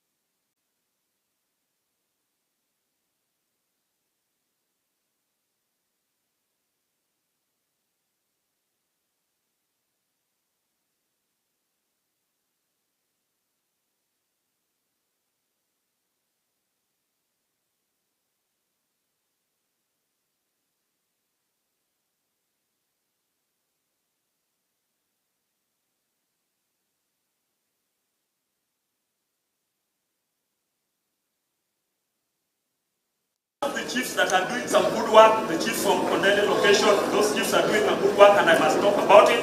The OCS for Kondele, the OCS for Central, these OCSs are doing some good job and we must appreciate you. And even the ARC is also doing some good work and lastly, as I finish, I want to thank the political class, our elected leaders, the representatives. It is always very unique seeing our leaders sitting here with us throughout the day, the very way they have sat. Can you makofi kwao? Makofi kwao. It is very good that you have taken your time to be here with us, and because there were so many issues that were touching on policy and legal framework. I would just wish to ask you that there are a lot of things that lies with you as members of parliament. You need to support the Ministry of Interior so that the matters touching on legal framework are worked into through the National Assembly so that they don't lament so much that their work is not being implemented because of the budget constraints. Nikimalizia kabisa, ningependa kusema Bwana PS, umefanya kazi nzuri, sababu vijana wetu wakipewa pikipiki, wamama wakipewa pesa kidogo ya kufanya biashara, na wamama wakongwe pia wakijengewa nyumba zao, kuna vitu ambavyo serikali ya William Samoei Ruto imetufanyia mingi sana hapa Kisumu. Ndio maana sisi tuna support hii serikali, sababu hatujawahi ona serikali yenye imefanyia sisi vitu vingi kama serikali ya William Samoei Ruto. Sababu hata tukimalizia tukisema tutam, hakuna makosa, tuko katika hiyo serikali. Asante sana. Asante sana, mpigieni makofi. Thank you so much. Sir, our last speaker will be a group of young men who have invented a security app. I will give them time to express themselves. Thank you. Buenos dias, PS and every accolade present. We're very much thankful for having to interact with us at this level. It's really hard to understand that maybe getting an opportunity to present such a crucial thing in such a moment be hard, and we have to be given opportunity in the last bit. Here with us is a Save You app that we've developed. We are a team of 4. And we've developed this app because we've been part of problem and staying in the problem in trying to make a solution in the problem. If you would ask everybody around, Kabambe they will be using for backup. And they will all be having Android phones. So this app is really focusing on security matters. We are graduates of Maseno University to begin with. I'm very sorry for going so fast. We are graduates of Maseno University, and as said by the current Secretary General, insecurity is really a menace in the space.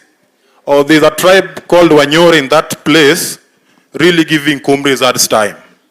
They don't give us hard time. You will be going around, maybe hata saa mbili ushakatwa umenyang'anywa simu.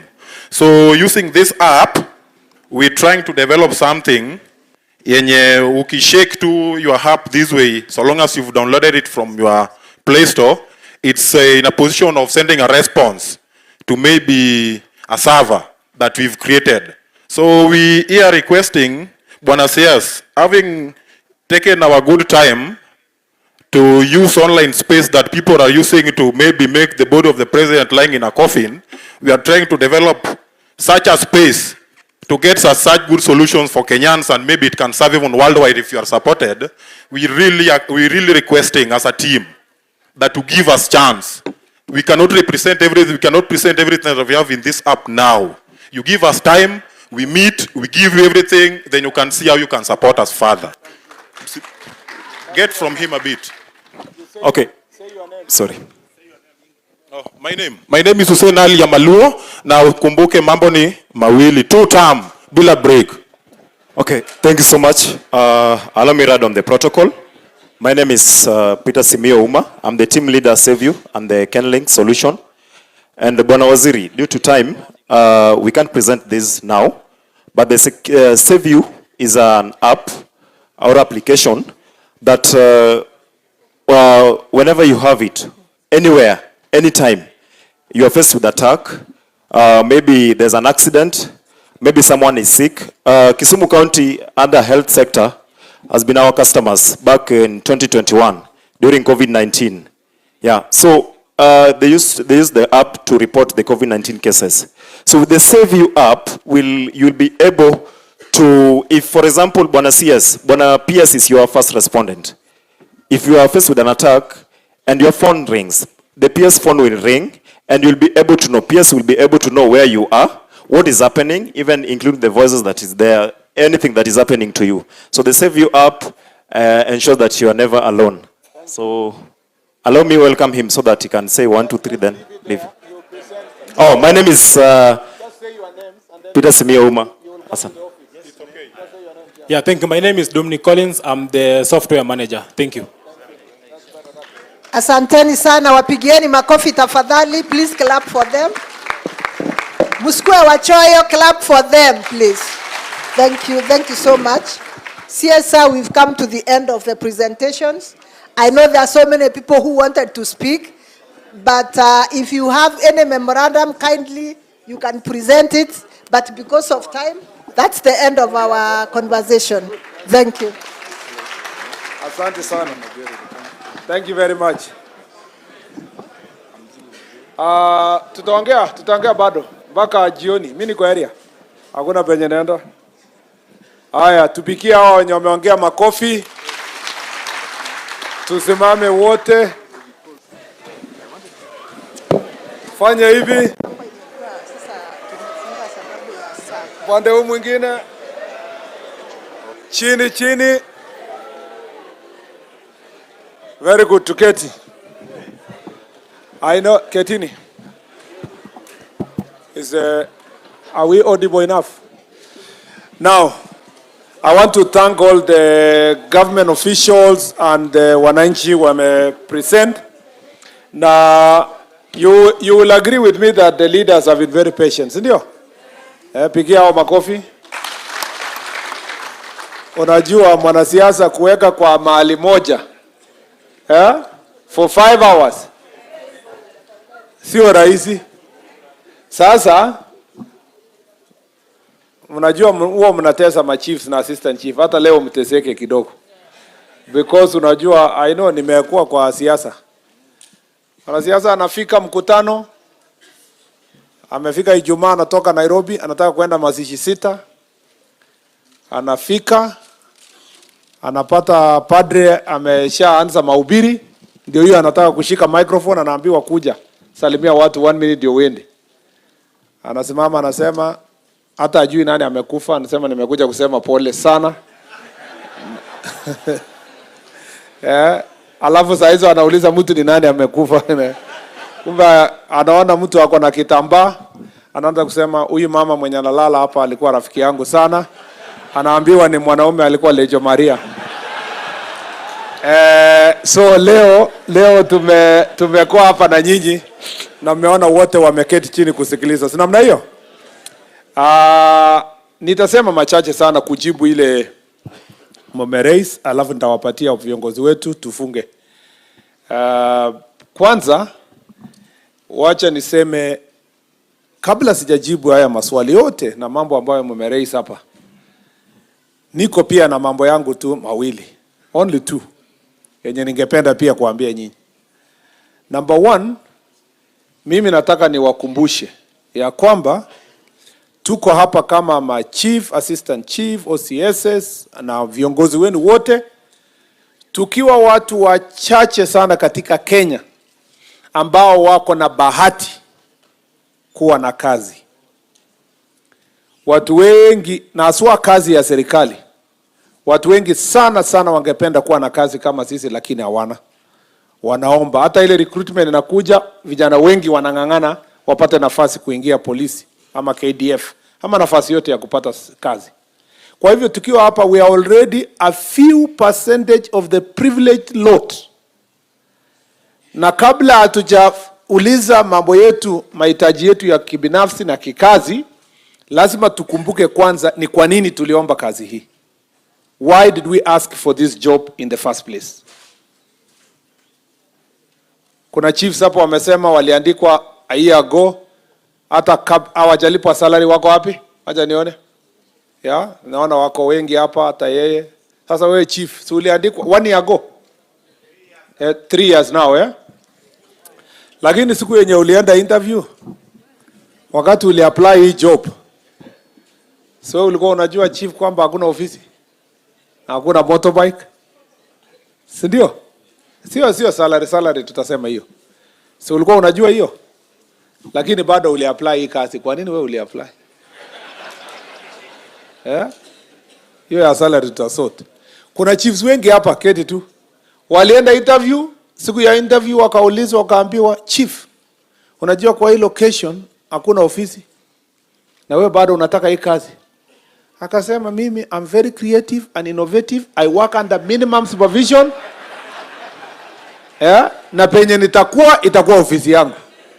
Okay? Kwa sababu walikuwa 20, akawekewa hiyo max, akaona body language nini, wakawekea 8 out of 10.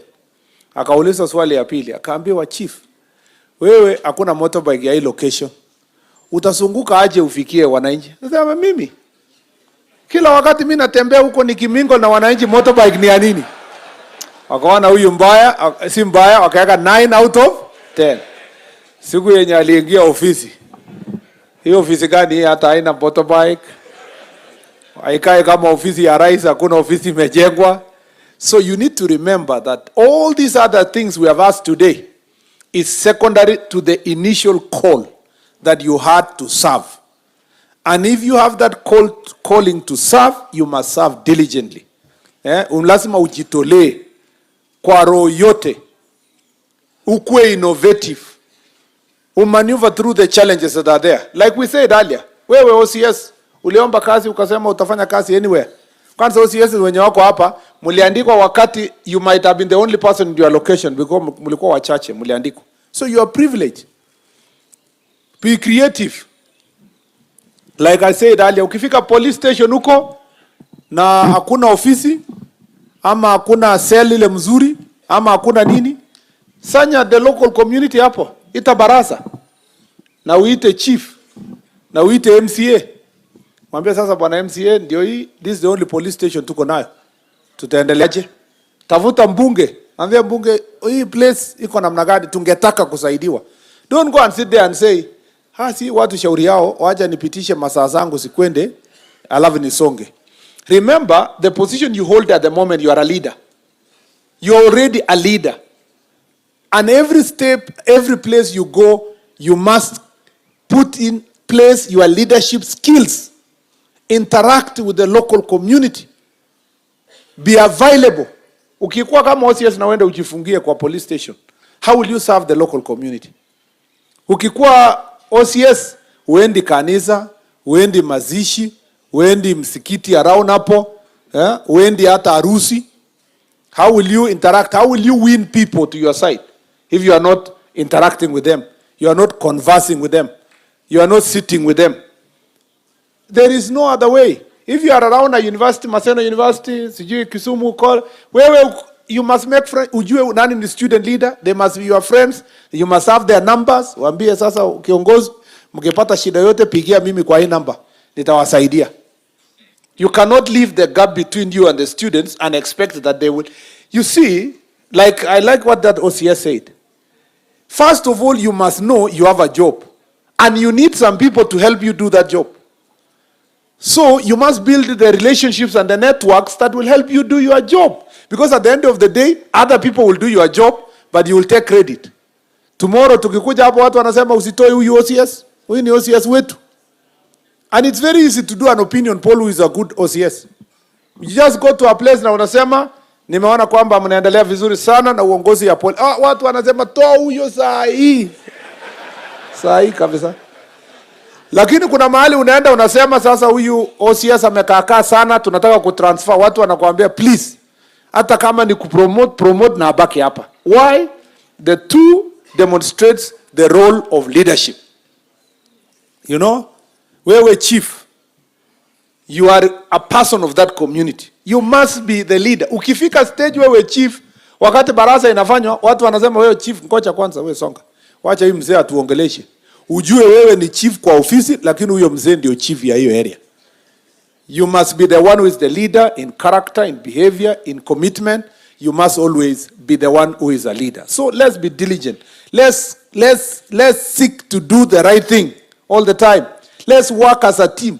By the time wewe OCS unakosana na chief, na ni chief ni mtu ya area hiyo, he is very enthusiastic to do your job. There can only be one reason. It's because uko na hika control ya kucontrol mahali. There is no way the OCPD can have a car and then the DCC anatembea na mkuu. You cannot always tembea na mkuu. Lazima mkuu pamoja. You must work in multi-agency level together. Chief na DCC, ACC, kila moja wetu. We must pull our resources together, our time together. We are only serving the same people. We are trying to help each other succeed. And that's why this Jukwaa la Usalama is supposed to be just an example on how it is easy to bring everybody together, including wananchi. You've heard me in other places, nimesema. What is so private about security that when you have your sub-county security meetings, you cannot invite the chairman of Boda? What is so private about security that when you have sub-county security meeting, you cannot invite leaders of students? We have said incorporate business community, leaders of Boda, leaders of Matatu, chief persons who are leading student leaders in the university and dean of students.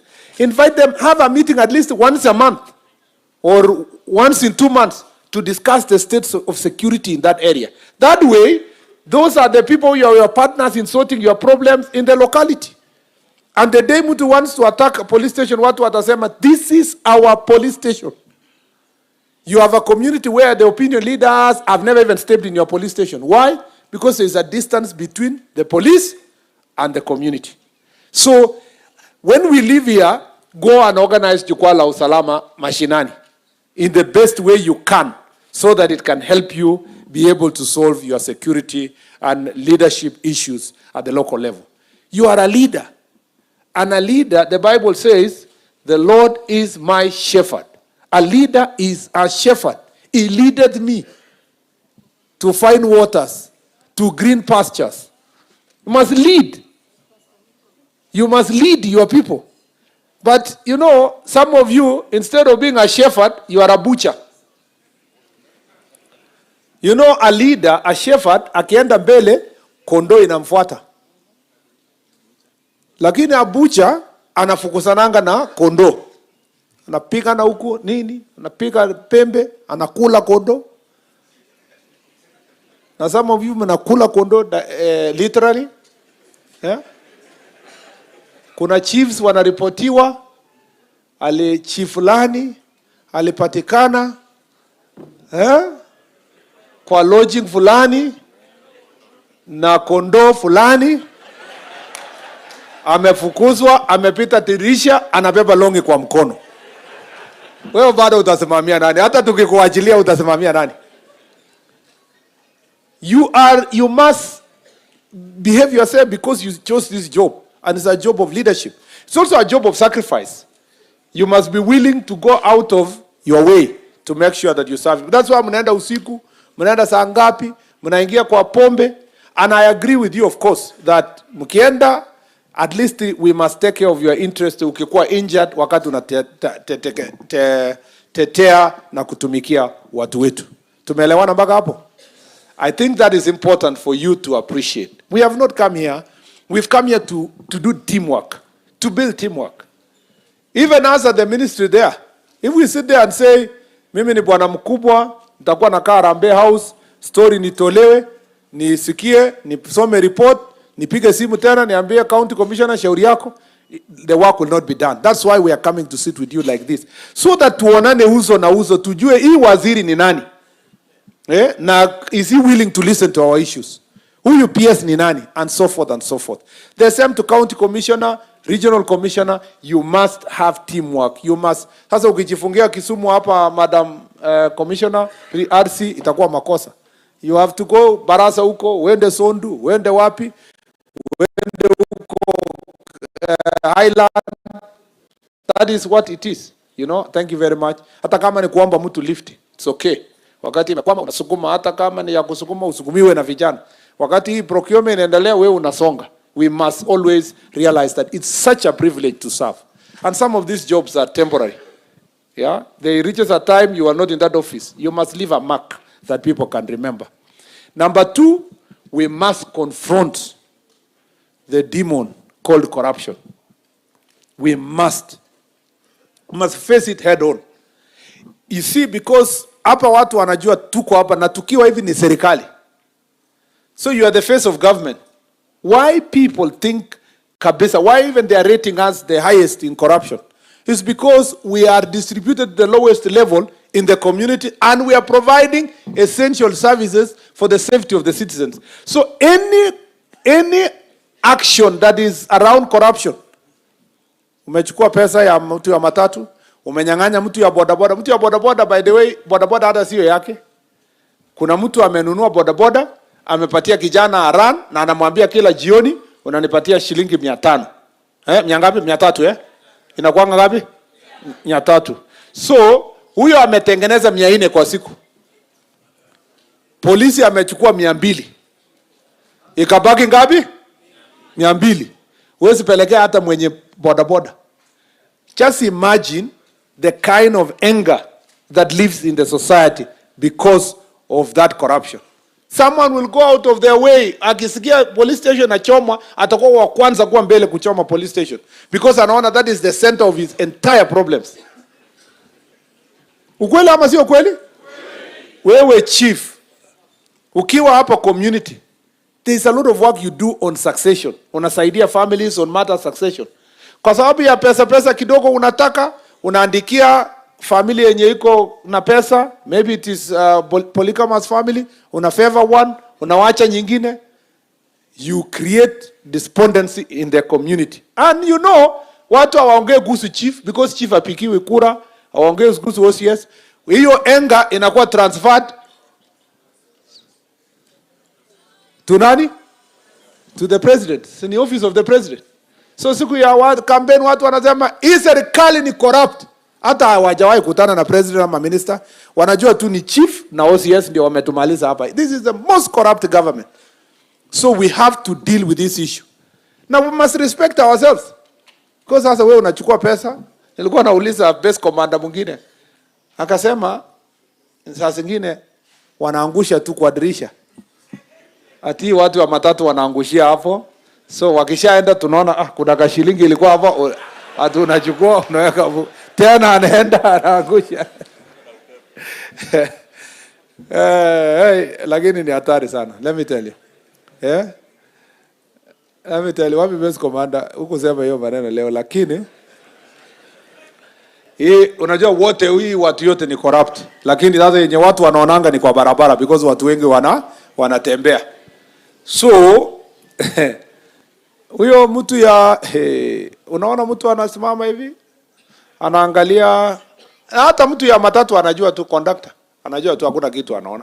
They deal with accident scenes, they go to court, they process many things. They are the ones who help you even for you to be able to claim kwa insurance and so forth. Lakini the few instances where we are collecting money is messing up our sector, and that is the same to us in the ministry, and that is the same to yourselves. If we have to provide leadership, we must deal with matters corruption. Now on the issues of this county, first tumeongea hapa mambo ya goons, gangs and so forth. And the teacher has spoken very well, the leader of the border sector. We respect the border sector. We definitely respect the border sector. Transport officers, yeah, in the border sector, yeah. We respect them very much. I was in transport, and I'm the one who gazetted the county security, county transport committees, and the whole plan was to find a way of regulating the border sector and self-regulation. Yeah? We also respect our young people because they are looking for jobs. They are trying to get jobs. But in the process, we should not allow either border or young people who are not in the border sector to organize themselves into criminals who are terrorizing wananchi. And the only way we are going to be able to solve this issue is to have honest, candid conversation at the grassroots level.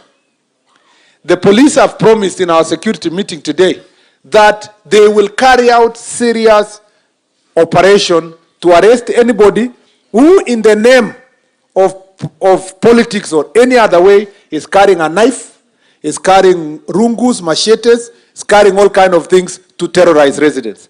We are willing, we have no problem with any elected leader walking around with their leaders, but it must not lead to a situation where someone is being forced to do certain things because there is a gang. We were told in another county, I don't want to mention the name, that even county government is using goons, to force government policy. That if the county government people are not complying in certain village with county government thing, the leadership of the county government wanafika na goons.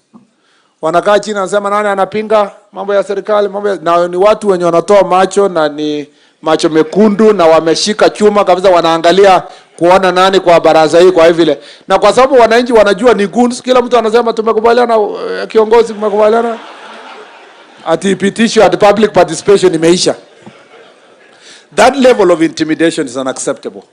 So we will do, we have agreed, there is a way we have agreed with our security team. And the president is trying his best. Climate works, mambo ya construction site, and we are all trying to find ways of ensuring that our young people can get jobs. Even the border sector, properly organized, is a multi-billion economic sector. We just need self-regulation first, before even government regulation. They respect themselves, they determine their routes, they have proper uniform. Some of the border who have become criminals, for example, we are being told in Kisumu, they are being forced to wear uniform of particular politicians and then torture people. We cannot accept that. We want border to have border uniform based on their sectors, designated areas. As told here in Milimani, there is a small organized team that can be replicated in other parts of the county. So that, and you can learn something from the Matatu sector. This is fairly organized. We can also organize the border sector to circles that can be accountable. And chair or a spokesman of border, I have no fear of contradiction. I have not said it's already in the law, but this is where we should go. Border is transport of last mile to access areas that you cannot have vehicles and you cannot have buses and you cannot have train and so forth. We cannot have a pillion passenger being carried on a highway by a border. Ati anatuanga umebeba mtu kutoka Nairobi unakuja Nakuru. That should not be the case. It should be the case that there's designated areas where it is transport of last mile.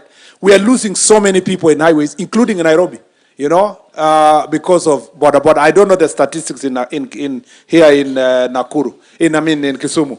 But in Nairobi, especially in the dual carriage areas and so forth, you have many of the pillion passengers losing their lives because of that. There must be designated areas, and then but that will come with the rules and the regulations that you are dealing with. And this conversation, if city center is also for county government to decide, even if they are coming to city center, to which part of the city center, and how will it make sure that there is sanity and order in the transport sector.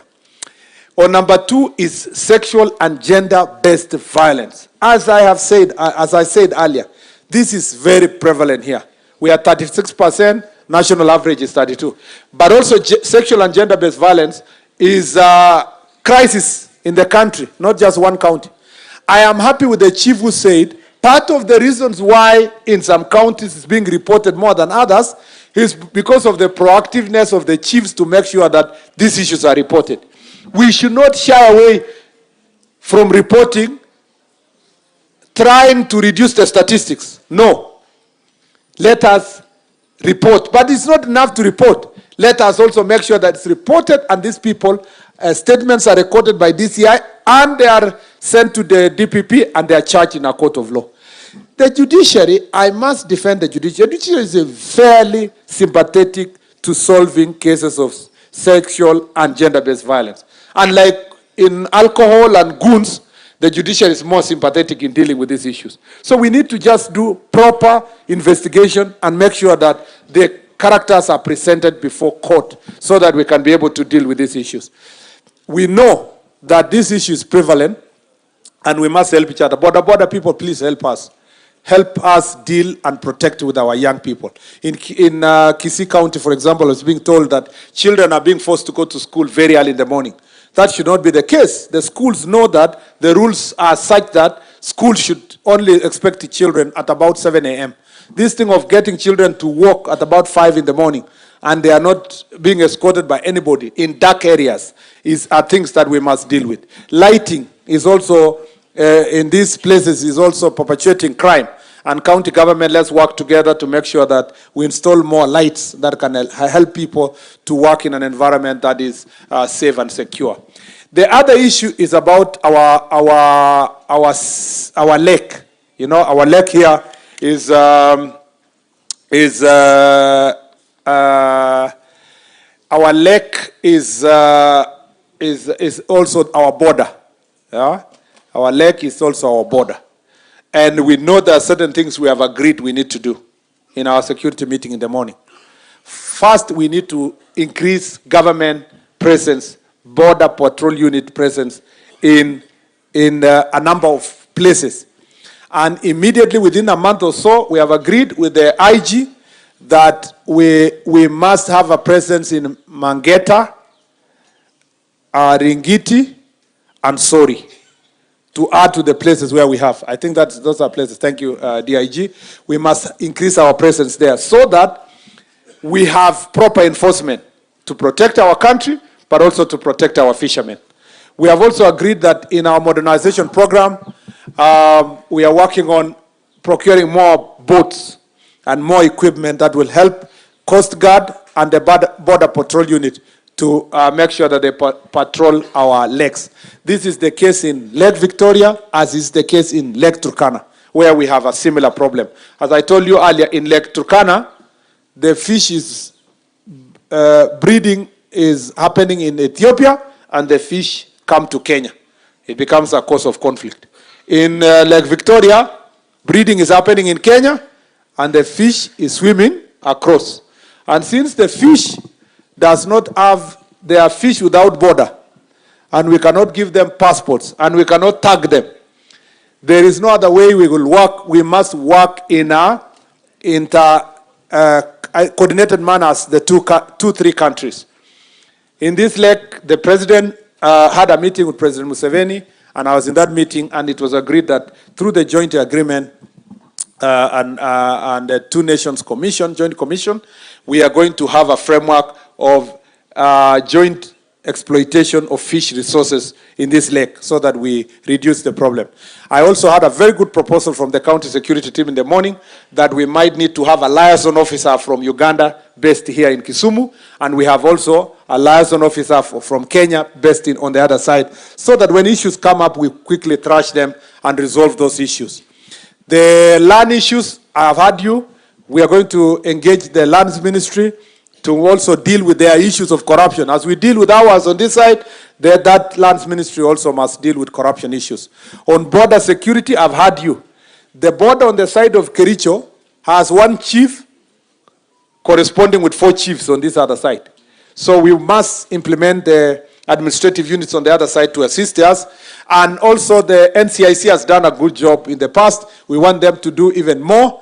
And we want to come and complete a peace process that was going on to put together the peace committees from the 2 counties so that we can ensure that the relationship is built between the 2 counties. And it should not depend on political goodwill. It must be a process that brings together everybody. I think those are some of the key issues in this county.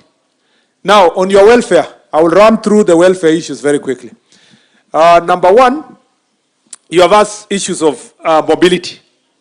Vehicles is a problem, and I agree. The last procurement was done in 2013. At that moment, we have a shortage of a good critical number of vehicles that we need. The leasing program is being worked out, and that leasing program, at the moment, PS is here, and the PS Treasury, they are working on something between the 2 ministries. We hope that we can get the leasing program go on. We are targeting about 3,000 cars. We are hoping we will close in before October, but it looks like it might drag on up to December. We are hoping that we can have the vehicles leased so that we can supply to yourselves.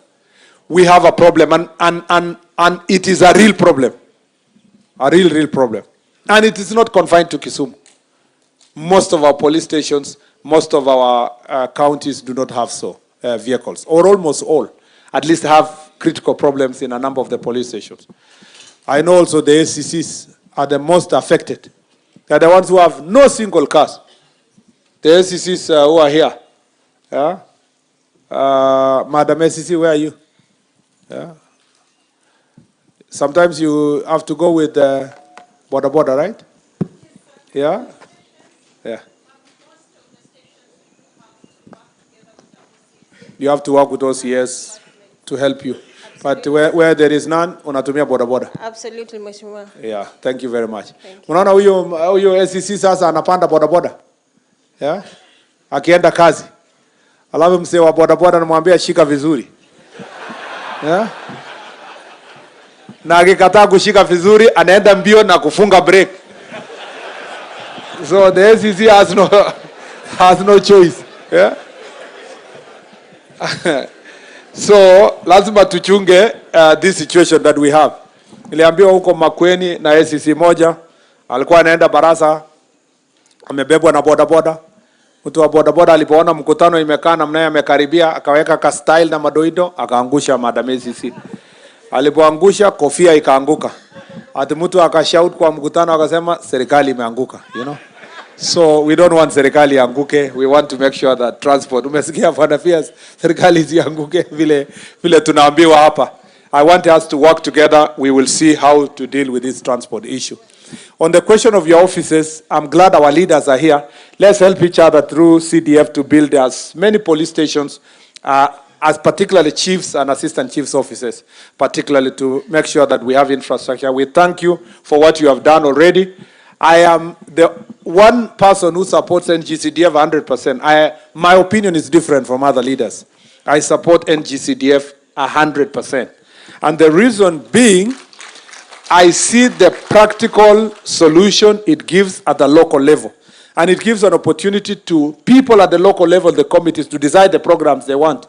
And you chiefs, in your barazas and in decisions of NGCDF, working with your MPs, let us also support programs that will build the police station so that we can be able to move forward together. Mambo ya village elders, I totally agree with you, Mama, on the issue of village elders. We are in the final stage of the CAB memo. It's been signed by my colleagues. I'll present before cabinet, and then we'll see direction how to support the village elders. We will see how best we can be able to support you. It will not be employment, so it's not that it's salary. We're just looking for honoraria of some sort to support your work, ya kununua torch, na gumboots, na airtime, na nini, ya kusongesha, and also some insurance for those who are unable to pay for SHA. It can assist them to be able to do so, as they assist the other security architecture to solve their problems. The other issue that I know as of great concern is, I have already said earlier, we have agreed we will have a policy after this on transfers, and we have a policy on promotions. That will deal with all these issues, including the structure of promotion for chiefs, assistant chiefs, and the ACCs. Kuna also chiefs wako in terms of rank wako juu ya ACCs, and then they are being monitored, they are being supervised by the ACCs. That is an issue that we have to deal with. And so already we are having Conversation Public Service Commission as part of the output from this meeting. That is an issue that will make great contribution to it. We also want to reserve, when we advertise for the ACC's jobs, we'll reserve some of the jobs for the qualified chiefs so that they can rise to those positions of the ACCs. But you must go for interview. We'll just reserve the possibility so that you can, the Public Service Act requires that everybody must go through suitability test so that you can get to move to that level. And I know some of the chiefs and teachers, chiefs and people who are chiefs and former teachers who apply to be ACCs are struggling to fit into the rank within the ACCs issues. And again, we are working on that part. The ACCs of 2021 who are now almost due for promotion, you need first to go for the training. I think there are 300 of you. And His Excellency the President gave directives when we were at the graduation of the other SECs, and you have been allowed to go for training. So anytime next month, all the 300 of you will go for the training so that you can qualify for your next stage of promotion. We also don't want you to wait. We want to make sure that the 300 ACCs that are due for promotion for the 2021 cohort, we want to make sure that they are going for the training from next month so that they can be promoted. What have I not said?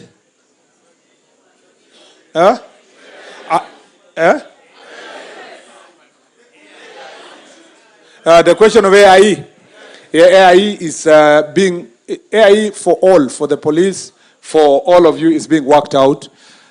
We want to see how best, looking at the budget. You see, let me tell you something, why the AIE kept coming down. The location, which was a location 8 years ago, is 3 locations now. Okay? Without corresponding increase on the side of the budget. So it ended up being that where that jurisdiction where the chief was getting 30,000, you know, or was getting 50, it comes down. So we are doing that. We must do proper costing so that when we improve the AIE, it becomes also sustainable. So we want to do after this proper costing. Remember, before even you speak about AIEs, you have 56 locations that have not been operationalized. And no, 56 sub-locations and I think 20-something locations. And 1 sub-county. 34 locations. 56 sub-locations. You have sub-counties. You have So why have we not operationalized since 2016, 2017? It's for the same reasons. To employ another chief extra requires a salary, and the salary has not been budgeted for. So what we are working on first is even to get these administrative units be operationalized, so that then it's followed by the commensurate AIE. So we need about PS 2.5. We need 2.5 billion shillings extra to our budget to operationalize all the administrative units. So we are working on it. Part of the reason why we wanted to listen to everybody is to strengthen our argument and to carry along everybody, including our elected leaders, so that when we go sit down and work on the budget, we work on it together. And please, believe me, this is something of great concern to us. The administrative units and the AIE is something we will work on, including the fuel.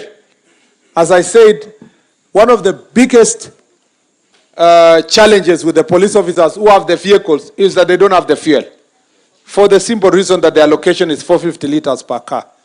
So I am glad the OCS proposed 750, but there is almost a consensus. Let us start with 650 for now. So we are going to work to move it to 650 per vehicle, and then we try to ensure that for the areas like Turkana, Marsabit, Northeastern, where they collect their fuel very far, we see how we can ensure that the fuel is collected somewhere nearer, so that then it can reduce also the wastage in that regard. We want to request county governments also to invest in ambulances, so that when you have accident scenes, we don't depend on police officers to go and rescue people, because then that again takes away some of the operational resources. On the issue of drugs and alcohol, we have also said that operation must continue. We already have the names of the places we want to target. So we'll work together to see what we are going to do, and the people who have been profiled. There's even a link of some of them operating from Kisumu to Nairobi. Kisumu is the 3rd highest, it's number 3 in Kenya, among the counties where there is a high prevalence of illicit alcohol. So something has to be done. And you are number 5 in the use or of drugs and substance abuse, especially cannabis sativa.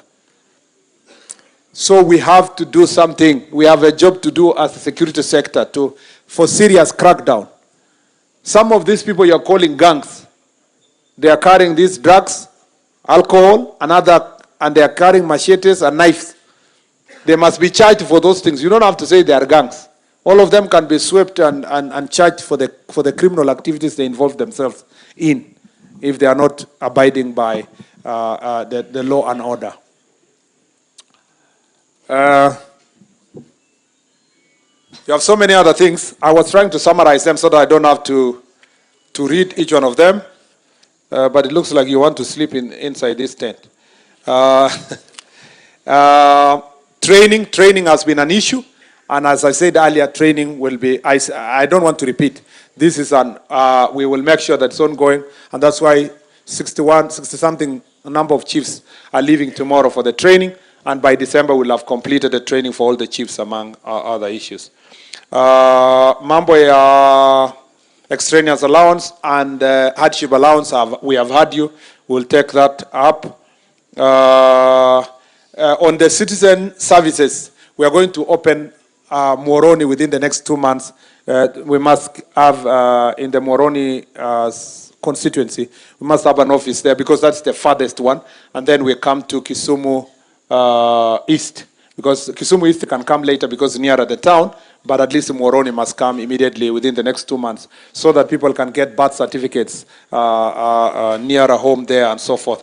And I've had you also, in terms of other government services, all the sub-counties where we gazette to bring other government services closer. Again, we'll have to work with our leaders to make sure that the office space is there so that then we can encourage other ministries to bring their services closer. Licensing of alcohol and sale of alcohol, county governments, this is your job. You need to do something about it. We'll roll out Ngapu soon after we have initiated this, initiated the recruitment. Stock theft, again, we have agreed with the security sector what to do. Compensation, we agree, our chiefs, WIBA also delays in some cases. We want to, in our report, we'll make sure that that is expedited. That includes also pension and gratuity for those who retire. On the issue of team building, I totally agree. We must have a reward system and bring back team building sessions for all of us. Maintenance of police station, that's AIE issue, and we must deal with that. Promotion policy, strength, road designs, layers with political leaders in issues of goons. Please, that is true. Some leaders have bouncers who are goons, and some don't. So we have to really engage them. And our security sector is going to engage specifically everybody, including governors, senators, MPs, so that we make sure that things go well. I hope my friend Professor Anyang' Nyong'o doesn't have a DG. Does he have his wing? I don't think he can afford to have goods at his, not because he doesn't have money, but at his age, he should be living very good legacy for peace. And I believe he does so. Yeah, so we make sure that we work together to sort out these issues. Harmonization of KPS and NPS, we'll do that. Coast Guard issues, electronic tracking, training. Thank you for the young people who presented their solution here. I'm going to listen to them. Fuel issues for the prison. I agree, and vehicles for prison also. Modern, whatever, public, instant fine system, I agree. Tools to village elder support, security. Jukwaa wasomi, we will support you. And the PS office will support you. Here we have a program to make sure that we support Jukwaa wasomi for our students in college and the university. Comrades power, eh? Yeah, so we will support you. All these other things, human-wildlife conflict, I've already asked our peers to speak to the PS wildlife so that compensation issues also are taken care of seriously in this region, just the way it is done in other parts of the country.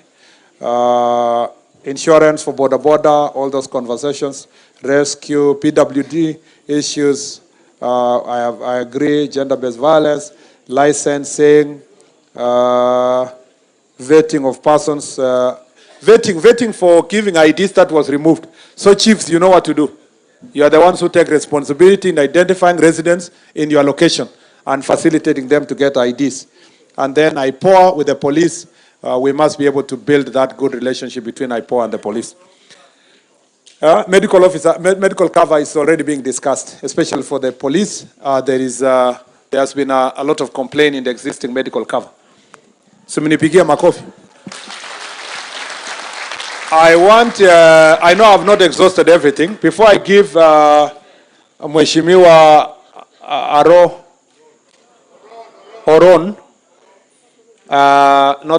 Oron, before I give him the mic to come and before I give the speaker to recognize the MCAs and then say a few words and then invite the MP, let me take this opportunity to invite our PS. You know PS Raymond Omolo? Mchapakazi. Adi? Okay. Wodasumi. Yeah. You know, we work together as a ministry. This teamwork, we are trying to push you to work together. Even us at the ministry level, we work together seamlessly. Maybe because he has been my friend for many years, okay? We were in the university together. We have worked this journey together. Even when he was here at Lake Basin Development Authority, we used to consult together in Ikiwa Senate. And I know Raymond has the capacity, the willingness, the hard work to help us sort out the issues within the ministry. And because he's the accounting officer and he's the one who will have to finally put together the resources, and also is the lead person to the Human Resource Issues with Public Service Commission. What is that called? The officer? What? Oh yeah, authorized officer. Kiingereza imepotea. It is now my singular duty to invite our peers to say a few words before I invite the MCA to say it.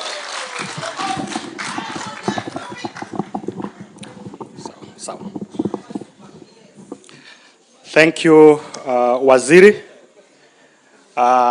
Let me once again recognize the leadership of Kisumu County, led by the Deputy Governor, His Excellency Dr. Willie, and the MPs, starting with the host MP, Mheshimiwa Oron, MP Koyo for Moroni, MP Rosa Buyu, and also our Senator.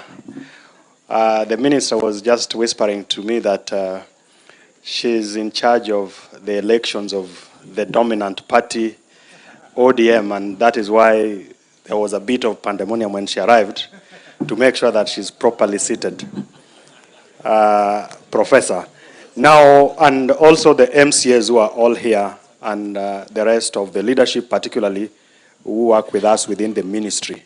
Na wananchi wote wa Kisumu. Amoso uno imoreuru. Let me appreciate all of you, because it's not every other day that you find that you sit the whole day to talk to us and also to listen to your colleagues. And we've taken a lot of valuable lessons from the engagements and the feedback that we have had. And because time is long gone and spent, I just want to speak to 3 issues before I invite the speaker, who will acknowledge the members of the County Assembly who are here, and he hands over to the area MP. So number 1 is just to acknowledge and appreciate the leadership of Kisumu County. And I always say this, it's not a mistake that we have the leaders that we have. It is not a mistake that we have the MCAs here. It's not a mistake that we have our members of parliament, as well as senators, and also the governor and the rest of the leadership. And it is our responsibility as citizens to give all our elected leaders the support that we have to give them for them to deliver and to allow us to work for the people of Kisumu and also the people of this country. And just by their presence here, as people work in the executive, we do not take it for granted. And we will continue to work with them to support all of us. Number two is that as officers of government, we have a responsibility to understand what the government programs are, so that when you sit in your baraza, when you attend a funeral, or when you go to a wedding ceremony, you will always be given an opportunity to greet people. Kazi yako sio kuamka na kusalimiana na unarudi unaketi. You must go beyond that. You must be able to explain what the government is doing on matters to do with security, what the government is doing on matters education, what the government is doing on matters health. And you don't have to struggle to know what the government is doing. All you need to do, like today, is just to listen to my minister, and you'll know what the government is doing. All you need to do is to listen to what the president says when he stands to speak, wherever he is, and all the other senior officials of government.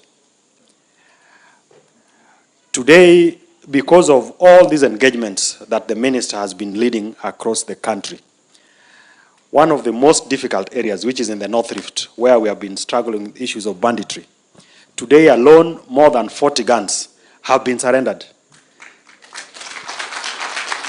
And this is because of the close working collaboration that we have with the public, and also that is being spearheaded by the leaders of government.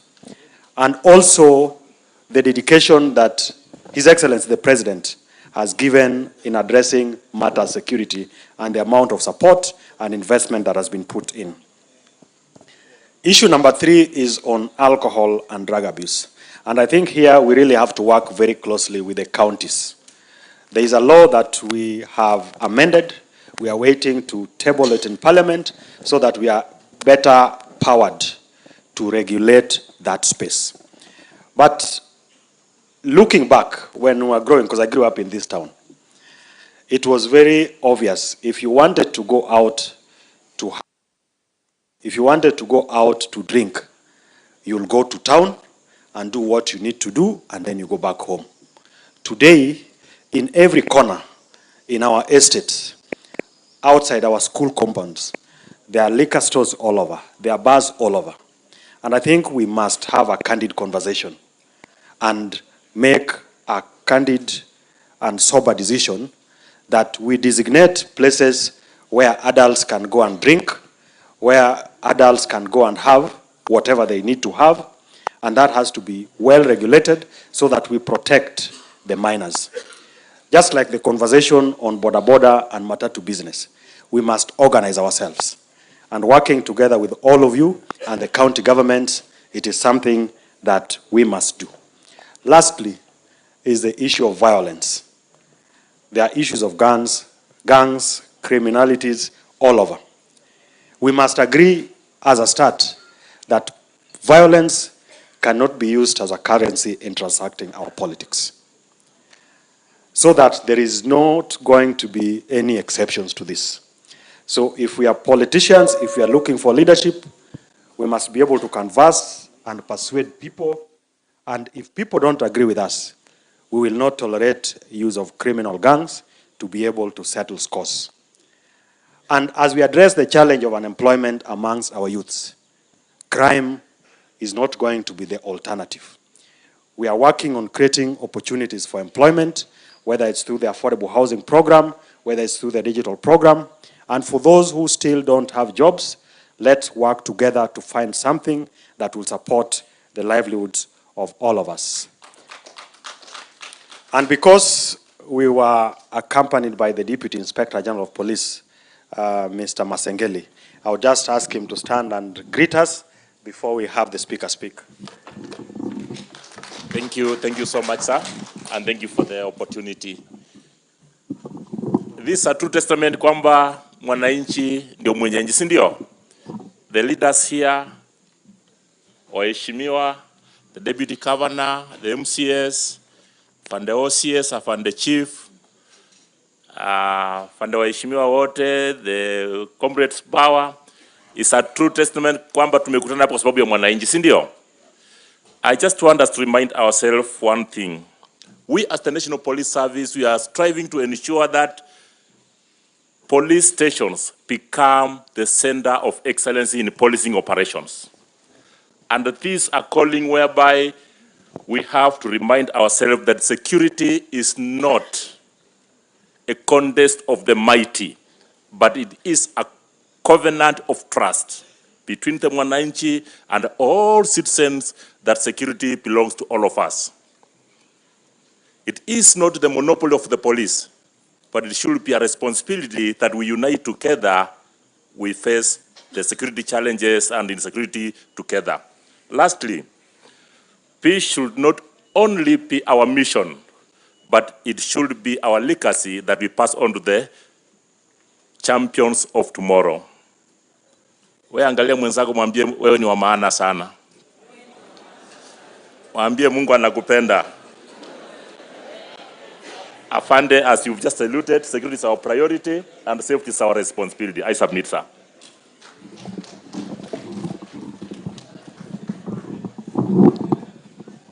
Mr. Speaker, sir.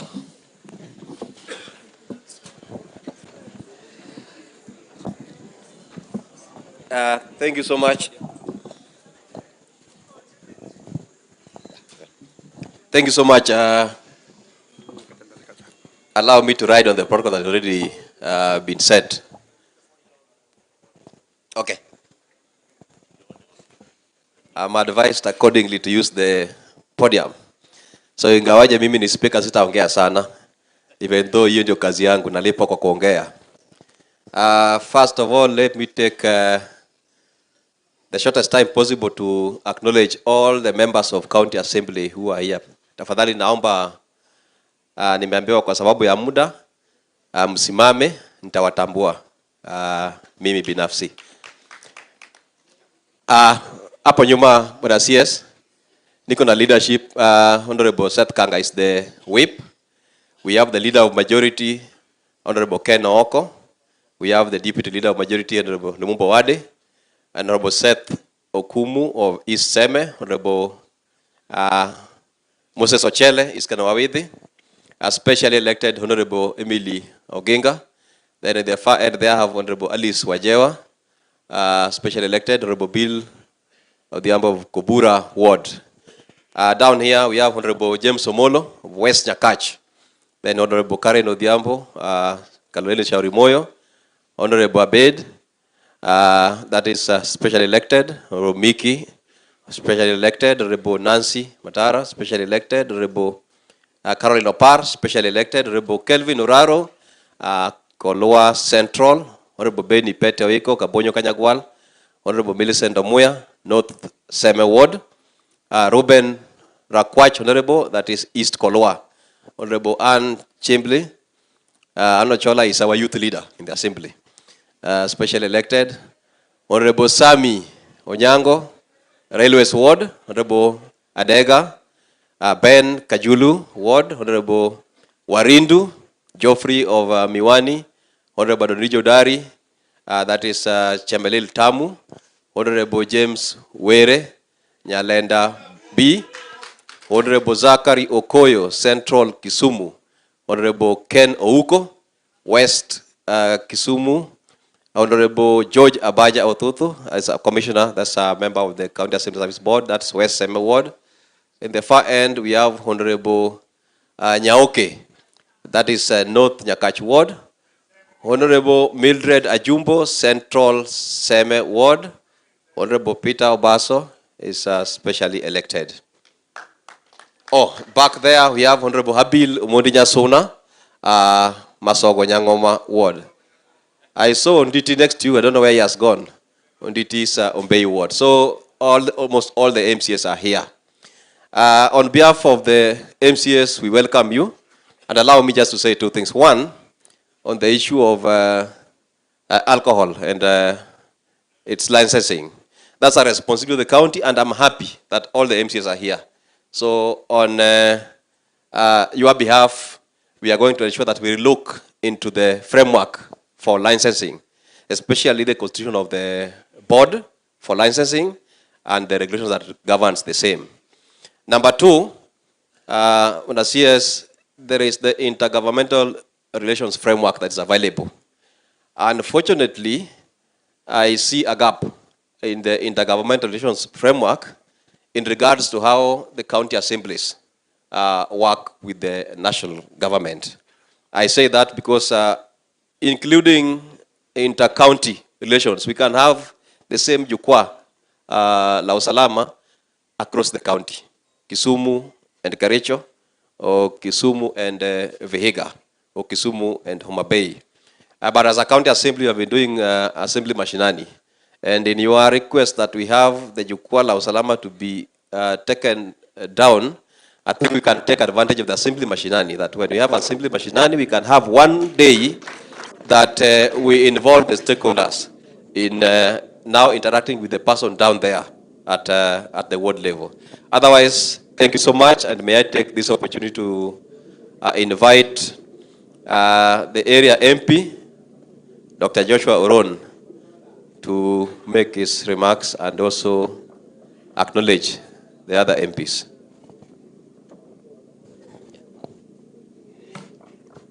Thank you, Bwana Waziri, and all other leaders who have been here. Bwana Waziri, it's been a very long day. Allow me to ride on the already set protocols. Just to say that I'm the one who was supposed to have welcomed you here first. So let me first take this opportunity to welcome you all, although it's at the tail end of the event. Phil, welcome. This is Kisumu Central. Before I say something, I also wanted to take this opportunity to thank everybody who has been here. You've sat here from morning, and from where I sit, this was not our event. This is the event of stakeholders, and for us, we just need to add one or two things to what has already been said, because people have been very patient from morning, from as early as 7 a.m. here. Before I make my remarks, allow me to invite our nominated senator, Madam Muma, to say a few words before I say mine. Thank you, Honorable Oron. Honorable CS, thank you so much and welcome to Kisumu. All protocols observed. I will not be long. CS, I texted you and told you, I think I like what you're doing. And the reason I said that, you will recall that after the death of Ojwang, you and your team appeared before the Senate, and my question to you was, do you apply the human rights approach to governance in the security sector? And what you said is that you are trained in human rights approach, but it is not something that is done. And you will all agree with me, this is the first time we are seeing a CS internal security come down to speak to the people. Ukweli ama urongo? And CS, I can tell you, without spending 1 shilling, you already have better outputs from your officers as a result of this meeting here today. When you do, and this is a rights approach, when you call stakeholders to hear each other, wananchi here have had the difficulties chiefs have and the opportunities chiefs have. They have listened to what policemen go through. They know their limitations. They know the areas where they can actually work. And as we all go back home, we will operate knowing that even as I am castigating this police officer, I need to be cognizant of the fact that there are these issues. And today here we have all learned that policemen are human beings, isn't it? Policemen are part of our communities. And the police have also understood wananchi are part of the system that we have. So I want to thank you. This is actually an accountability forum, transparent, and it has brought everyone together. Secondly, In my view, the weakest link in the implementation of the Constitution of Kenya 2010 is the intergovernmental relations. We operate as if national government is competing with county governments. We rarely come together to actually do what is right. This has demonstrated, as Speaker says, when we hear each other across the different governments, we are able to deliver services better, both as county and national government. And you are a consultant on devolution. I remember that. I was in CIC. You helped draft the devolution laws. I think while you are in that office, let us strengthen Article 6 on collaboration and cooperation between the two counties. Finally, I want to speak about GBV. I actually rushed so that CS, one of the things I think we need to entrench in your office as a policy, written policy, black and white, is to recognize that GBV is a security and safety issue, and therefore we should not look at it as a matter for the Ministry of Gender. The Ministry of Gender has no security tools. It is you who has the security tools.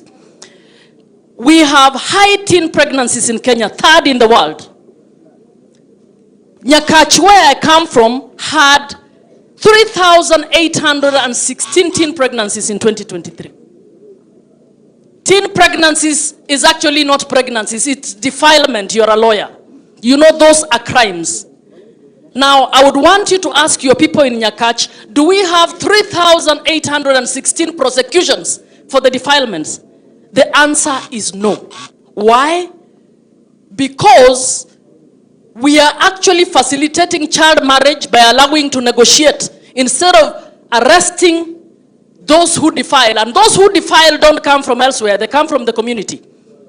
Relatives in those families, within our schools, within the churches, and so on. And CS, I'm ready to shed off the Senate bit of me and put on the technical bit of me. We need to actually come together, have a black and white policy, so that with every 2 weeks, the PS is able to be given reports on how many defilements have happened, in which ward, in which sub-location, and what has been done about it. If we do that, we are actually going to stop this.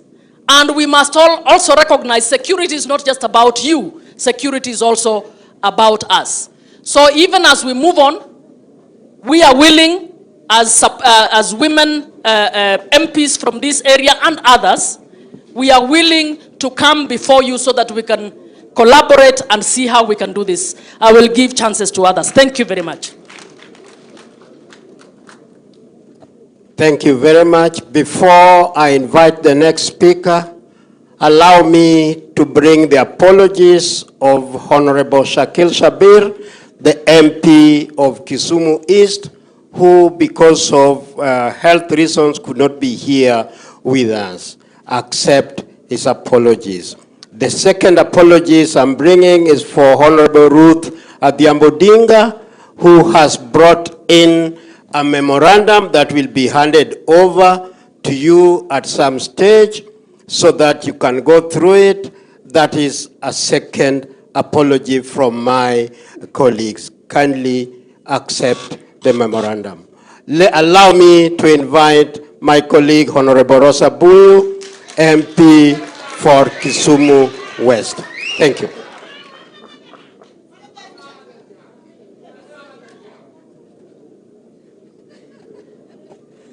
When I CS, I was telling you that I also run a gang. That's my gang.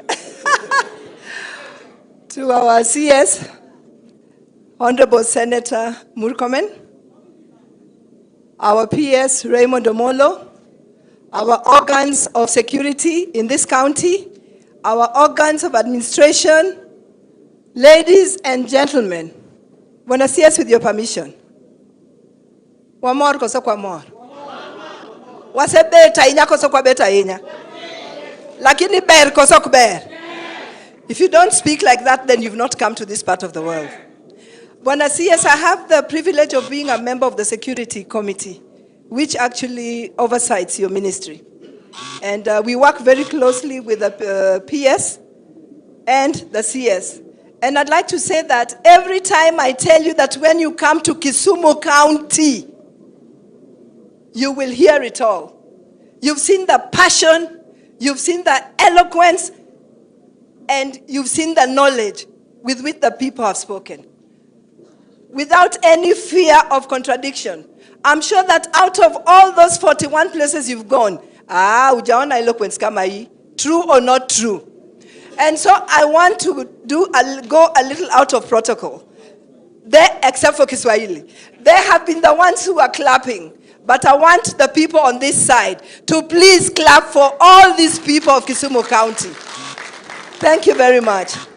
Bwana CS, I also want to confirm to the people of Kisumu County that most of the issues that have been raised here are issues that you're already tackling in your ministry and we're already tackling within our committee. When I last spoke to you and we discussed issues of recruitment of chiefs and assistant chiefs, we clearly talked about affirmative action. And I want to report here that the CS was categorical that there will be affirmative action in recruitment of sub-chiefs, assistant chiefs, and the chiefs. And indeed, when I told you that the women or the female chiefs perform, I don't need to go too far. You've seen it today. So affirmative action is something we have to do, so that when we stand up or we have 256 chiefs and assistant chiefs in this county, you can clearly see that 1/3 is of the other gender. That would be a good point to start. Again, because you come from a human rights background. So that is something we must achieve. I want to talk about resurgence of gangs. They might not be able to tell you, but it is something that's happening in this county.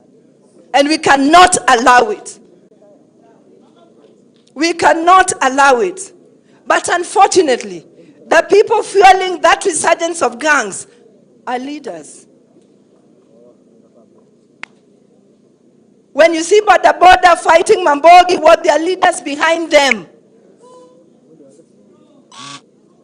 And this is something we have to tackle because we just have 2 years into elections. We all remember the time when we had gangs and fights of gangs in this county.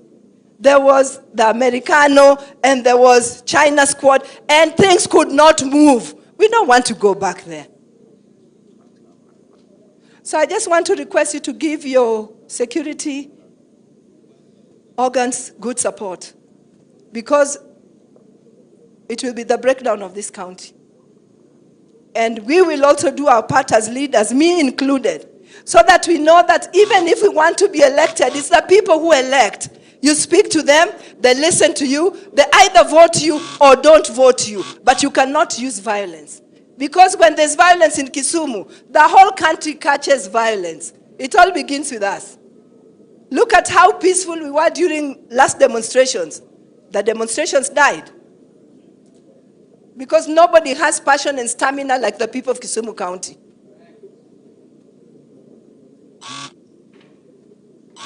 When PS, we've talked about that with you. And I know you've said you've got an outline of what you're going to do, just so that we don't see any violence coming up again. I want to talk about these chiefs. I was in the Legale Commission, and I traversed the whole country. And despite the fact that I am a strong believer of the Constitution, the one part that I didn't agree with was that we must do away with provincial administration. I'm telling you, this is the government, what you see here. This is the government. There are parts of this country where they don't know any government and they don't see any government except the assistant chief and chief. So we must look after these people. And when they tell you that sometimes they risk their lives at night and go to the changa dens and arrest the people with their changa and take them to the police station because they don't have anywhere where they can hold the changa people, the brewers, and the brew itself. The next morning when they want to take the people to court, the changa is gone and the people are gone. And that is why it is so important that the police and the chiefs work close together. Otherwise, this menace of changa will not be defeated. The chiefs can do their jobs, but like they say, they don't have any other thing apart from taking the changabrua to the police. But if we let them scot-free, then what is happening? We are not going to do anything. So we must work together. I want to also report that the members of parliament in Kisumu County are really working hand in hand with your ministry, because the mandate of members of parliament is within education and security sector. In my constituency, for example, we've got very many chiefs' offices built. And when I talk about offices, I'm not talking about single rooms that don't give you dignity. I'm talking about offices. In our constituency, we've also done a police headquarters, sub-county headquarters, which is complete. And I will request you through the PS that could we kindly have it opened so that all the police departments can actually be housed there. The reason why we do this is to enhance security. But when PS, my last point is, we have always talked about following the policy that no police officer should stay in a station serving for more than 3 years. But we did not mean that you post a sub-county commandant as is coming up with strategy to enhance security in an area. Within 3 weeks, he's already transferred. I mean, that doesn't make sense. I have a case in point in my constituency, and I'm sure in other constituencies the same thing is happening, where the transfers are now just like this, and between an old or the old officer who is leaving and the new one, there's then the criminals take a lot of advantage, and there's a lot of crime that's enhanced. So let's just look at that policy so that at least when you have an officer dealing with security issues in a particular constituency, they are given opportunity to act and to see the results of their action before you can transfer them and bring somebody else. Otherwise, I want to thank you. And like Mheshimiwa Catherine has said, what you've done today, or this idea you've come up with, this is what the country needs. Because you are bridging and you are killing and demystifying that thinking that police is for beating people and security is supposed to be secret, because now you are talking to the people. And I'm telling you, these people are going to work hard, not because they are waiting for salary, but they'll begin to feel like they're working for Murkomen. I'm telling you that.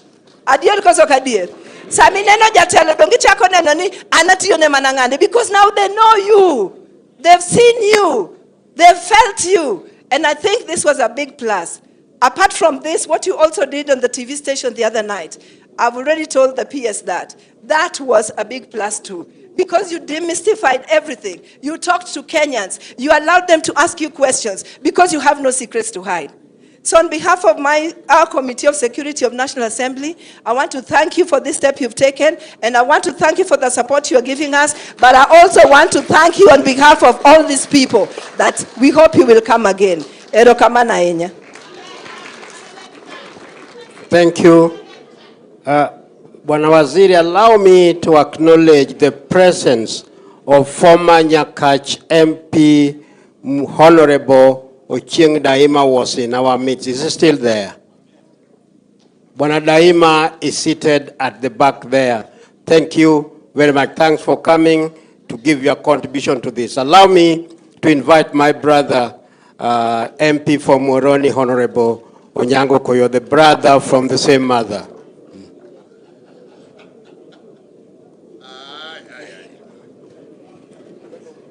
Thank you so very much, Waziri.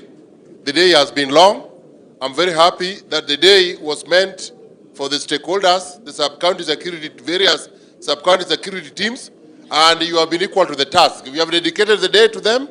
The deliberations here have gone on very well, and I'm happy that everything came out and you have responded to them seriously. I want to thank you for that. I only want to remind you that most of the things that came out here, more so about this sub-county, were things to do with Muhoroni. You remember very well, there was a very tribulating moment. I had spent 2 nights without sleep at the Bomas of Kenya waiting for the results.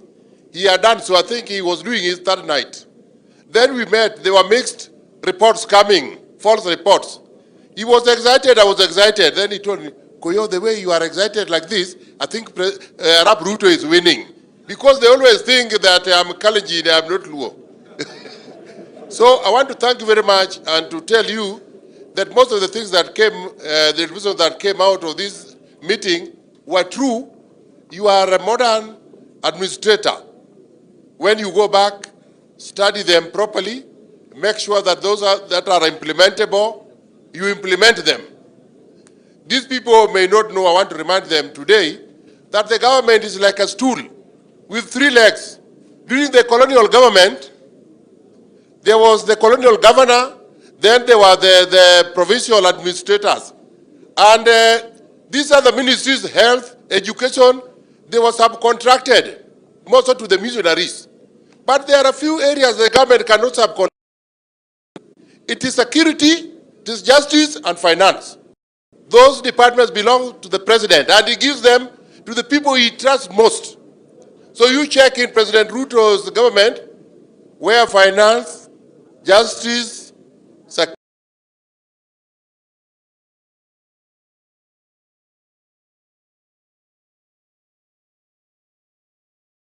security, where they are.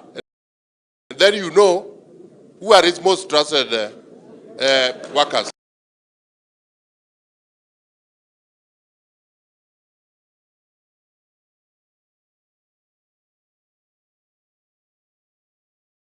Or winning elections in this country easily is Ruto.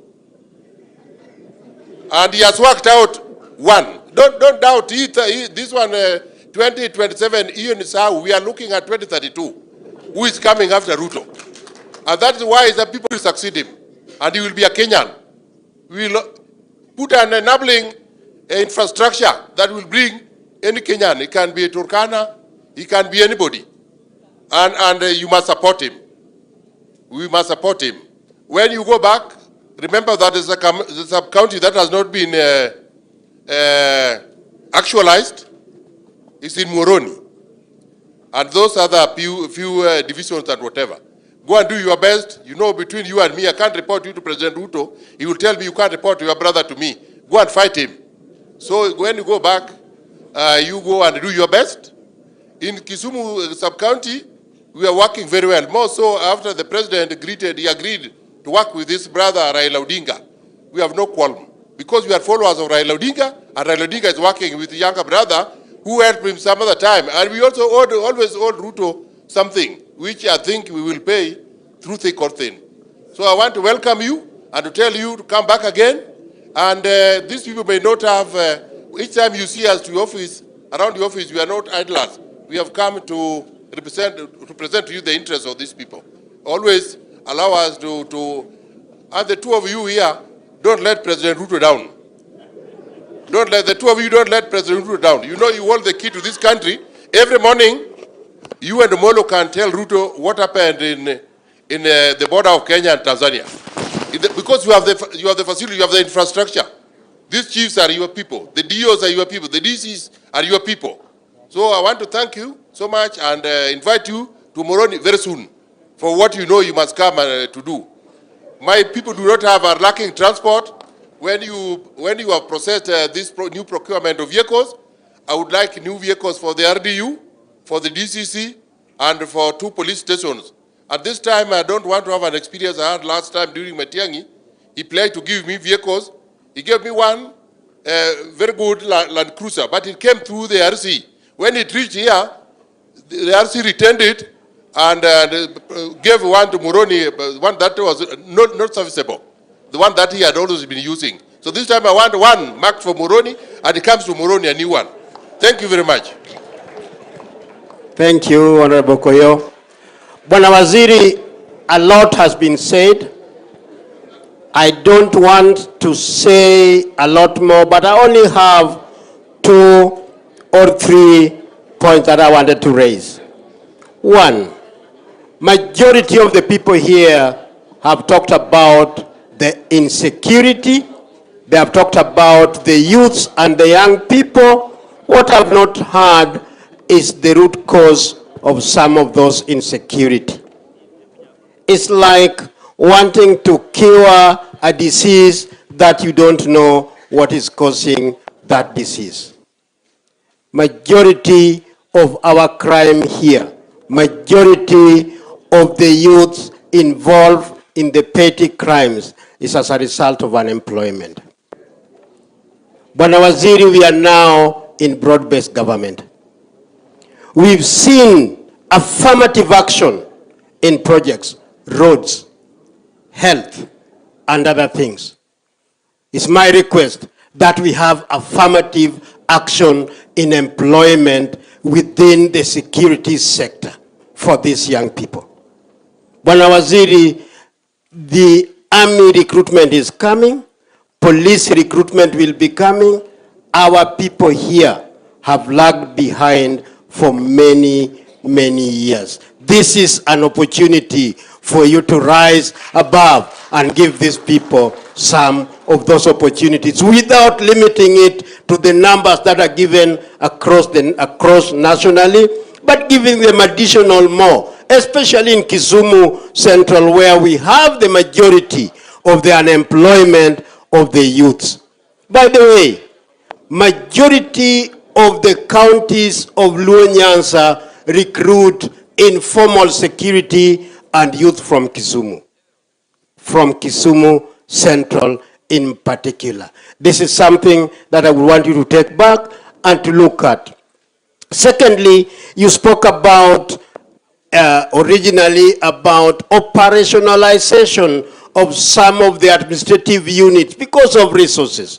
Kisumu Central in particular is overpopulated. We have the fewest number of sub-chiefs and chiefs in this sub-county. We have 2 locations which were gazetted in 2017. To date, they have not been operationalized. We have 4 sub-locations which were gazetted in 2017. They have not been operationalized. It's my humble request that as you are waiting for the national operationalization, kindly consider Kisumu Central first so that they can have this operationalized, please. My last point is about the village elders. Bwana Waziri, we've done it in health. I sit in the health committee. We've done it in health with CHPs by ensuring that CHPs have a stipend. The lowest unit of security are the village elders in this country. I also heard the sub-chiefs and chiefs talking about the AIE, that they have 30 and 15,000. Bwana Waziri, it's my humble request that before even you reach the stage of getting the CAB memo, before the bill for the village elders go through, kindly consider looking into the increase of AIE for the chiefs and sub-chiefs so that they can look after the village elders. These people don't even have torches. These people don't even have batteries. Is that correct? They don't even have those. And small increase into the chiefs and the sub-chiefs AIE will enable them to enable our support system, which is the village elders, to run and support what they are doing, because they are the first call. Generally, they are the first call. They are the first security, whether in the middle of the night or during the day. My last point. To the chiefs, sub-chiefs, and ACCs. We have a role to play in ensuring that we increase the number of people who are registered and have IDs. I want to encourage you to start the drive and have a drive to increase the number of people who don't have IDs so that they can have IDs, because we are going into electioneering year where that ID will be very vital for registration as a voter. And you know what we want, don't you? Don't you know what we want? Don't you know what we want?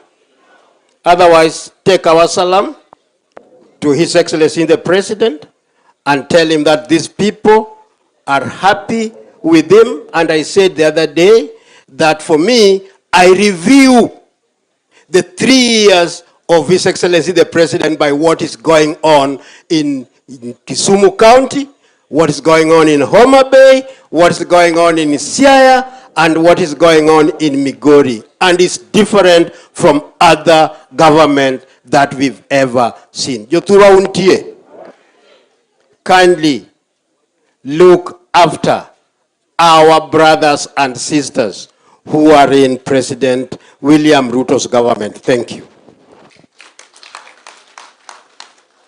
Allow me to invite the DG of the great county of Kisumu, my uncle, Honorable Owili.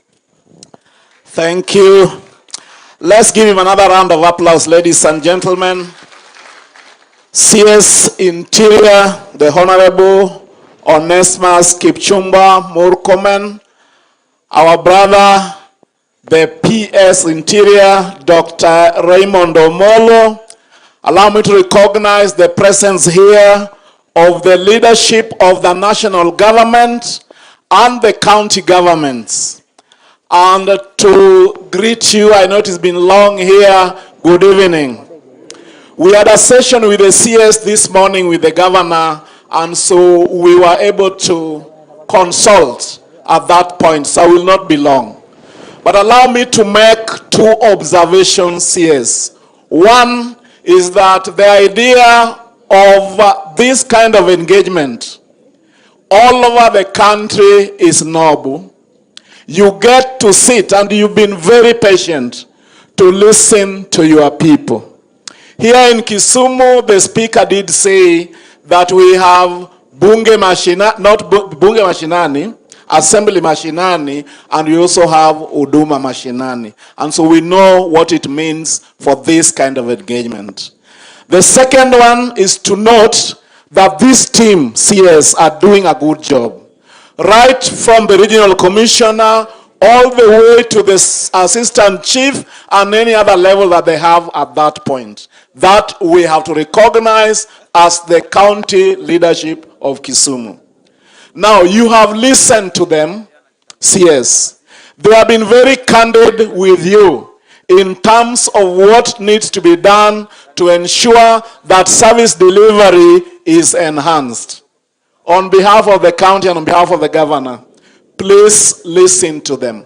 If there's anything you can do to make their environment and their space better so that they can deliver, kindly do that.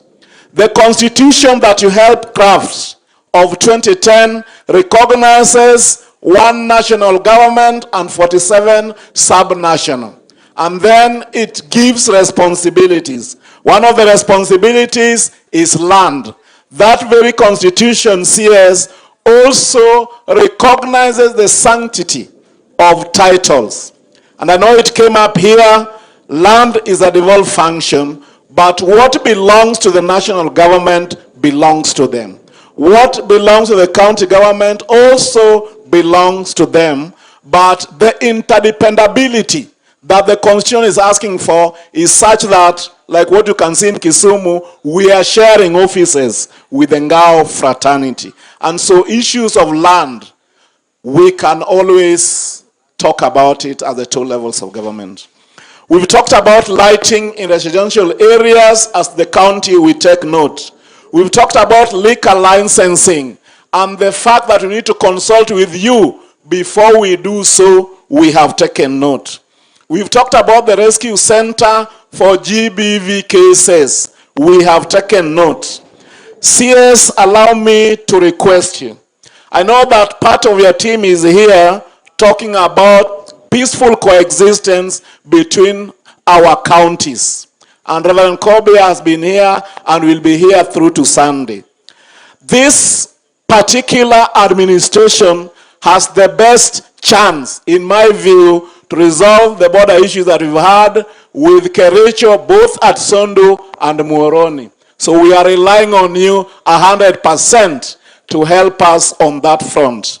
We are also aware, at least from this discussion, that we have the OKM football tournament that is meant to foster peace and unity.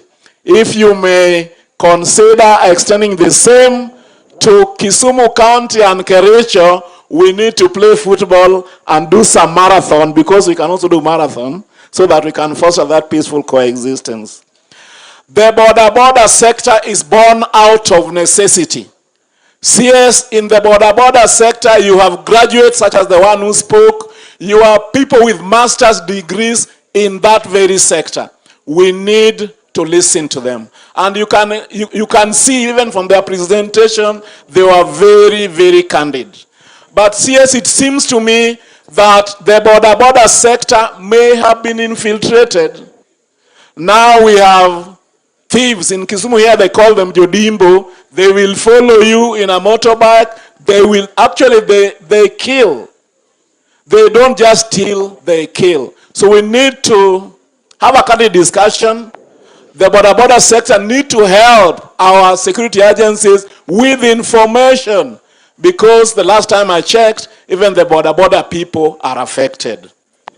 The mental health issues, I think county health and devolved function, we can always work together to ensure that the uniformed officers, and not just them, I have evidence that even in the teaching profession, quite a number of them need that service, what they call psychosocial support. With those many remarks, we thank you for this opportunity of engaging with your people in Kisumu, and we believe by you being here, service delivery will be taken a notch higher. Asanteni. Haya, pigia makofi DG. Makofi tena. Mine is to thank DG and the governor through you for welcoming us and being with us. This is not the latest meeting tumekaa. Tumekaa Turkana mpaka karibu saa 2 usiku. So it happens. But it was also an opportunity for us to do this teamwork. And thank you for being patient. Our chiefs, our assistant chiefs, na wote wenye wako hapa. Nashukuru sana Mheshimiwa Senator Catherine Muma, ambaye tulifanya kazi na yeye akiwa katika commission ya CIC, yes.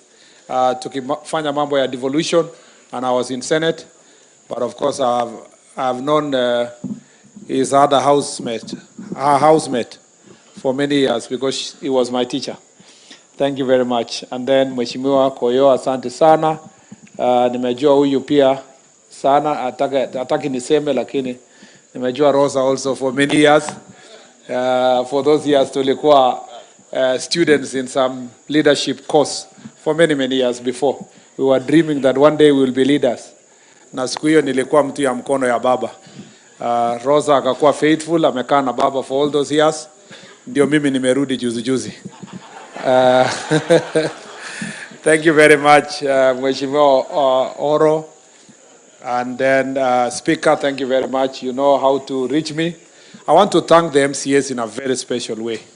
You know, for a member of a county assembly, a politician, kukaa kutoka saa 5, saa 6 mpaka saa hii na hajasema kitu, that is a high level of humility. So as the MCAs of this county, the day you will want to see me, or you want me to have an engagement with you, I will repay you. Nitalipa hiyo safari ku make sure mkiniita hapa nitakuja. Mkitaka mnione Nairobi nitapanga. Kwa hivyo nataka nishukuru sana na tuendelee kushikana pamoja. Tunashukuru uhusiano mzuri ya baba na rais wetu, na sisi wenye tulikuwa conflicted, tulikuwa kwa rais lakini ni marafiki na baba. We are now double happy kwa sababu tuna support rais na wameshikana pamoja na yeye. Now, as a person who has worked closely with both of them, want to appreciate the former Prime Minister, Baba wetu Raila Odinga, because he's a statesman, and every time I have been in a meeting, he always thinks about the country, not one region, the entire country, and the fairness of running the entire country. And this one, they are coming together, ndio imeleta amani kwetu pamoja. Now it shows that in politics, competition is not enmity. it is possible to compete and also converge, especially when national interest is in danger. You know, there are some people who are celebrating when they see other countries collapse. But baba wetu Raila alisema, it is better to be a partner with your government than to fight and have no government at all. Save your government first and have other discussions in future. And because of his decision, see what our country has been like. Ona development inaendelea kwa hii region na region zote za Kenya, na Mheshimiwa Rais ata extend mkono kwa kila. Now I like what Mheshimiwa Koyo alisema. The president and the former prime minister are setting a ground for a Kenya where anyone can be president of Kenya. You know, you don't have to be asked again, shares yako ni ngapi. We don't want Kenya, everybody is a shareholder in Kenya.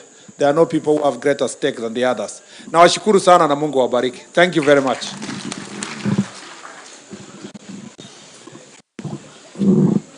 Tutafanya national anthem.